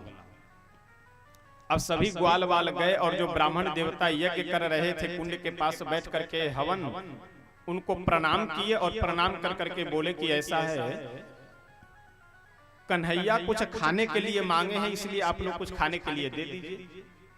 और छोटे छोटे ग्वाल वाल बच्चे वे सभी ब्राह्मण देवता यज्ञ करने के लिए मौन व्रत धारण कर करके बैठे थे। अब सब इशारे से ही डांट करके भगा दिए कि भाग यहाँ से। अब ये सभी ग्वाल बाल आ करके कन्हैया से बोले कि कन्हैया वहाँ खाने को तो कुछ वस्तु नहीं मिली, अपितु डांट अवश्य मिली है। वे सभी ब्राह्मण देवता नाराज होकर के लाल लाल नेत्र कर करके और डांट कर भगा दिए, बोले तो कुछ नहीं है। कन्हैया बोले कि तुम लोग उनके पास क्यों चले गए? तुम लोगों को ब्राह्मणों की जो पत्नियां हैं उनके घर में जाकर के मांगो, उनसे मत मांगना, उनकी धर्म पत्नियों से मांगो। अब ग्वाल बाल फिर दोबारा गए और घर में जाकर के उन सभी ब्राह्मण पत्नियों को प्रणाम किए और बोले कि माता जी, पास में ही एक वृक्ष के नीचे कन्हैया बैठे हुए हैं और उन्हें बहुत जोर की भूख लगी है और कुछ खाने के लिए मांग रहे हैं। अब जैसे ब्राह्मण पत्नियां यह सुनी तो यज्ञ में जो आए हुए अतिथि और ब्राह्मणों के लिए जो व्यंजन बने हुए थे खाने के लिए, मेवा मिष्ठान पकवान बने थे, उन सब को बढ़िया थाल में परोस करके सजा सजा कर और ढक करके और घूंघट यहाँ लंबे लंबे घूंघट काट करके वहां से चल दी। अब जैसे सब घर से बाहर निकली वैसे ही इनके जो पतिदेव थे ब्राह्मण जन, वो सब यज्ञ में दीक्षा लेकर बैठे थे और मौन भी धारण किए हैं। और कोई मौनी व्यक्ति अगर किसी से कुछ पूछना चाहे तो वह क्या पूछेगा? अब सब यज्ञ में बैठे हैं और एक दूसरे से पूछा रहे सब कहाँ जा रही है? बोल तो सकते नहीं, इशारा कर रहे हैं कहाँ जा रही है। अब बगल वाले बोल रहे हैं जहाँ तुम बैठे हो वहीं हम बैठे हुए, तो हमें क्या मालूम कहाँ जा रही है सब। और ये जितनी ब्राह्मण पत्नियां हैं ये जानते हैं, ये घूंघट काढ़ ली कि न रहे बांस न बाजे बांसुरी, न उनकी ओर देखेंगे न वो पूछेंगे कि कहाँ जा रही हो। घूंघट काढ़ी और सीधे देख करके सभी ग्वाल वालों के साथ में चल पड़ी। और ये सब यज्ञ की दीक्षा लेकर के बैठे थे, इसलिए खड़े भी नहीं हो सकते, मौन की दीक्षा लिए इसलिए बोल भी नहीं सकते। ये तो भगवान की कृपा है। अभी मैं प्रारंभ में एक भजन गा रहा था कि न जाने कौन से गुण पे दया निधि रीझ जाते हैं। हम लोगों को केवल आवश्यकता यह है कि हम प्रभु से यह कह दे कि प्रभु हम आपके हैं और आप हमारे। उसके बाद जो कुछ भी संभालना है सब वो संभाल लेंगे, लेकिन समर्पण पहले हमें स्वयं को करना होगा। सभी ब्राह्मण पत्नियां गई और जा करके कन्हैया को बढ़िया पंखा झलझल करके सुंदर भोजन कराती है। उसके बाद उनके चरणों में प्रणाम करके सुंदर विनती की। अब जब घर पे वापस आने की बात जब हुई तो ये सभी ब्राह्मण पत्नियां जितनी भी है ये डरने लगी और कन्हैया से बोले कि कन्हैया अब तो हम घर के अंदर प्रवेश नहीं करने दिए जाएंगे। कन्हैया बोले कोई चिंता करने की बात नहीं है, आपके पति जब देखेंगे तो भूल जाएंगे कि आप कहाँ गई थी और क्यों गई थी, किस लिए गई थी। जैसे आपको देखेंगे बहुत सम्मान से आपको घर में सब बुलाएंगे। और आश्चर्य की बात है, इस सभी ब्राह्मण पत्नियां जब अपने अपने घर को गई तो इनके पति जो आज तक कभी सम्मान से बोले नहीं होंगे वो भी माला लेकर के खड़े थे दरवाजे पे स्वागत करने के लिए। ये सब जब देखे तो समझ गई कि प्रभु की कृपा का यह प्रसाद है, प्रभु के भक्ति की महिमा है कि जो आज तक सही से बोलते नहीं थे वह माला लेकर के दरवाजे पे खड़े हैं स्वागत करने के लिए। और ये सभी ब्राह्मण देवता बोले कि आओ आओ आओ, कहाँ गई थी? अरे हमें भी लेकर के चलना चाहिए। अभी तो घबरा रही थी कि कहीं डांटे फटकारे नहीं, लेकिन भगवान की कृपा, क्योंकि सबके उर अंतर बसहूं जानहूं भाव को भाव। हमारे आपके सबके हृदय में बसने वाले तो वही भगवान है, जिसे जैसा जब कर दे, जिसके विचार को जैसा बनाना चाहे वैसा बना देते हैं। यह हमारे प्रभु की विशेष महिमा है। इस तरह से यज्ञ पत्नियों पे कृपा करते हैं। यह प्रसंग भागवतकार वर्णन कर करके आगे बहुत सुंदर प्रसंग वर्णन करते हुए कहते हैं कि एक बार की बात है, 56 भोग की व्यवस्था हो गई है कि अभी हो रही है?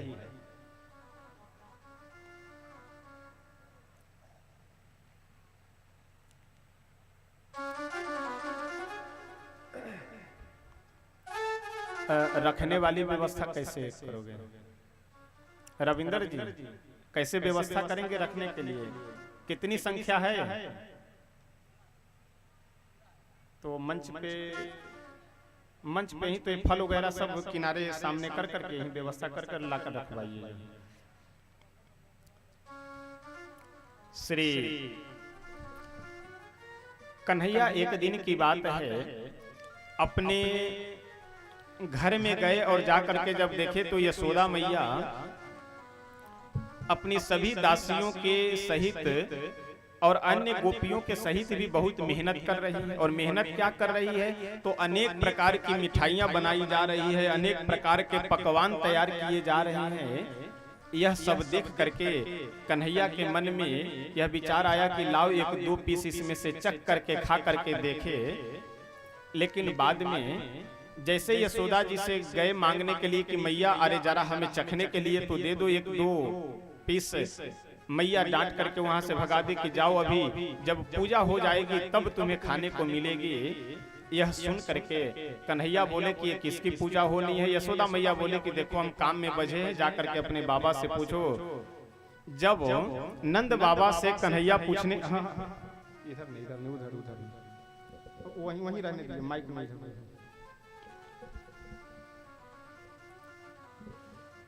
नंद बाबा से जब कन्हैया पूछने के लिए गए तो नंद बाबा बोले कि देखो हम लोग प्रतिवर्ष इंद्र भगवान की पूजा करते हैं और इंद्र भगवान की इसलिए हम लोग पूजा करते हैं ताकि उन्हीं की कृपा से वर्षा होती है और वर्षा होने से हमें हरी हरी घासों की प्राप्ति होती है, जिससे हमारे गौए चर करके हमें दूध देती है और हमारी आजीविका चलती है।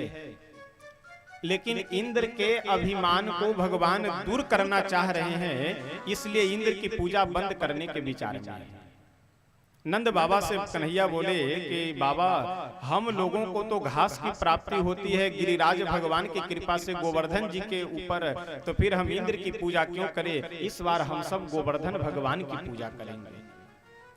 अच्छा, भगवान श्री कृष्ण की बातों को जितने भी ग्वाल बाल हैं ये सब हल्के में नहीं लेते हैं, जितने भी नंद बाबा आदि गोप हैं ये सब हल्के में नहीं लेते हैं, बहुत गंभीरता से इनकी बातों को लेते हैं। नंद बाबा बोले तो कन्हैया हम लोग को क्या करनी चाहिए? कन्हैया बोले कि हम लोगों को गिरिराज भगवान की पूजा करनी चाहिए। नंद बाबा बोले तो हम लोग तो पूजा पाठ की विधि उनकी जानते नहीं है, तो कोई पुजारी को कोई आचार्य को बुलाओ। कन्हैया बोले कि हम स्वयं हैं, हम पुजारी हैं ना, हम चल करके पूजा करवाएंगे। अब जितने मेवा मिष्ठान पकवान बने हुए थे उन सभी पकवानों को लेकर के सभी ब्रजवासी गिरिराज भगवान के तलहटी में पहुंचे और वहां जाकर के सबसे पहले माइक की हिम्मत कीजिए ना। हाँ सीताराम, माइक इधर उधर हो जा रहा है, इसको अंदर मत कीजिए।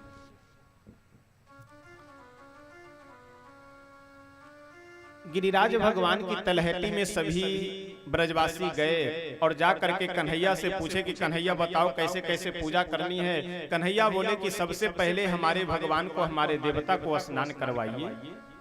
और यह देख करके सभी ब्रजवासी अब मटके में जल भर भर करके लाने लगे और गिरिराज भगवान को स्नान कराने लगे। और गिरिराज भगवान का शरीर कितना लंबा चौड़ा, 7 कोस में फैला हुआ शरीर है। सभी ब्रजवासी थक गए, लेकिन गिरिराज भगवान का एक भी पत्थर सही से नहीं भीग पाया। सभी ब्रजवासी बोले कि कन्हैया देखो, तुम्हारे भगवान को स्नान कराने के चक्कर में तो हम लोगों का राम नाम सत्य हो जाएगा। इनको कितने जल की आवश्यकता है स्नान करने के लिए, कोई अता पता ही नहीं है। कन्हैया बोले कि देखो हमारे देवता, हमारे भगवान बड़े ही दयालु और कृपालु है, आप सब ध्यान लगा करके उनकी प्रार्थना कीजिए, वह अवश्य कृपा करेंगे। सभी ब्रजवासी जैसे ध्यान लगा करके प्रभु की प्रार्थना किए गिरिराज भगवान की, वैसे ही गिरिराज भगवान के बीचों बीच मानसी गंगा प्रकट हो जाती है। श्री मानसी गंगा की, गंगा मैया श्री मानसी गंगा के रूप में प्रकट हो गई और अपने स्वच्छ निर्मल जल से श्री गिरिराज भगवान का अभिषेक कर देती है, स्नान करवा दी। यह देख करके तो ब्रजवासियों का और भाव जागृत हो गया और एक स्वरूप से कन्हैया नीचे थे और दूसरे स्वरूप से कन्हैया जाकर के गिरिराज पर्वत के ऊपर बैठ गए और अपने सभी ब्रजवासियों से बोले कि हे ब्रजवासियों, आप अपने अपनी भोग सामग्री को हमें अर्पित करो, मैं आज ग्रहण करूंगा। ब्रजवासी जो जो वस्तुएं उठा उठा करके गिरिराज भगवान को देते जा रहे हैं, वो गिरिराज भगवान सभी वस्तुओं को खाते जा रहे हैं, ग्रहण करते जा रहे हैं। अंत में सभी ब्रजवासियों के प्रसाद को ग्रहण कर करके उन्हें प्रसाद देने के लिए कुछ वस्तुएं छोड़ देते हैं और सभी ब्रजवासी अब कन्हैया के साथ मिलकर के आगे आगे कन्हैया चल रहे हैं। पीछे पीछे सभी ब्रजवासी गोवर्धन भगवान की परिक्रमा कर रहे हैं। आइए हम सब श्री भृगु जी महाराज के इस क्षेत्र में बैठ करके अपने मन से वृंदावन चलते हैं और चल करके श्री गिरिराज भगवान की हम लोग परिक्रमा करते हैं मन से, और इस भजन के माध्यम से चल करके एक दो पंक्ति में परिक्रमा करते हैं, फिर लौट करके आ जाएंगे और कथा में आगे बढ़ेंगे।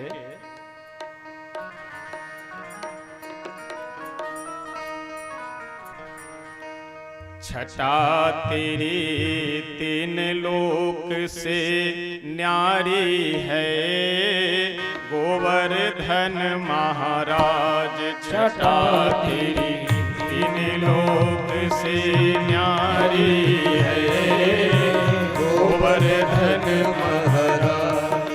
छटा तेरी तीन लोक से न्यारी है गोवर्धन महाराज। छटा तेरी तीन लोक से न्यारी है गोवर्धन महाराज।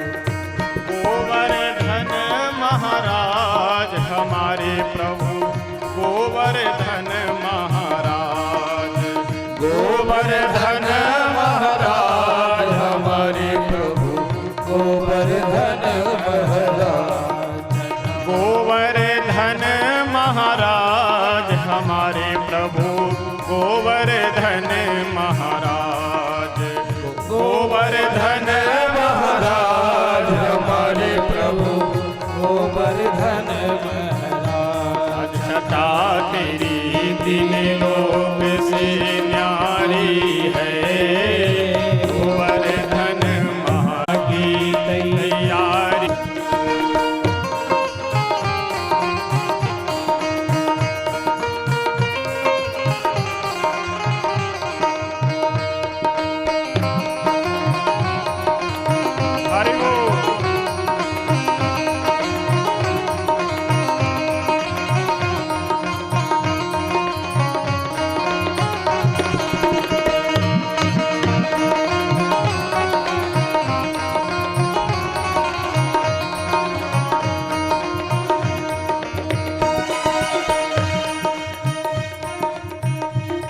धन्य जो वास करे गिरिराज। धन्य जो वास करे गिरिराज। लाज राखे उनके महाराज। लाज राखे उनके महाराज। सभी होए पूर्ण मन के काज। सभी होए पूर्ण मन के किशोरी चरणन की बलिहारी है गोवर्धन महाराज। छटा तेरी तीन लोक से न्यारी है गोवर्धन महाराज।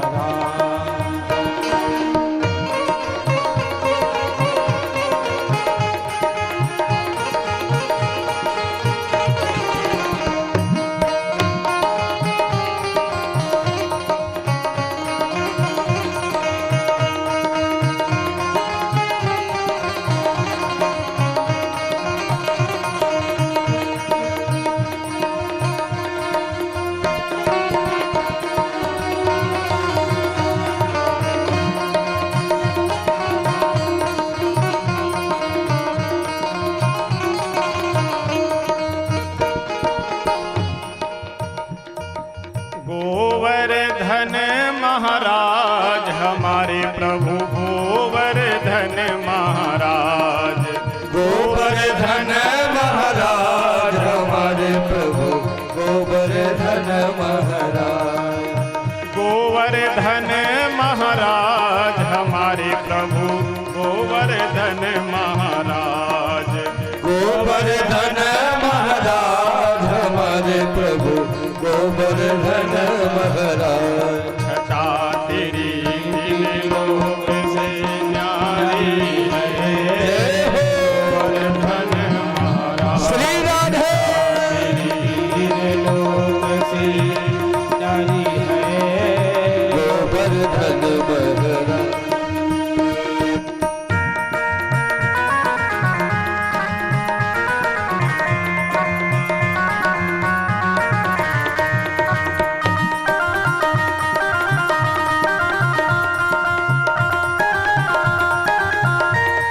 हरि बोल, जय हो।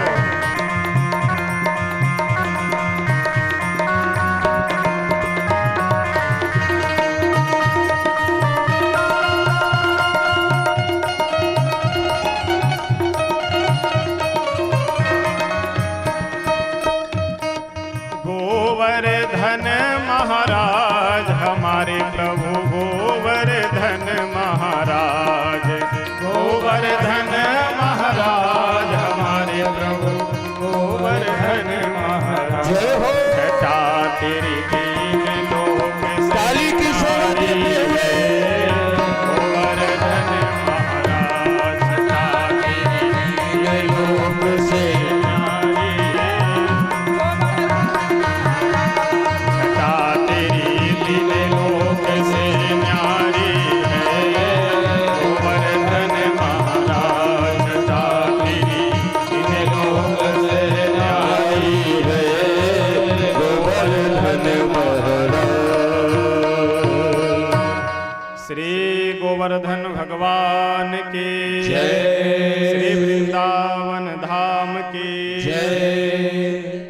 बड़े ही आनंद उमंग के साथ हमारे सभी ब्रजवासी नंद नंदन यशोदानंद वर्धन श्री कृष्ण चंद्र के कहने से, हमारे कन्हैया के कहने से आज इंद्र की पूजा छोड़ करके गोवर्धन भगवान की पूजा किए और आज प्रत्यक्ष गोवर्धन भगवान का दर्शन पा करके सभी ब्रजवासी और भी आनंदित हैं। और वास्तव में हमारे कन्हैया की बात ही क्या है, कन्हैया की कुछ उपमा ही नहीं दी जा सकती। हमारे सभी आचार्य गण गोवर्धन भगवान की पूजा और उन्हें भोग प्रसाद ग्रहण करवा रहे हैं। तब तक आइए हम सब एक भजन और एक दो पंक्ति गा करके फिर हम लोग तेजी से आगे बढ़ेंगे, क्योंकि आज हम सब रुक्मिणी विवाह का भी प्रसंग श्रवण करना है, झांकी भी दर्शन लाभ प्राप्त करेंगे। तो इसलिए अगर गर्मी लग रही हो तो कोई चिंता करने की बात नहीं, आप गमछा वगैरह डुला सकते हैं, कोई दिक्कत नहीं है। और विचार कीजिए अगर 3 बजे से कथा होती तब क्या स्थिति होती। रात्रि के समय तो मौसम सही है और ठंडा है तब, तो आप सबकी यहाँ उपस्थिति होने से गर्मी इतनी हल्की फुल्की लग रही, लेकिन व्यवस्थापक के तरफ से, यज्ञ समिति के तरफ से जगह जगह पंखे की व्यवस्था की गई है। लेकिन फिर भी मन को केवल व्यास गद्दी से अगर आप लगाए रहिए तो गारंटी है कि आपको गर्मी का आभास नहीं होगा। लेकिन अगर पंडाल में इधर उधर मन लगा हुआ रहेगा तो फिर गर्मी लगेगी। आइए हम सब अपने मन को भगवान श्री वृंदावन बिहारी के चरणों में लगाते हुए प्रेम से श्रवण करते हैं। मुरली वाले की क्या बात है हो, मुरली वाले की क्या बात है, मुरली वाले की क्या बात है, मुरली वाले की क्या बात है। करता रहे मत के बरसात है, करता रहे मत के बरसात है। रहमत कहते हैं कृपा को, यानी हमारे मुरली वाले, हमारे बांसुरी वाले सदैव हम लोगों के ऊपर अपनी कृपा की वर्षा कर रहे हैं। केवल हम लोग छाता लगा करके बैठे हुए हैं। करता रहे मत की बरसात है, करता रहे मत के बरसात है। ओ मुरली वाले की क्या बात है, मुरली वाले की क्या बात है। प्रेम से सभी लोग गाइए ताली बजाते हुए।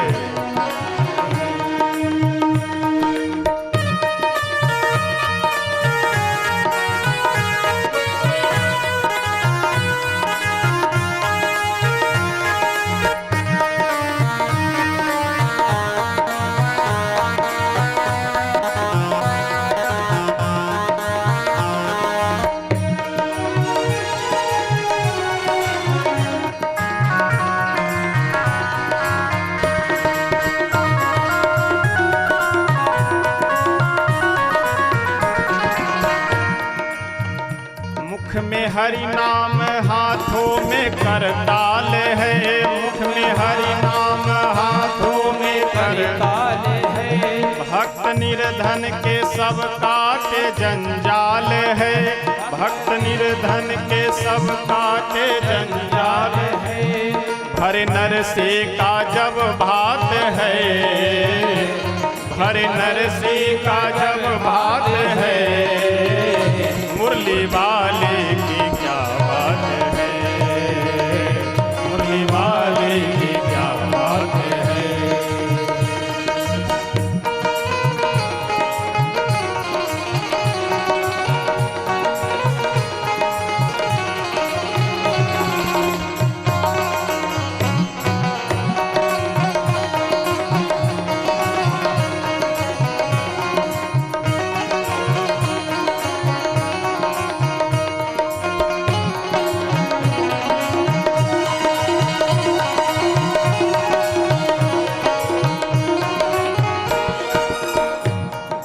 रस के बिहारी को घायल हुआ, देख रस के बिहारी को घायल हुआ।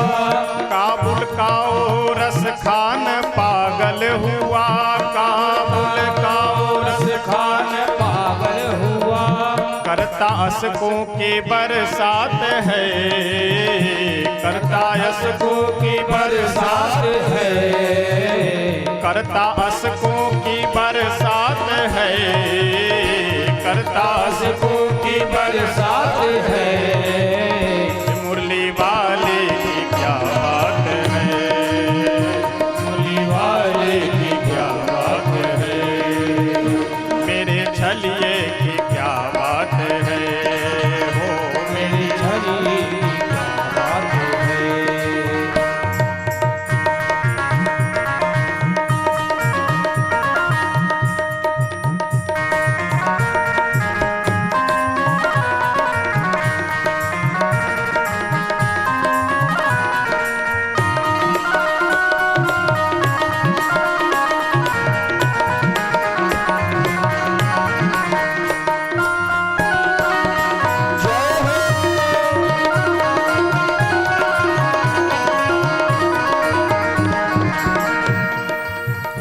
भागदासी के अपने मन की कहे, भागदासी अपने मन की कहे।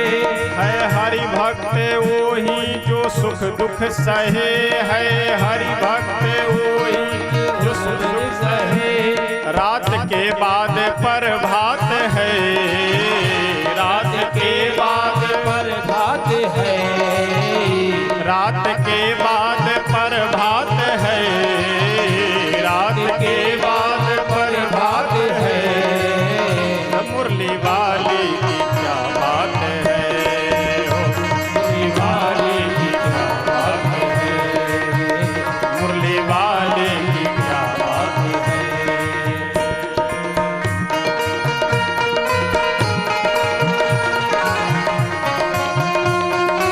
हरि बोल।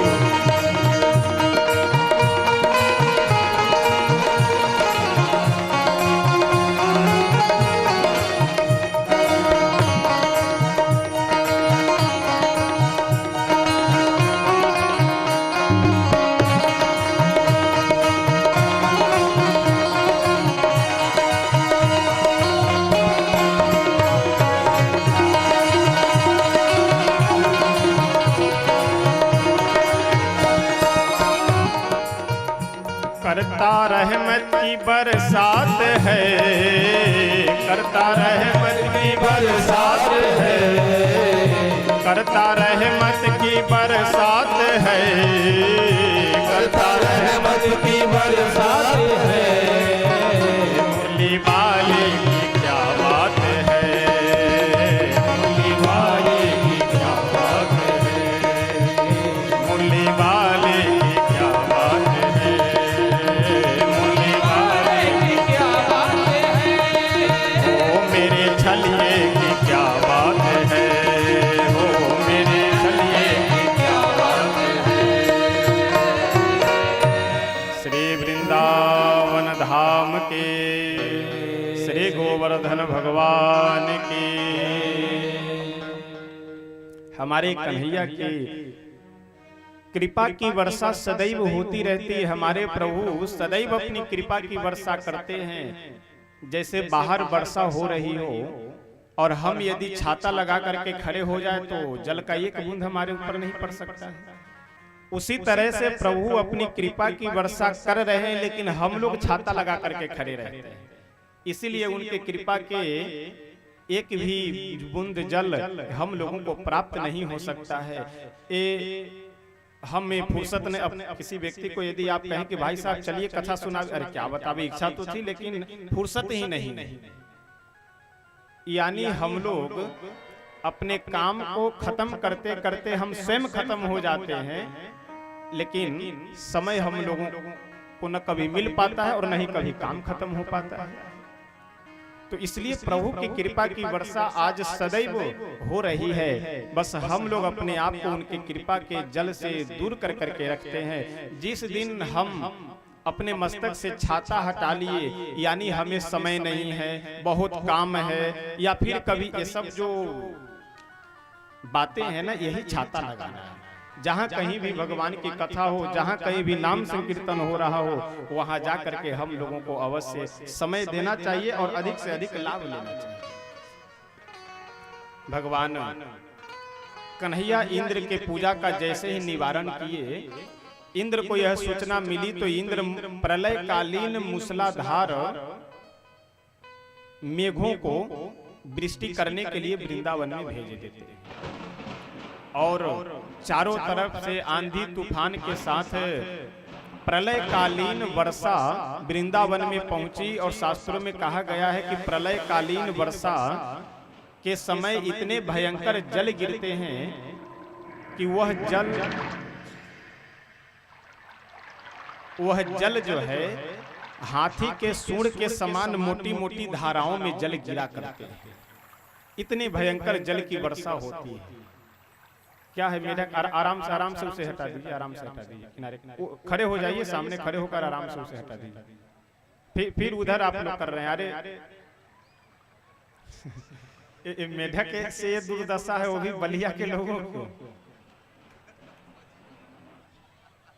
2 दिन पहले अभी हम कह रहे थे कि बलिया में सुने हैं कि बहुत दबंग और माफिया लोगों का क्षेत्र है, और मेढक से आराम से उसे जाने दीजिए। आइए दोबारा हम लोग भगवान नाम का संकीर्तन करें प्रेम से। हरे राम राम राम सीता राम राम राम, हरे राम राम राम सीता राम राम, हरे राम राम राम सीता राम राम राम, हरे राम राम राम सीता राम राम राम, हरे राम राम राम राम राम, हरे राम राम राम सीता राम राम राम, हरे राम राम राम सीता राम राम राम, हरे राम राम राम सीता राम राम राम, हरे राम राम राम सीता राम राम राम, हरे राम राम राम सीता राम राम राम, हरे राम राम राम सीता राम राम राम, हरे राम राम राम सीता राम राम राम, हरे राम राम सीता राम राम राम, हरे राम राम राम सीता राम राम राम, हरे राम राम राम सीता राम प्रेम से गाइए। हरे राम राम राम सीता राम राम राम, हरे राम राम राम सीता राम राम राम, हरे राम राम राम सीता राम राम राम, हरे राम राम राम सीता राम राम राम, हरे राम राम राम सीता राम राम राम,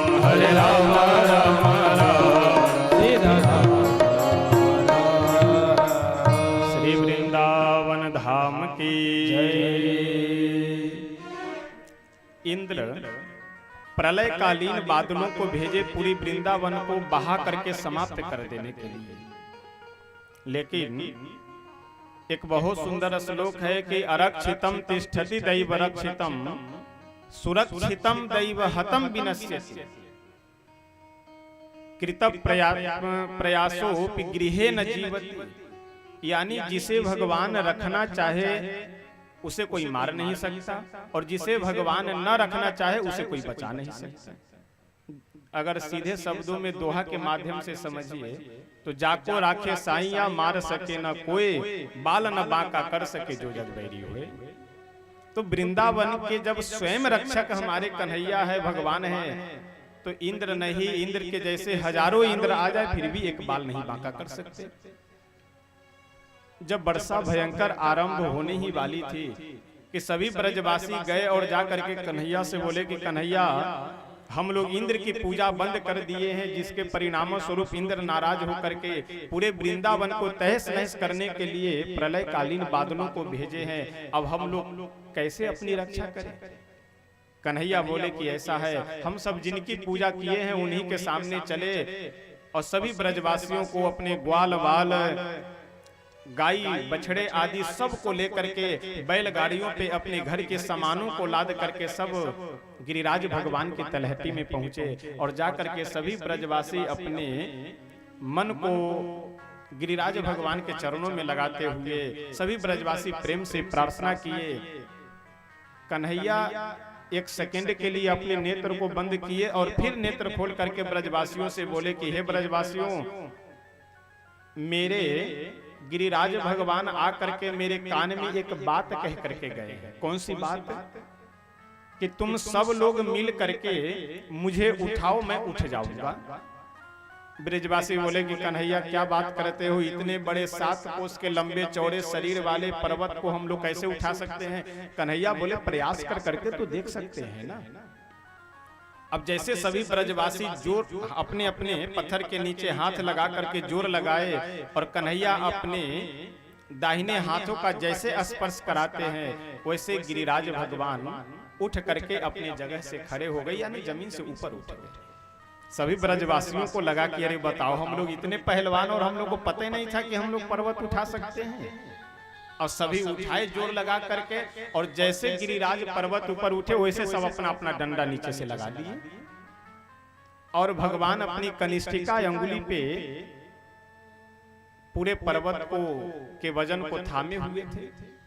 और ये सभी ब्रजवासी भगवान को स्नेह और प्रेम से देखने के कारण ये भगवत्ता तो समझ नहीं पा रहे थे।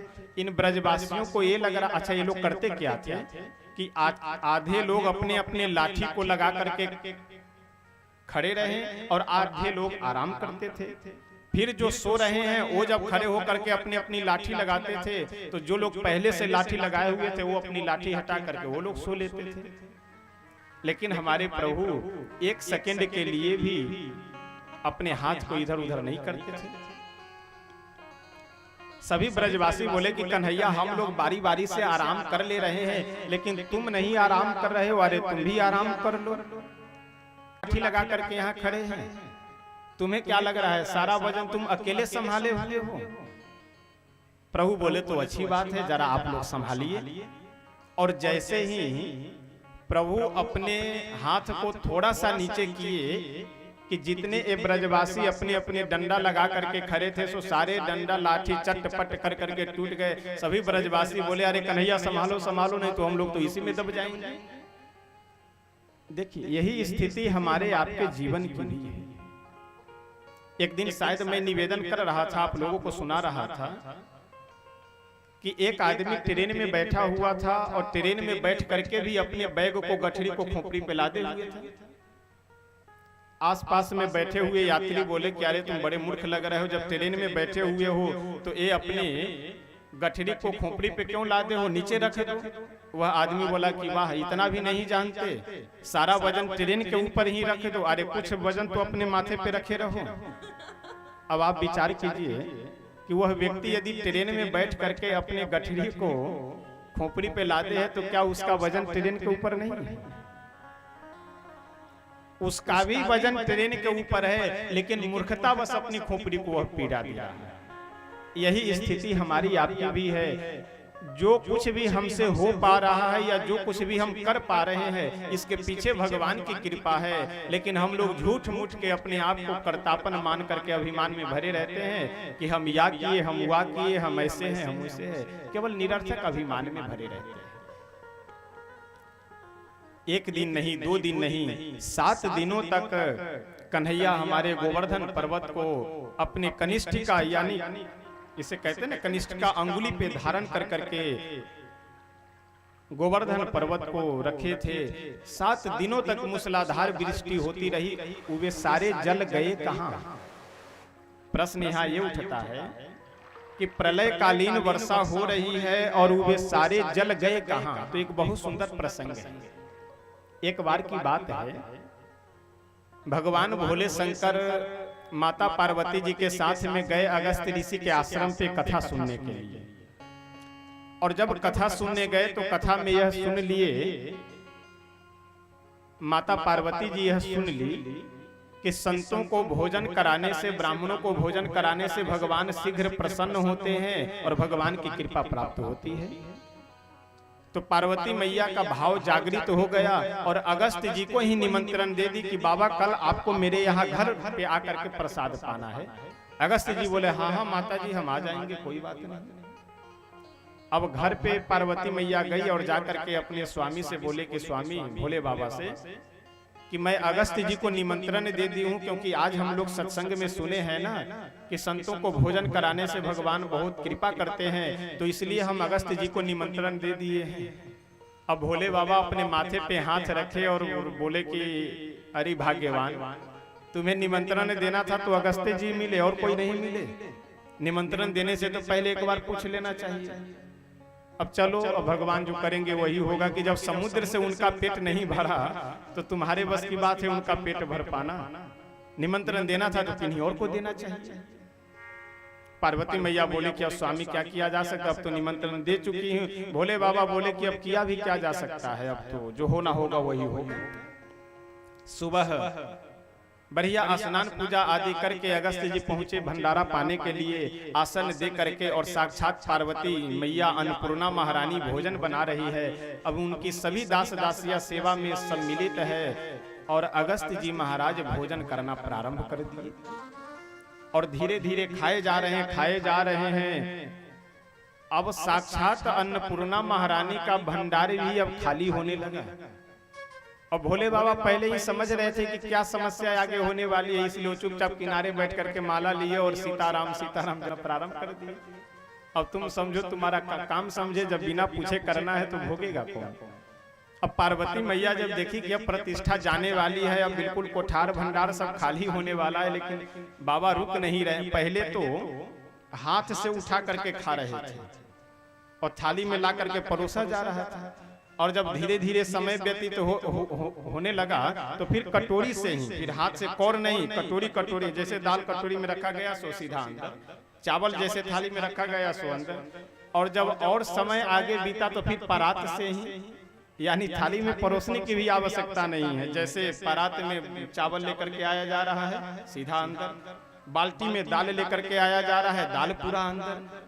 अब तो अन्नपूर्णा महारानी घबराई कि अब तो प्रतिष्ठा जाने वाली है। भोले बाबा के पास गई, बोली कि स्वामी घर की प्रतिष्ठा जाने वाली है और आप बैठ कर यहाँ सीताराम सीताराम कर रहे हैं, चलकर पहले प्रतिष्ठा बचाइए। भोले बाबा बोले वो तो हम कल ही समझ लिए थे कि प्रतिष्ठा चली गई है। प्रभु से प्रार्थना किया कि प्रभु अब आप ही आकर के बाबा को रोकिए, नहीं तो कैसे मना किया जाए कि हम तुम्हें नहीं खिलाएंगे, अब हो गया बस करो। भगवान भोलेनाथ की प्रार्थना सुन करके एक ब्रह्मचारी का वेश बनाए और वेश बना करके पहुंचे पार्वती मैया के दरवाजे पे। और पार्वती मैया तो पहले बिल्कुल एकदम पसीने से तरबतर और लंबी लंबी सांस दौड़ दौड़ करके परोस रही है। अब ब्रह्मचारी का वेश बनाकर, संत का वेश बनाकर भगवान आए और दरवाजे पे खड़े होकर के बोले कि माता जी भिक्षाम देहि। अब पार्वती मैया जैसे सुने कि एक बाबा की तो इच्छा पूरी हुई नहीं और दूसरे फिर आकर के विराजमान हो गए, अब तो और धड़कन बढ़ने लगा। लेकिन यह है कि द्वार पे आए हुए अतिथि को मना भी नहीं किया जा सकता कि हम नहीं देंगे। पार्वती मैया भी समझ ली कि अब आज वही होना है जो होने वाला होगा, अब चलो जो भगवान करेंगे देखा जाएगा। एक थाली में भोजन परोस करके उनका भी आसन बगल में लगा करके बिठा दिया गया। और जब ब्रह्मचारी जी भोजन करने बैठे तो बस थोड़ा थोड़ा खा करके और महापूरन कर लिया कि अब हमें कुछ नहीं चाहिए। दूसरा बर्तन एक मंगवाए और मंगवा करके उसी में हाथ धुल लिए। अब एक बात का ध्यान रखिएगा, कई बार लोगों को मैं देखता हूं कि भोजन करते हैं और उसी थाली में हाथ धुल लेते हैं। ऐसा कभी भी नहीं करना चाहिए।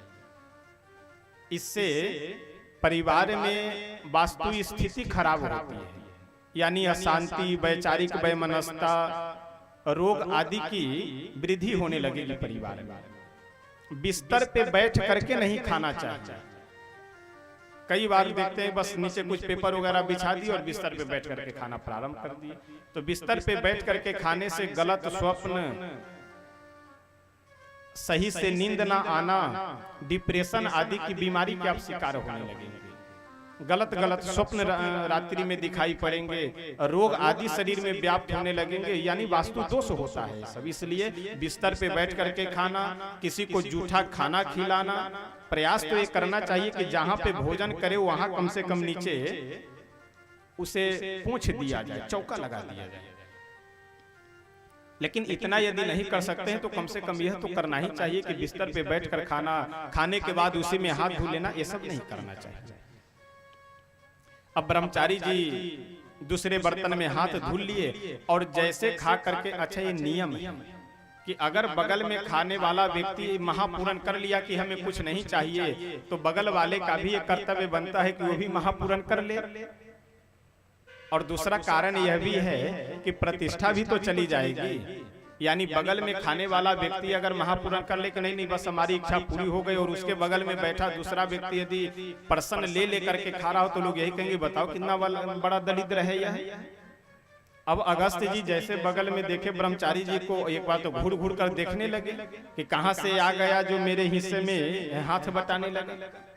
लेकिन जब नेत्र बंद कर करके देखे तो समझ गए कि ओहो आप आए हैं प्रतिष्ठा बचाने के लिए। लेकिन चलिए अब कोई बात नहीं, अब भोजन तो हम कर लिए। भगवान ही मन बोले कि अगस्त जी कम से कम आप अपने इज्जत प्रतिष्ठा को गंवा दिए हुए हैं, तो कम से कम दूसरे की प्रतिष्ठा को तो मत गंवाइए। जब आप खाने में कोई इज्जत प्रतिष्ठा नहीं बचा करके रख पा रहे हैं तो किसी के घर में जाइए तो उसके कोठार भंडार को तो कम से कम देख लिया कीजिए। अगस्त जी बोले तो अब तो ठीक है, अब भोजन अब हम इससे ज्यादा नहीं करेंगे, लेकिन अभी हमें जल पीना था, अब जल हम कैसे पिएंगे? आप हाथ धुल लिए। भगवान बोले कि ऐसा है, लोटा में जितना जल रखा हुआ है उतना ही पी लीजिए, और भोजन आप इस समय कर लिए हैं और जल की व्यवस्था हम आगे चल करके आपको कर देंगे। अब पार्वती जी को कम से कम शांति से बैठने दीजिए, और जल से भी थोड़े बहुत जल से तो आपका काम चलेगा नहीं। जब समुद्र के जल से आपका काम नहीं चलता है जो है, तो ये पार्वती मैया तो बेचारी अपनी छोटी बहन गंगा जी को भी जा करके कह दे और पूरे गंगा जी के जल को आप पी जाए फिर भी आपका पेट नहीं भरेगा। तो इसलिए चिंता मत कीजिए, जल हम आपको बाद में पिलवाएंगे। और आज जो 7 दिनों तक प्रलयकालीन सांवर्तक नाम के मेघों का जो जल गिरता रहा, हाथी के सूंड के समान मोटी मोटी धाराएं जल की गिरती रही, ये सारे के सारे जल अगस्त जी महाराज अपना लगाए चुल्लू, और चुल्लू लगा करके पूरा जल ग्रहण करते चले गए। इसीलिए इस जल से इस पृथ्वी पे कोई नुकसान नहीं हुआ उस समय। नहीं तो प्रलयकालीन वर्षा हो और उसे कुछ नुकसान न हो, ऐसा कैसे संभव हो सकता है? इस तरह से भागवतकार बहुत सुंदर गोवर्धन भगवान की पूजा का प्रसंग वर्णन करते हैं। उसके बाद महाराज का प्रसंग वर्णन करते हुए बहुत सुंदर भागवतकार लिखते हैं कि भगवान पिता रात्रि शरदोत्त फुल्ल मल्लिका विक्षरंतुम मनश्चक्रे योग माया मुपाश्रितः। भक्त भगवान को देखना चाहते हैं, यह बात सही है। भक्त भगवान का दर्शन करना चाहते हैं, यह बात बिल्कुल सही है। लेकिन भगवान भी अपने भक्तों को देखना चाहते हैं, यह भी बात बिल्कुल सही है। एक दिन शरद ऋतु के पूर्णिमा की रात्रि का समय आने वाला है। और उसी दिन भगवान निधिवन में बैठ करके सुंदर बांसुरी की ध्वनि करते हैं। उस बांसुरी की ध्वनि को सुन करके सभी गोपियां जो जिस स्थिति में थी अपने अपने उस स्थिति को छोड़ करके सभी प्रभु के पास पहुंचे। वैसे तो महाराज का प्रसंग 5 अध्यायों में रास पंचाध्यायी के नाम से भागवतकार वर्णन करते हैं, लेकिन समय का अभाव होने के कारण समय समापन की ओर है, इसलिए संक्षिप्त रूप से हम लोग इस प्रसंग को थोड़ा सा श्रवण करेंगे और प्रणाम कर करके फिर आगे बढ़ेंगे। कि श्री भगवान जब अपनी बांसुरी को बजाए तो सभी गोपियां अपने अपने कार्यों को छोड़ करके निधिवन में प्रभु के पास पहुंच गई। प्रभु सभी से पूछे कि हे देवियों, आप सब यहाँ किस लिए पधारी हैं, हम आपकी क्या सेवा कर सकते हैं। सभी गोपियां बोले कि कन्हैया, आप ही हमें बुलाए हैं और आप ही पूछ रहे हैं कि हम आपकी क्या सेवा कर सकते हैं। हम आपके चरणों में अपने आप को समर्पित करने के लिए यहाँ पे आए हैं। प्रभु बोले कि देखो, ऐसा है कि स्त्री के लिए घर परिवार ही सबसे बड़ा मंदिर है। पति, सास, ससुर, पुत्रों की सेवा करना ही ये भगवान की सेवा करना है। गोपियां बोली कि आप ठीक कह रहे हैं, पति की सेवा करना, सास की, ससुर की, सबकी सेवा करनी चाहिए, लेकिन हम तो सब कुछ आपको मान चुके हैं। यही वास्तविक समर्पण है। सभी गोपियां बोली कि अब चाहे जो कुछ भी हो जाए, हम आपको छोड़ करके नहीं जा सकते। सभी के साथ भगवान श्री नंद नंदन यशोदानंद वर्धन श्री कृष्ण चंद्र जी महाराज के इस लीला के माध्यम से सभी गोपियों को बहुत ही अपने अंग संग का आनंद प्रदान करते हैं। ये गोपियां कोई साधारण नहीं है। ये रामावतार के समय दंडकारण्य में जितने ऋषि महर्षि थे वे सभी इस समय गोपी बन करके आए हुए हैं, और उन्हीं गोपियों के भाव को प्रभु रखने के लिए, उन्हीं गोपियों के स्नेह और इच्छा को प्रभु रखने के लिए इस महाराज की लीला का विस्तार करते हैं और यह महाराज की लीला करते हैं। भागवतकार उसके बाद एक शंखचूड़ नाम का राक्षस था, कंस के द्वारा भेजा गया प्रभु को मारने के लिए, लेकिन प्रभु उसका भी कल्याण कर करके आगे भागवतकार बहुत सुंदर वर्णन करते हुए अक्रूर जी का प्रसंग लिखते हैं। एक दिन नारद जी कंस के पास आए और आकर के बोले कि कंस, अब तुम इधर उधर मत भटको, तुम्हारा जो असली शत्रु बैरी है उसका मैं पता बता दे रहा हूँ। नंद बाबा के घर में जो उनका लाला है कन्हैया, वही तुम्हारा असली शत्रु है, और वही देवकी का 8वां पुत्र भी है। ये अभी तक भ्रम में तुम्हें रखने के कारण तुम नहीं समझ पा रहे हो, इसलिए सीधा उन्हीं के पास जाओ और उन्हीं को मारने का प्रयास करो। तो कंस अक्रूर जी को भेजता है। अपने यहाँ एक धनुष यज्ञ का प्रसंग रख करके, उद्देश्य है भगवान को मारना, लेकिन अक्रूर जी को भेजा कि जाकर के कन्हैया को बुला करके ले आओ, श्री कृष्ण को बुला करके ले आओ। श्री अक्रूर जी महाराज मथुरा से जब चले, वृंदावन के परिक्षेत्र में जैसे ही पहुंचे, वैसे भाव में भर करके दोनों नेत्रों से आंसू गिरने लगे अक्रूर जी के। अक्रूर जी बोले कि धन्य है आज मेरा जीवन कि जिस भूमि पे, जिस रज में हमारे परम आराध्य कन्हैया लौटे हैं, घूमे हैं, बिना जूते चप्पल के ही नंगे पांव विचरण करते हैं, उस भूमि पे हम रथ पे चले, यह ठीक नहीं है। अक्रूर जी महाराज अपने रथ से उठे और वृंदावन की ब्रज के रज में लौटने लगे। कोई गोप आ करके नंद बाबा से बताया कि नंद बाबा, वृंदावन के सीमा में अक्रूर जी जब अंदर आए हैं तो भूमि पे लौट रहे हैं। नंद बाबा गए और अपने मित्र अक्रूर जी को उठा करके गले से लगाए और लेकर के अपने महल में आते हैं। कल प्रातः काल की बेला जब हुई, अक्रूर जी कंस का निमंत्रण देते हुए बोले कि कन्हैया और बलराम जी दोनों के लिए कंस का यह निमंत्रण है कि उन्हें बुला करके मथुरा लेकर के आओ। यह सुन करके तो नंद बाबा भी बहुत उदास हो गए। यशोदा मैया भी रोने बिलखने लगी। जितनी ब्रजवासिनी गोपियां थी वे सभी यह सोच करके कि अब हमारे प्राण प्रीतम हमसे दूर चले जाएंगे। विशेष करके तो जो गोपियां हैं वे सभी जब प्रभु रथ पे बैठ करके जाने लगे तो आकर के रथ के सामने खड़ी हो गई। प्रभु सबको केवल एक दिलासा दे करके, एक आशा दे करके कि आज मैं जा रहा हूं और परसों मैं आ जाऊंगा, यह कह करके प्रभु सभी से विदा लेकर के किसी तरह से वहां से आगे बढ़े। मथुरा जब गए तो मथुरा वासी इतने आनंद में भरे हुए हैं कि अभी तक कभी वह अपने कन्हैया का दर्शन नहीं कर पाए, आज पहली बार दर्शन कर रहे हैं।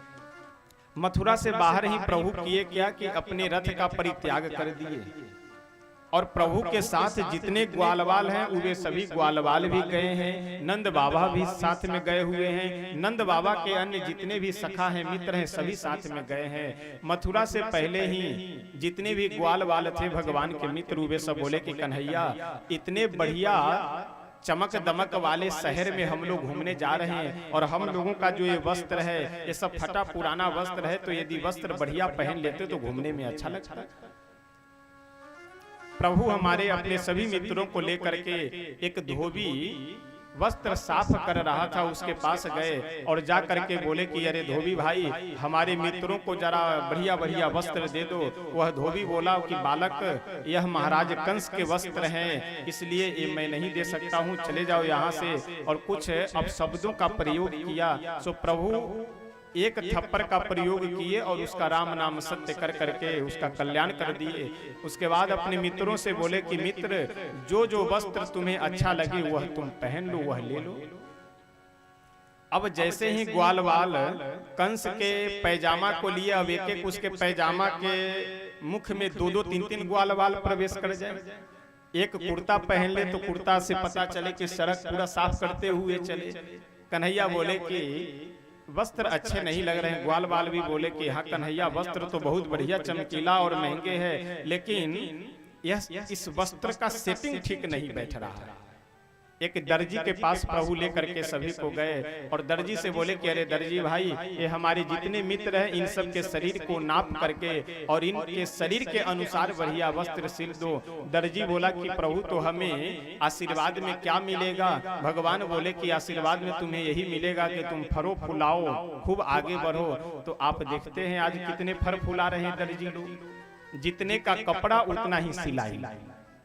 यानी आजकल रेडीमेड की इतनी व्यवस्था हो गई, 10 रुपए हर एक माल, 50 रुपए, 100 रुपए, 200 रुपए में, यानी इतने मशीनों का आविष्कार होने के बाद भी आज दर्जियों की कमाई कम नहीं है। तो जितने का कपड़ा उतने सिलाई, है भगवान के आशीर्वाद का ही परिणाम है। वहां से बढ़िया जब वस्त्र पहन करके चले तो आगे जब बढ़े ग्वालवाल बोले कि कन्हैया यदि बढ़िया सुगंधित हम लोग माला पहन ले तो और आनंद आ जाए। एक सुदामा नाम के माली जो कंस का माली थे, उन सुदामा के पास, ये सुदामा जी वो सुदामा जी नहीं है, ये सुदामा कंस के माली है।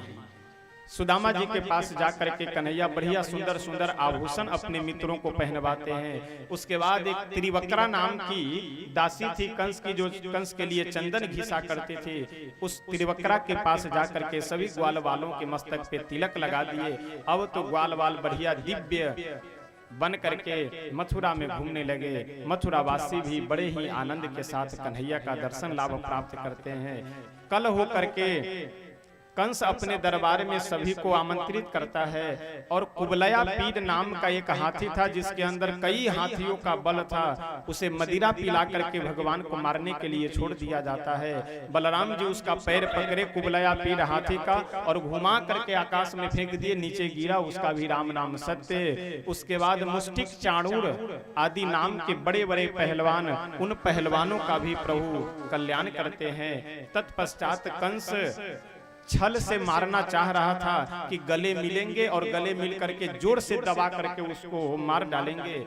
यह उद्देश्य जैसे गले मिलने के लिए गया सो प्रभु वहां से अदृश्य हो करके थोड़ी देर इधर उधर घुमा करके उसे उठा करके पटके और छाती पे बैठ करके दोनों हाथों से गला दबा करके कंस का भी राम नाम सत्य करते हैं। श्री कंस मर्दन भगवान की जय।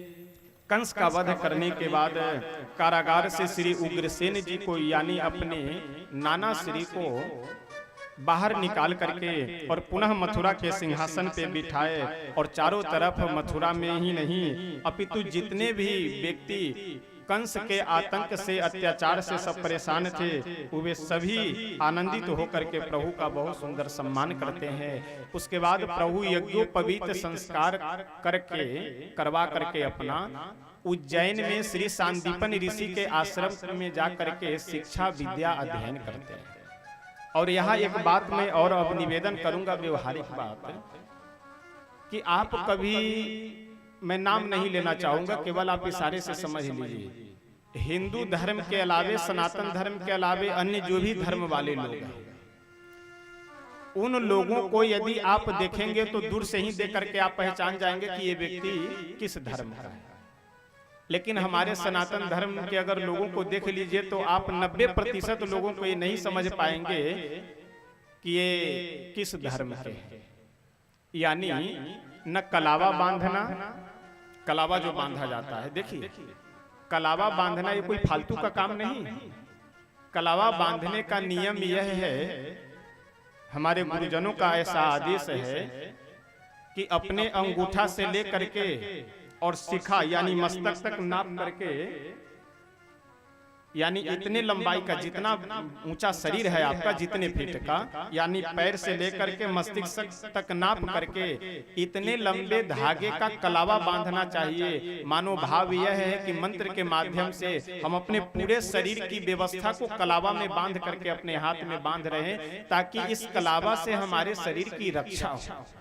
वो कहते हैं ना कि ये न बद्धो बलि राजा, जैसे भगवान बलि राजा को बांध कर करके रखे थे, और जिस तरह से बलि अपने प्रेम और भक्ति के कारण भगवान को बांध लिए थे, उसी तरह से इस धागे के भी माध्यम से हमारा शरीर बंधा हुआ रहे, हमारे शरीर के ऊपर किसी भूत प्रेत आदि का आक्रमण न हो, तो इससे शरीर की रक्षा होती है।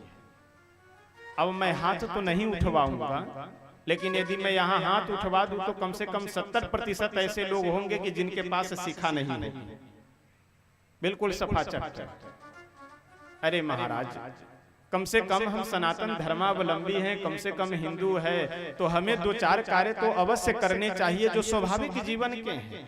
कलावा बांधे, माथे पे तिलक लगाना चाहिए। और तिलक की तो बात छोड़िए, ऐसे ऐसे महापुरुष हैं इस संसार में कि इस समय इतनी भयंकर गर्मी है, अभी और आगे गर्मी आने वाली है, लेकिन फिर भी 1-1 हफ्ते लोग नहीं नहाते। चंदन लगाने की तो बात छोड़ दीजिए, ऐसे वो पता नहीं वो आदमी कैसे बन गए, ऐसे लोग समझ में नहीं आते। 1-1 हफ्ते भयंकर गर्मी, अगर आप लगभग 5 फीट बगल में बैठ जाइए तो शरीर से दुर्गंध आती रहेगी। तो कम से कम हम मनुष्य हैं, तो प्रतिदिन स्नान अवश्य करना चाहिए, और स्नान के साथ साथ हमें तिलक लगाना, कलावा बांधना, मस्तक पे शिखा रखना, ये तो अवश्य ही चाहिए कि देखने में लगे तो कम से कम कि हम आदमी भी हैं। चेहरा देख लीजिए, बिल्कुल एकदम शैतान जैसा चेहरा बना हुआ रहता है, बिल्कुल स्नान नहीं करना, पूजा पाठ नहीं करना, दूर से देख करके चेहरा आपको डर लगने लगेगा। तो इसलिए निवेदन हम यही करेंगे कि जो भी हमारे सनातन धर्म के चिन्ह है, इन चिन्हों से हमें धार्मिक लाभ भी है, पुण्य की भी प्राप्ति है, और शारीरिक लाभ भी है। तो इसलिए हम लोगों को अवश्य धारण करना चाहिए। जो लोग नहीं धारण करते हैं, आपसे निवेदन है कि आप अवश्य शिखा रखिए। और शिखा रखने में भी नियम तो ये है कि गौ के खुर के समान यहाँ रखना चाहिए मस्तक पे, यानी कम से कम इतनी मोटी शिखा होनी चाहिए। लेकिन उतना कम से कम यदि आप सब न रख सके तो अंगुली के बराबर तो अवश्य शिखा रखनी चाहिए। तो इसलिए रखिए, इससे आपको अच्छा लगेगा, आप कर करके कभी देखिए। यज्ञोपवीत संस्कार करवा करके भगवान श्री सांदीपन ऋषि के आश्रम पे गए और जा करके वहां से विद्या अध्ययन की, और ज्यादा दिन नहीं, 64 दिनों में ही 64 कलाओं में निपुण होकर के वापस मथुरा आ गए। इधर जरा संध की 2 बेटियां थी, एक का नाम था अस्ति, दूसरे का नाम था प्राप्ति। ये अस्ति प्राप्ति जब विधवा हो गई कंस के मरने से, क्योंकि इन दोनों का विवाह कंस के साथ में हुआ था, जरासंध 1-2 बार नहीं, लगभग 18 बार मथुरा के ऊपर आक्रमण करता है, लेकिन फिर भी बार-बार भगवान उसे छोड़ देते हैं। एक दिन जरासंध एक कालियवन नाम के बहुत ही पराक्रमी योद्धा को, राक्षस को लेकर के आया युद्ध करने के लिए। कालियवन को देख करके प्रभु वहां से कुछ दूरी पे ही सूर्य वंश के एक राजा थे मुचकुंद जी। मुचकुंद जी इंद्र जी के आशीर्वाद से गुफा में सो रहे थे और इंद्र का आशीर्वाद यह था कि आपको जो जगाएगा वह तत्काल जल करके भस्म हो जाएगा। और उस गुफा में भगवान कालियवन को लेकर के गए और अपना पीताम्बर उस मुचकुंद जी जो सो रहे थे उनके शरीर पे डाल दिए। कालियवन को लगा कि शायद यहाँ सोने का यह ढोंग रच रहा है। यह सोच करके जैसे कालियवन एक पैर का अपने प्रहार कर करके जैसे एक लात जोर से मारा, वैसे मुचकुंद जी जगे और इंद्र के आशीर्वाद स्वरूप अथवा श्राप स्वरूप जैसे मुचकुंद जी की दृष्टि कालियवन के ऊपर पड़ी, सो कालियवन जल करके वहीं भस्म हो जाता है। बाद में प्रभु निकले, मुचकुंद जी को दर्शन दिए, पुनः लौट करके वापस आते हैं। एक दिन जरासंध ब्राह्मणों को, संतों को अपने घर में बंदी बना करके कि आज यदि कृष्ण हमसे नहीं हारे तो वापस मैं आऊंगा तो आप सबको मार डालूंगा। और सबकी प्रार्थना, अपने भक्तों की प्रार्थना सुन करके भगवान मथुरा से भाग चले बलराम जी को लेकर के। गुजरात के जो वर्तमान समय में द्वारिकापुरी है उस ओर मथुरा से सीधा प्रभु जब भागे तो प्रभु का एक नया नाम पड़ जाता है, रणछोड़। श्री रणछोड़ भगवान की। रणछोड़ भगवान के नाम से विख्यात हुए और जाकर के द्वारिकापुरी का निर्माण करते हैं। वहीं अपने सभी यदुवंशियों को लेकर के निवास करने लगे। धीरे धीरे समय व्यतीत होता गया। बीच में भागवतकार एक बहुत सुंदर प्रसंग वर्णन करते हुए कहते हैं कि एक दिन की बात है, मथुरा में बैठ करके भगवान अपने सभी गोपियों को बहुत याद कर रहे थे।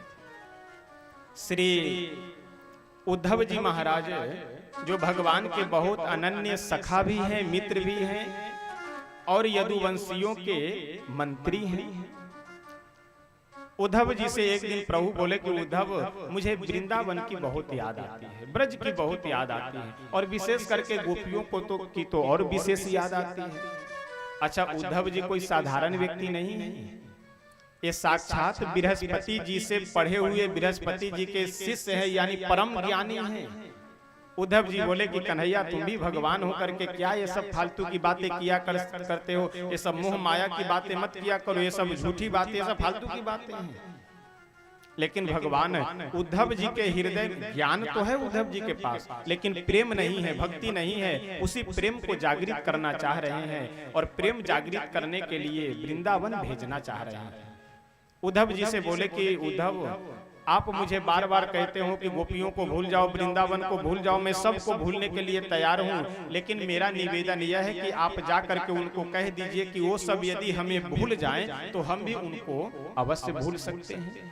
उद्धव जी बोले ठीक है, अभी हम जा करके समझाते हैं सबको। उद्धव जी भगवान के रथ पे ही बैठकर और प्रभु का ही पीताम्बर ओढ़ करके और मथुरा में पहुंचे। और जब सबसे पहले यमुना जी के किनारे पहुंचे गोपियों को समझाने के लिए, तो वहां पे सभी गोपियां आपस में बात कर रही है और सभी श्री राधा जी को बीच में बैठा करके और सभी गोपियां चारों तरफ गोल बना करके बैठी हुई है और श्री राधा जी से सब पूछ रही है, आपस में चर्चा कर रही है। राधा जी बोली कि ऐसा है, आज रात्रि में मैं जब सोई थी तो मुझे एक स्वप्न दिखाई पड़ा है। अच्छा, ध्यान दीजिएगा, उद्धव जी बगल में खड़े होकर के सुन रहे हैं कि ये सब बात क्या कर रही है। राधा जी बोली कि आज मैं जब रात्रि में सोई हुई थी तो एक मुझे आज स्वप्न दिखाई पड़ा है। एक अपने जो आप सब की यहाँ की मातृभाषा है, इसी मातृभाषा से जुड़ा हुआ एक बहुत सुंदर भजन है। एक दो पंक्ति हम लोग श्रवण कर करके कि आखिर राधा जी क्या सभी गोपियों से कह रही है, सभी सखियों से क्या कह रही है कि मैं रात्रि में स्वप्न देखी हूँ, स्वप्न में क्या देखी हूँ। आइए हम सब इस भजन के माध्यम से श्रवण करते हैं कि राधा जी सभी सखियों से कहती है। गोपियां पूछी कि हे राधा रानी, कन्हैया तो हम लोगों को छोड़ करके चले गए, लेकिन क्या कभी स्वप्न में भी आते हैं या नहीं आते हैं? राधा जी बहुत सुंदर कहती है कि ऐसा है, सूतल में रहनी सखी है,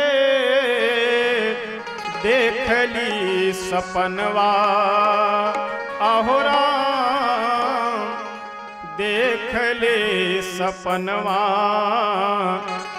मधुबनवा से मोर कान्हा आवेला हो राम, मधुबनवा से मोर कान्हा आवेला हो राम। सुतला में रहली सखी है देख ले सपनवा आहो राम, सुतला में रहली सखी है देख ले सपनवा आहो राम, देख ले सपनवा मधुबनवा से मोरा कान्हा आवेला हो राम, मधुबनवा से मोरा कान्हा आवेला हो राम, मधुबनवा से मोरा कान्हा आवेला हो राम, मधुबनवा से मोरा आवेला हो राम। श्री राधा जी जब बोली कि आज जब मैं रात्रि में सोई हुई थी तो मुझे स्वप्न दिखाई पड़ा कि हमारे मदन मोहन आ रहे हैं, हमारे कन्हैया हम सब से मिलने के लिए आ रहे हैं। गोपिया बोली तो आपको कैसे यह सूचना मिली, कैसे आप समझ गए कि हाँ कन्हैया आने ही वाले हैं? जैसे ये कोई आवश्यक नहीं है कि स्वप्न में जो देखा जाए वह व्यवहार में भी पूरा हो जाए। राधा जी बोली कि नहीं नहीं, स्वप्न में तो मैं देखी हूँ, लेकिन स्वप्न के साथ साथ मुझे आज सुबह से ही मेरे अंग फड़क रहे हैं। कौन से? बायां अंग। तो पुरुष का यदि दाहिना अंग फड़के और महिलाओं का बायां अंग फड़के तो शुभ मानना चाहिए, यानी कुछ न कुछ आपको शुभ समाचार मिलने वाला है। वही राधा जी कहते हैं। सभी गोपियां पहले पूछ रही है राधा जी से कि क्या प्रमाण है कि कन्हैया हमारे आ ही जाएंगे। कैसे के जनलू राधा कान्हा के अवनवा आहो राम, कैसे के जनलू राधा कान्हा के अवनवा आहो राम, कैसे के जनलू राधा कान्हा के अवनवा आहो राम, कैसे के जनलू राधा कान्हा के अवनवा कान्हा के अवनवा से के तोह के आगमन सुनावेला हो राम, से के तोह के आगमन सुनावेला हो राम।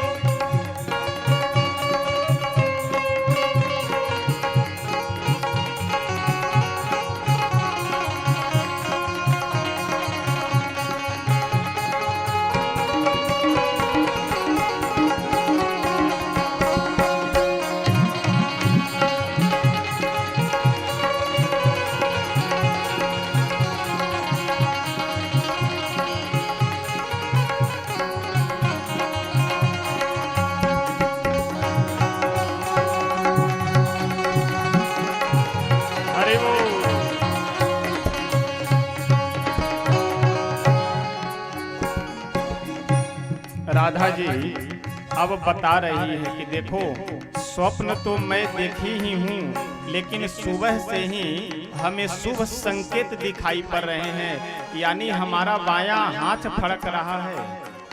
और केवल बायां हाथ ही नहीं अपितु मेरे आंख भी फड़क रहे हैं।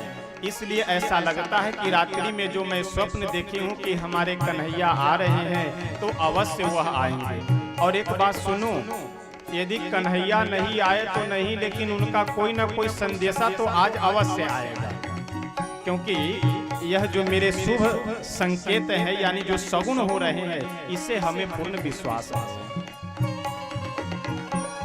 चूड़िया नकली मोरी आखिया फड़क ले आहो राम, चूड़िया नकली मोरी आखिया फड़क ले आहो राम, चूड़िया नकली मोरी आखिया फड़क ले आहो राम, चूड़िया नकली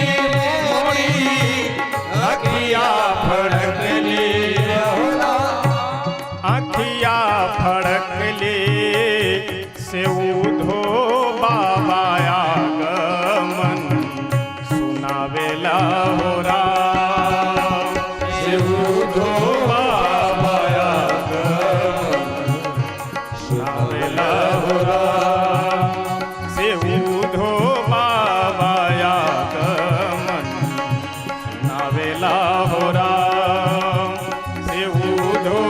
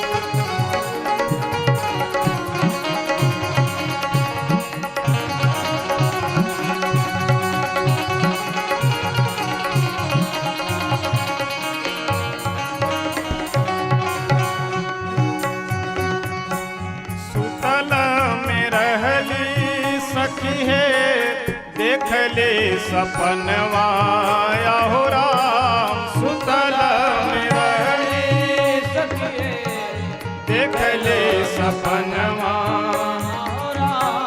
देख ले सपनवा मधुबनवा से मोरा काना आवेला हो राम, मधुबनवा से मोरा काना आवेला हो राम, मधुबनवा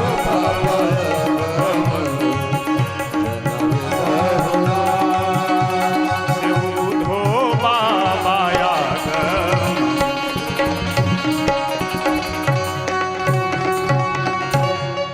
श्री वृंदावन धाम की श्री उद्धव बाबा हमारे पास में ही बैठ करके सुन रहे हैं कि ये सब गोपियां और श्री राधा जी क्या आपस में चर्चा कर रही है। और राधा जी जब यह बोली कि मुझे स्वप्न भी ऐसे दिखाई पड़े हैं कि हमारे कन्हैया आ रहे हैं, और सुबह से ऐसे शुभ संकेत भी मिल रहे हैं कि जिससे यह तो निश्चित है कि चाहे भले ही मेरे कन्हैया ना आवे, लेकिन उनका संदेशा अवश्य आएगा। श्री उद्धव जी महाराज जब देखे तो समझ गए कि ये कोई साधारण नहीं। इतने में एक भौरा आया और आ करके एक गोपी के चरण पे मडराने लगा। एक गोपी बोली दूसरी कि देखो यह भौरा लगता है कि जैसे काले कलूटे हमारे श्याम सुंदर है, उसी तरह से भौरा भी काला कलूटा है, तो हो न हो कहीं वही भेजे हुए हों समझाने के लिए। और उस भौरे को माध्यम बना करके गोपियां कहती है कि अरे सखी, वो कोई आज के छलिया थोड़े हैं, वो तो जब श्री रामा अवतार में थे तो बाली को भी वह कपट के द्वारा, छल के द्वारा मारे थे। राजा बलि के पास गए वामन यानी छोटे से बन करके 3 पग भूमि मांगे, और जब लेने की बात आई तो वो विकराल शरीर बना करके पूरा ब्रह्मांड नाप लिए। तो आज के छलिया और आज के कपटी नहीं है, वो जन्म जन्मांतर के कपटी हैं। इसीलिए तो हम लोगों के साथ भी आज वो छल कर रहे हैं। जब उद्धव जी यह बात सुने तो मन ही मन सोचे कि बताओ, जिन गोपियों को हम मूर्ख समझ रहे थे कि ये सब पढ़ी लिखी, तो वाल्मीकि रामायण के भी विद्वान हैं, यानी श्री राम वाल्मीकि रामायण का प्रसंग जान रही है, इसका मतलब सुनी है, पढ़ी है। जिसे हम गंवार समझ रहे थे वह वामन यानी पुराणों की भी यह सब ज्ञाता है। जब यह बात उद्धव जी सुने, अंत में जाते हैं श्री राधा जी से बात करने के लिए, समझाने के लिए। राधा जी बोले कि उद्धव जी यह बताइए, आप बार बार कह रहे हैं कि संसार में सब ब्रह्म है, सब में ब्रह्म है, सब में ब्रह्म है, तो आप में भी ब्रह्म है? उद्धव जी बोले बिल्कुल है। हम में भी ब्रह्म है? उद्धव जी बोले बिल्कुल आप में भी ब्रह्म है। राधा जी बोली कि जब आप में भी ब्रह्म है, हम में भी ब्रह्म है, और आप इस बात को जान रहे हैं, तो एक ब्रह्म होकर के ब्रह्म को उपदेश दे, ये कौन सा आपका ज्ञान? जब आप में भी ब्रह्म, हमें भी ब्रह्म, तो सब जब ब्रह्म ही ब्रह्म है, तो एक ब्रह्म ज्ञानी दूसरे ब्रह्म ज्ञानी को उपदेश दे, ये तो मूर्ख वाली बात हो गई। उद्धव जी महाराज आए तो थे सबको समझाने के लिए, लेकिन खुद समझ करके यहाँ से चले गए। क्या समझ करके गए? कि है प्रेम जगत में सार और कुछ सार नहीं। पहले तो आए थे, एक कहावत है ना कि चौबे जी गए थे छब्बे बनने के लिए, सो दूबे बन करके वहां से वापस आ गए। उद्धव जी आए हुए थे अपना पताका लहराने के लिए ज्ञान का, लेकिन ज्ञान की इनकी गांठ खुल गई, ज्ञान भूल गए, और प्रेम का वर लेकर के, प्रेम का भाव लेकर के, भगवान की भक्ति का वर लेकर के यहाँ से चले जाते हैं। और भगवान श्री कृष्ण के पास जब पहुंचे, उद्धव जी के दोनों नेत्रों में अश्रु भरा हुआ है। गोपियों के अद्भुत भाव और श्रद्धा को देखकर, समर्पण को देख करके, नंद बाबा यशोदा जी सबके भाव को देख करके उद्धव जी महाराज भी जब प्रभु के पास पहुंचे, और प्रभु जाकर के जैसे ही बोले उद्धव जी से कि आइए आइए ज्ञानी जी, वैसे उद्धव जी डांटते हुए बोले कि खबरदार जो मेरे पास आया, तो तुम इतने निर्दयी और इतने निर्मोही हो, हमें पहले यह बात पता नहीं थी कि इतनी प्रेमिकाएं को छोड़ करके, इतने तुमसे प्रेम करने वाले जो ब्रजवासी हैं, उन ब्रजवासियों को छोड़ करके तुम यहाँ निर्दयता पूर्वक रह रहे हो। हमें नहीं पता थी यह बात कि तुम इतने निर्दयी हो।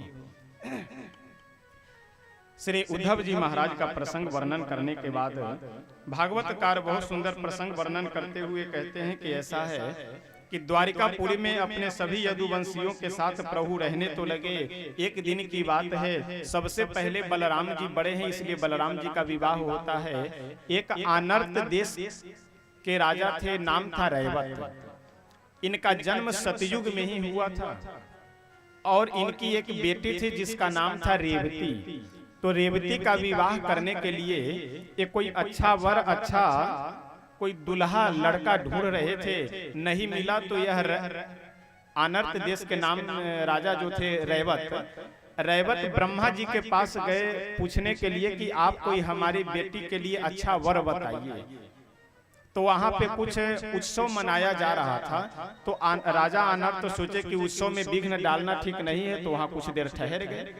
और जब उत्सव समाप्त हुआ और ब्रह्मा जी से पूछने के लिए गए कि हमारी बेटी के लिए कोई वर बताइए, ब्रह्मा जी बोले कि अनर्त, तुम सतयुग में आए थे, तो सतयुग भी समाप्त हो चुका है, त्रेता भी समाप्त हो चुका है, और द्वापर भी समाप्त होने वाला है। यानी आप विचार कीजिए, ब्रह्मा जी के यहाँ छोटा सा एक उत्सव मनाया जा रहा था, लेकिन उसी में सतयुग भी चला गया, त्रेता भी, और द्वापर भी समाप्त हो गए। ब्रह्मा जी बोले कि ऐसा है, इस समय श्री कृष्णावतार की लीला चल रही है, तो भगवान श्री कृष्ण के बड़े भाई के रूप में बलराम जी है, तुम जाओ और अपनी बेटी रेवती का विवाह बलराम जी के साथ कर दो। अनर्त राजा आए और आकर के अपनी पुत्री रेवती का विवाह श्री बलराम जी के साथ कर देते हैं। इसके बाद श्री द्वारिकाधीश भगवान श्री कृष्ण के विवाह का समय आ गया। दक्षिण में एक राज्य था विदर्भ। विदर्भ के राजा के 5 पुत्र थे, रुक्मी आदि 5 पुत्र, और एक बेटी है जिसका नाम है रुक्मिणी। राजा का नाम है भीष्मक। रुक्मी बहुत ही बलवान भी है और क्रूर स्वभाव का भी था, और जिद्दी, जो मन में आ जाए बस वही करना। वैसे राजा भीष्मक की तो इच्छा यह थी कि मैं अपनी पुत्री रुक्मिणी का विवाह द्वारिकाधीश के साथ में करूं, लेकिन रुक्मी की मित्रता शिशुपाल आदि जरासंध आदि दुष्ट राजाओं के साथ में थी। इसलिए रुक्मी यह निश्चित अपनी प्रतिज्ञा सुना देता है कि यदि रुक्मिणी का विवाह होगा तो मेरे मित्र शिशुपाल के साथ, और नहीं तो चाहे भले जीवन भर कुमारी रह जाए, लेकिन द्वारिकाधीश के साथ तो मैं विवाह न हो, कभी भी किसी भी हालत में मैं नहीं होने दूंगा। अब राजा भीष्मक भी चुप हो गए, बेटे के आगे जिद के कारण चुप हो गए, कुछ बोले नहीं।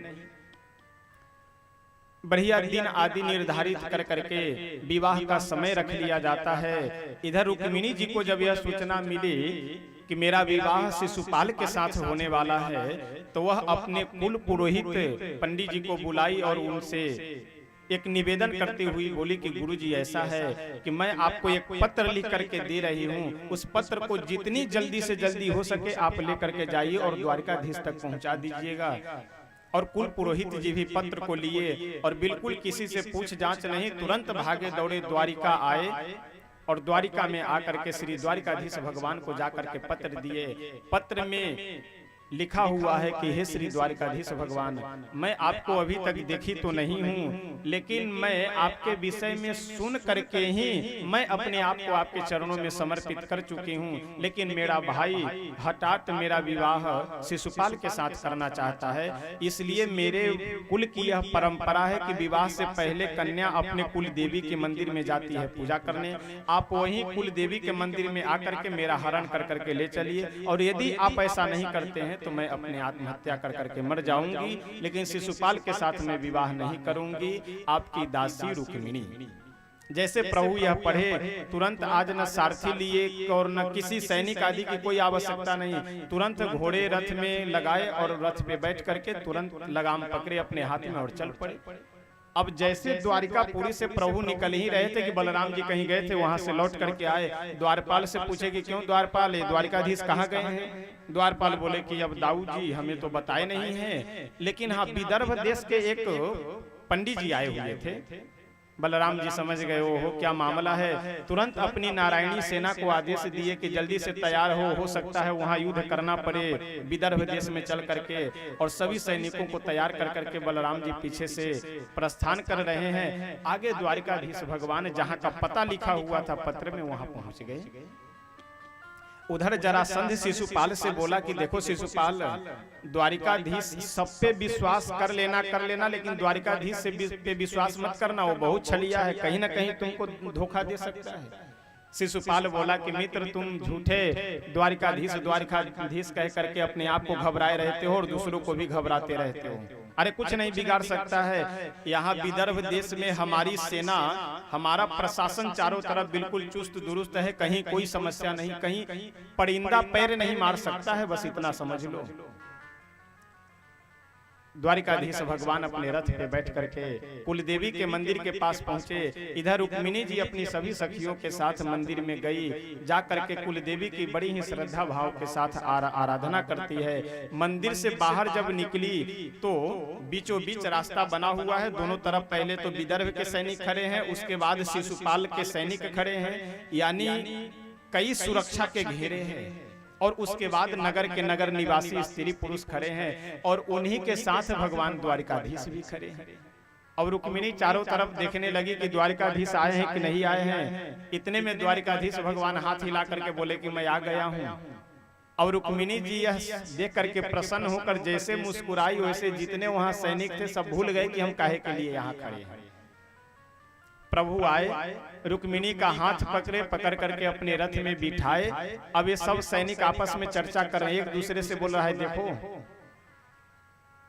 ये जिस रथ पे हमारी राजकुमारी बैठने के लिए जा रही है वो रथ का पताका कितना बढ़िया लहरा रहा है। दूसरा बोला तुम पताका के पीछे पड़े हुए हो, अरे दुल्हा दुल्हन की जोड़ी तो देखो कितना बढ़िया जम रहे हैं दोनों। दुल्हा सांवले रंग के और दुल्हन जो है वो गौर वर्ण के, तो दुल्हा दुल्हन की जोड़ी देखो कितना बढ़िया अच्छा लग रहा है।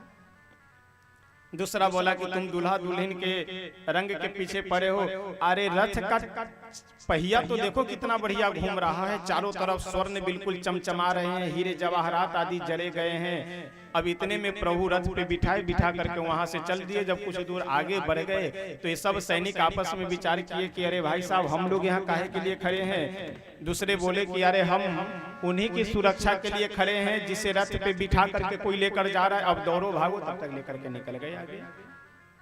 अब जैसे शिशुपाल को यह सूचना मिली तो एक बार प्रयास तो करता है बहुत, लेकिन दुल्हन को ले जाने के लिए जो डोली लेकर के आया था उस डोली में खुद बैठ करके वापस हो गया। अब विवाह नहीं हुआ तो और क्या कर सकता है। जिस डोली में दुल्हन को ले जाने के लिए जो डोली लेकर के आया था उस डोली में स्वयं बैठ करके वापस हो जाता है। इधर द्वारिकाधीश भगवान रुक्मिणी को लेकर के जैसे द्वारका की ओर बढ़े, सो रुक्मी को जब यह सूचना मिली तो रुक्मी अपने सभी मित्र और सैनिकों को लेकर के यह प्रतिज्ञा कर करके निकला अपने नगर से कि यदि मैं अपनी बहन को वापस नहीं ला पाया द्वारिकाधीश को हरा करके, तो मैं दोबारा वापस मुंह दिखलाने नहीं आऊंगा। अंत में प्रभु रुक्मी को बांध कर करके अपने रथ के पीछे वाले भाग में डाल करके जैसे आगे बढ़ने लगे, वैसे बलराम जी आगे से नारायणी सेना लेकर के आते हुए दिख गए। अब द्वारिकाधीश भगवान का तो मस्तक नीचे झुक गया। रथ से उतर करके रुक्मिणी से बोले कि देवी इन्हें प्रणाम करो, यदि कहीं ये कैंसिल कर दिए विवाह को तो फिर विवाह कैंसिल, तो इसलिए इन्हें प्रणाम करो, प्रसन्न करो कि ये विवाह कैंसिल न करे, विवाह स्वीकार कर ले, क्योंकि हमारे गार्जियन बड़े भाई माता पिता सब यही है। जैसे रुक्मिणी जी जा करके प्रणाम की, बलराम जी समझ गए, बोले चलो चलो द्वारिका वहीं इकट्ठे आशीर्वाद देंगे, अभी आते हैं इस सब मूर्खों से निपट करके।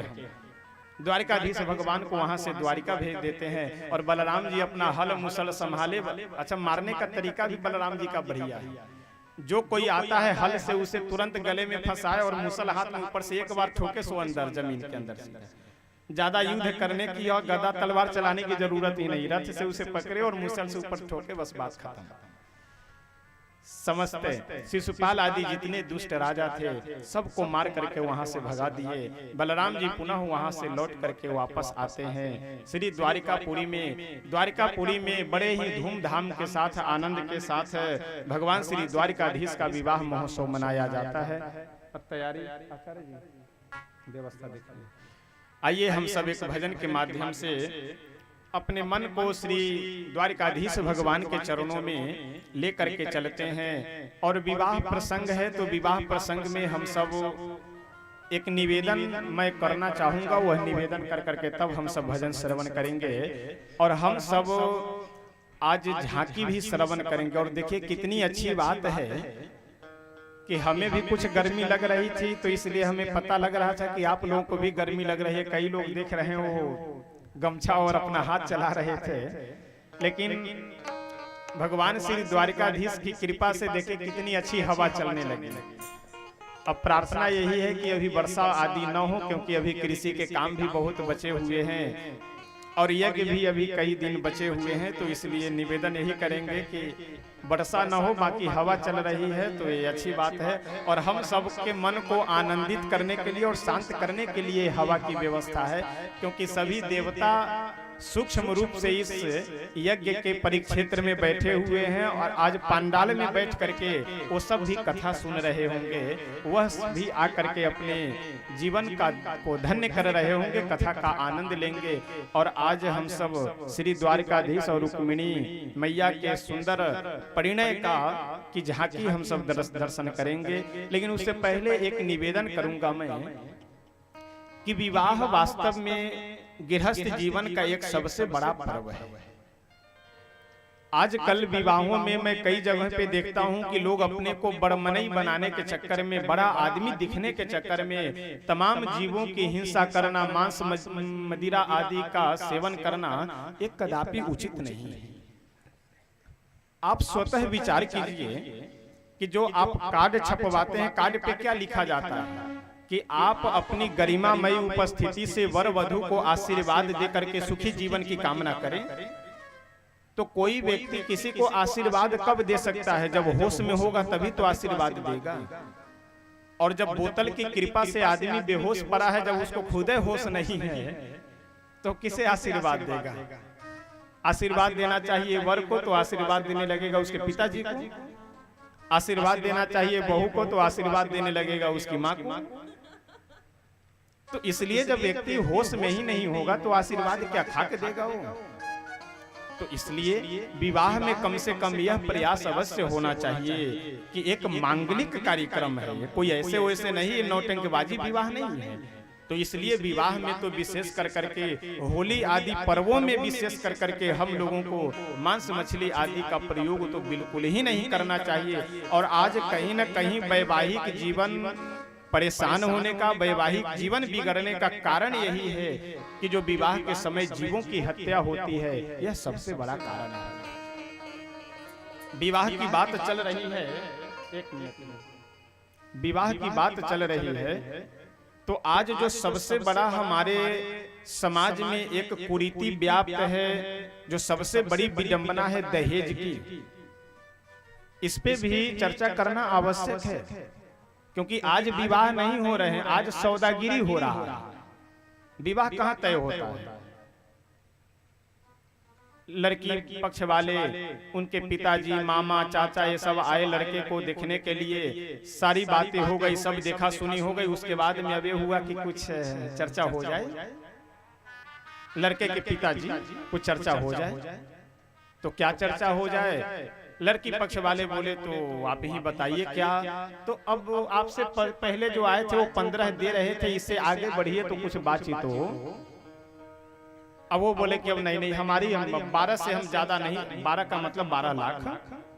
आप लोग समझदार हैं क्योंकि लगभग लोग ऐसे करते होंगे, इसलिए बहुत विस्तार से समझाने की आवश्यकता नहीं है। अब आपसे पहले जो आए थे वो तो 15 दे रहे थे, अब आप 15 से आगे बढ़िए तब तो बातचीत हो। लड़की वाले बोले नहीं हम तो 12 से ज्यादा, तो तब तो नहीं हो पाएगा, कहाँ संभव है। वह चले गए, दूसरे आए। अब दूसरे से फिर झूठ बोल रहे हैं। दूसरे से क्या कह रहे हैं? आपसे पहले जो आए थे वो तो 18 दे रहे थे, अब आप 18 से आगे बढ़िए तो विवाह हो। अच्छा ये क्या है? ये विवाह तय हो रहा है या दुकानदारी हो रही है, सौदेबाजी हो रही है? यानी विवाह का मतलब यह है कि कुल खानदान देखा जाए। ध्यान दीजिए, थोड़े सभी लोगों का नजर इधर उधर हो रहा है। अभी हम सब लोग झांकी श्रवण करेंगे। बच्चों को फिर ये सब आगे आकर बैठ गए, इन सबको पीछे बैठाइए।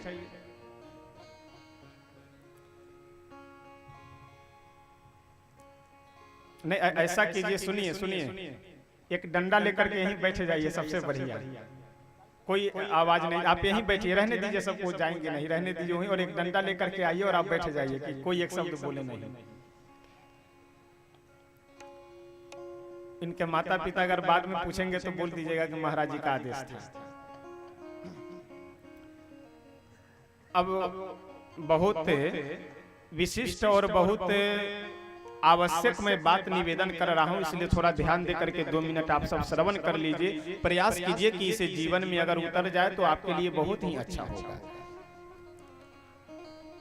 कोई ग्राहक दुकानदार के पास दुकान पे गया, जा करके कोई वस्तु सामान पसंद यदि आ गया तो ग्राहक ये कहता है भाई साहब कितने में, क्या रेट है इसका? दुकानदार बोला 50 रुपए। ग्राहक बोला नहीं अब हम 30 रुपए से ज्यादा नहीं देंगे। दुकानदार बोला नहीं 50 से 1 रुपए कम नहीं करेंगे। इसको क्या कहते हैं? इसको बनियागिरी कहा जाता है। वही बनियागिरी तो विवाह में हो रहा है। लड़की वाला व्यक्ति कह रहा है हम 12 से ज्यादा नहीं दे पाएंगे, और लड़का वाला व्यक्ति बोल रहा है कि हम 15 से कम नहीं लेंगे। तो इसलिए अगर पैसे के कारण विवाह आप कैंसिल कर रहे हैं, विवाह स्थगित कर रहे हैं, तो ये समझ लीजिए कि आप अपने लिए कुआं अवश्य खोद रहे हैं। इसलिए विवाह में यदि देखने योग्य बातें हैं तो ध्यान देने योग्य, विचार करने योग्य, देखने योग्य, समझने योग्य बात केवल यह है कि आप घर परिवार देखिए।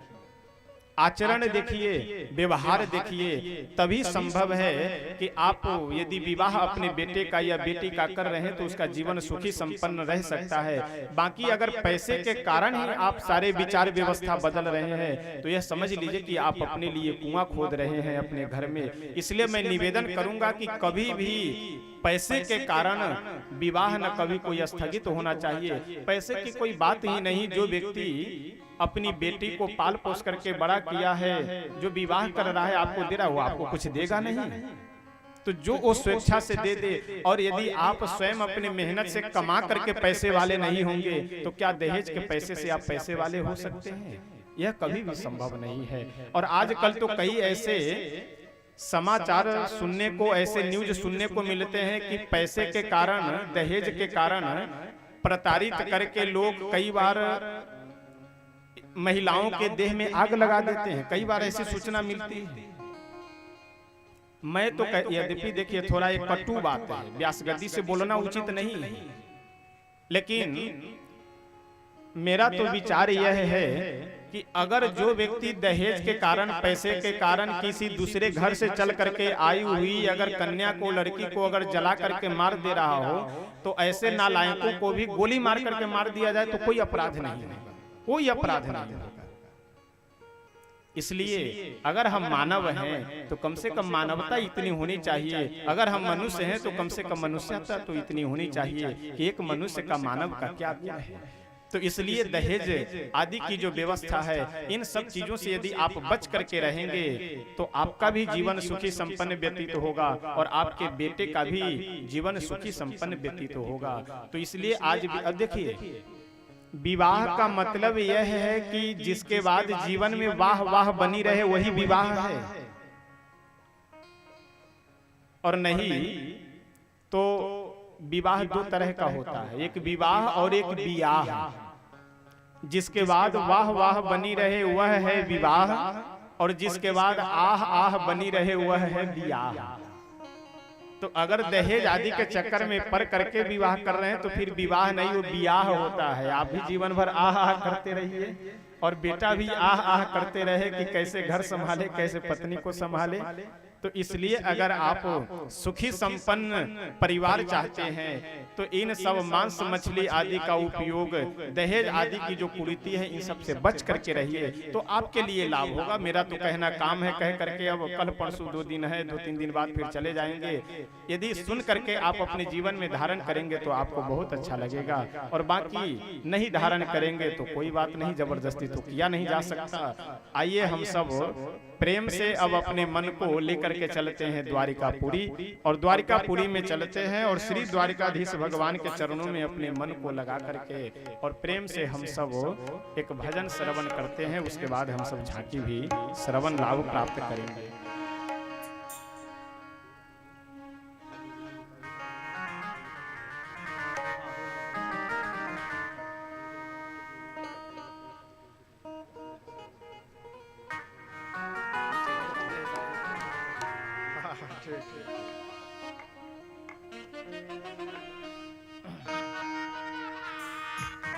आओ मेरी सखियों मुझे मेहंदी लगा दो। रुक्मिणी जी द्वारिकापुरी में आई, और द्वारिकापुरी में आने से पहले जब अपने पिता के यहाँ थी तो मन ही मन क्या सोच रही है, मन ही मन क्या विचार कर रही है, इस भजन के माध्यम से हम लोग श्रवण करते हैं। आओ मेरी सखियों मुझे मेहंदी लगा दो, मेहंदी लगा के मुझे ऐसी सजा दो, मुझे श्याम सुंदर के दुल्हन बना दो, मुझे श्याम सुंदर के दुल्हन बना दो, मुझे श्याम सुंदर के दुल्हन बना दो, मुझे श्याम सुंदर की दुल्हन बना दो। आओ मेरी सखियों मुझे मेहंदी लगा दो, आओ मेरी सखियों मुझे मेहंदी लगा दो, ये लगा के मुझे ऐसी सजा दो, मेहंदी लगा के मुझे ऐसी सजा दो, मुझे श्याम सुंदर के दुल्हन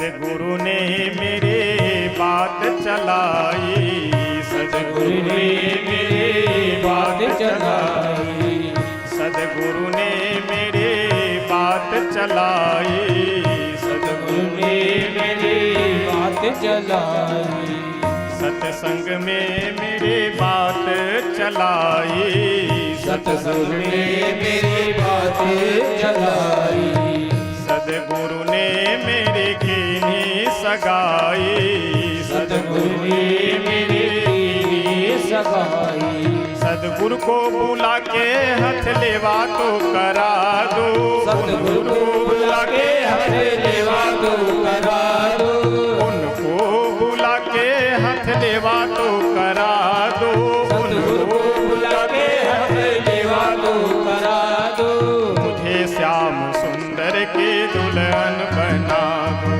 मुझे श्याम सुंदर के दुल्हन बना दो, आओ मेरी सखियों मुझे मेहंदी लगा दो, आओ मेरी सखियों मुझे मेहंदी लगा दो, मेहंदी लगा के मुझे ऐसे सजा दो, मेहंदी लगा के मुझे ऐसे सजा दो, मुझे श्याम सुंदर की दुल्हन बना दो, मुझे श्याम सुंदर की प्रेम से सभी लोग ताली बजाते हुए गाए, सुंदर की दुल्हन बना दो, सभी लोग ताली बजाते हुए गाइए।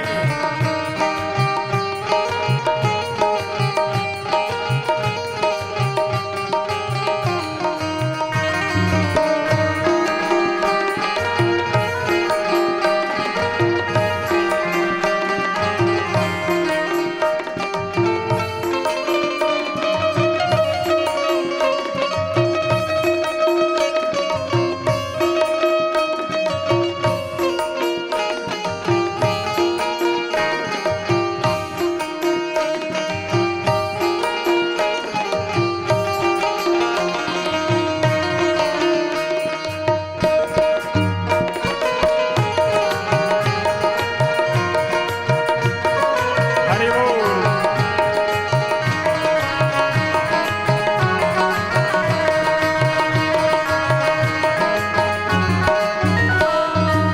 ऐसी पहनू चूड़ी जो कबहू न टूटे, ऐसी पहनू चूड़ी जो कबहू न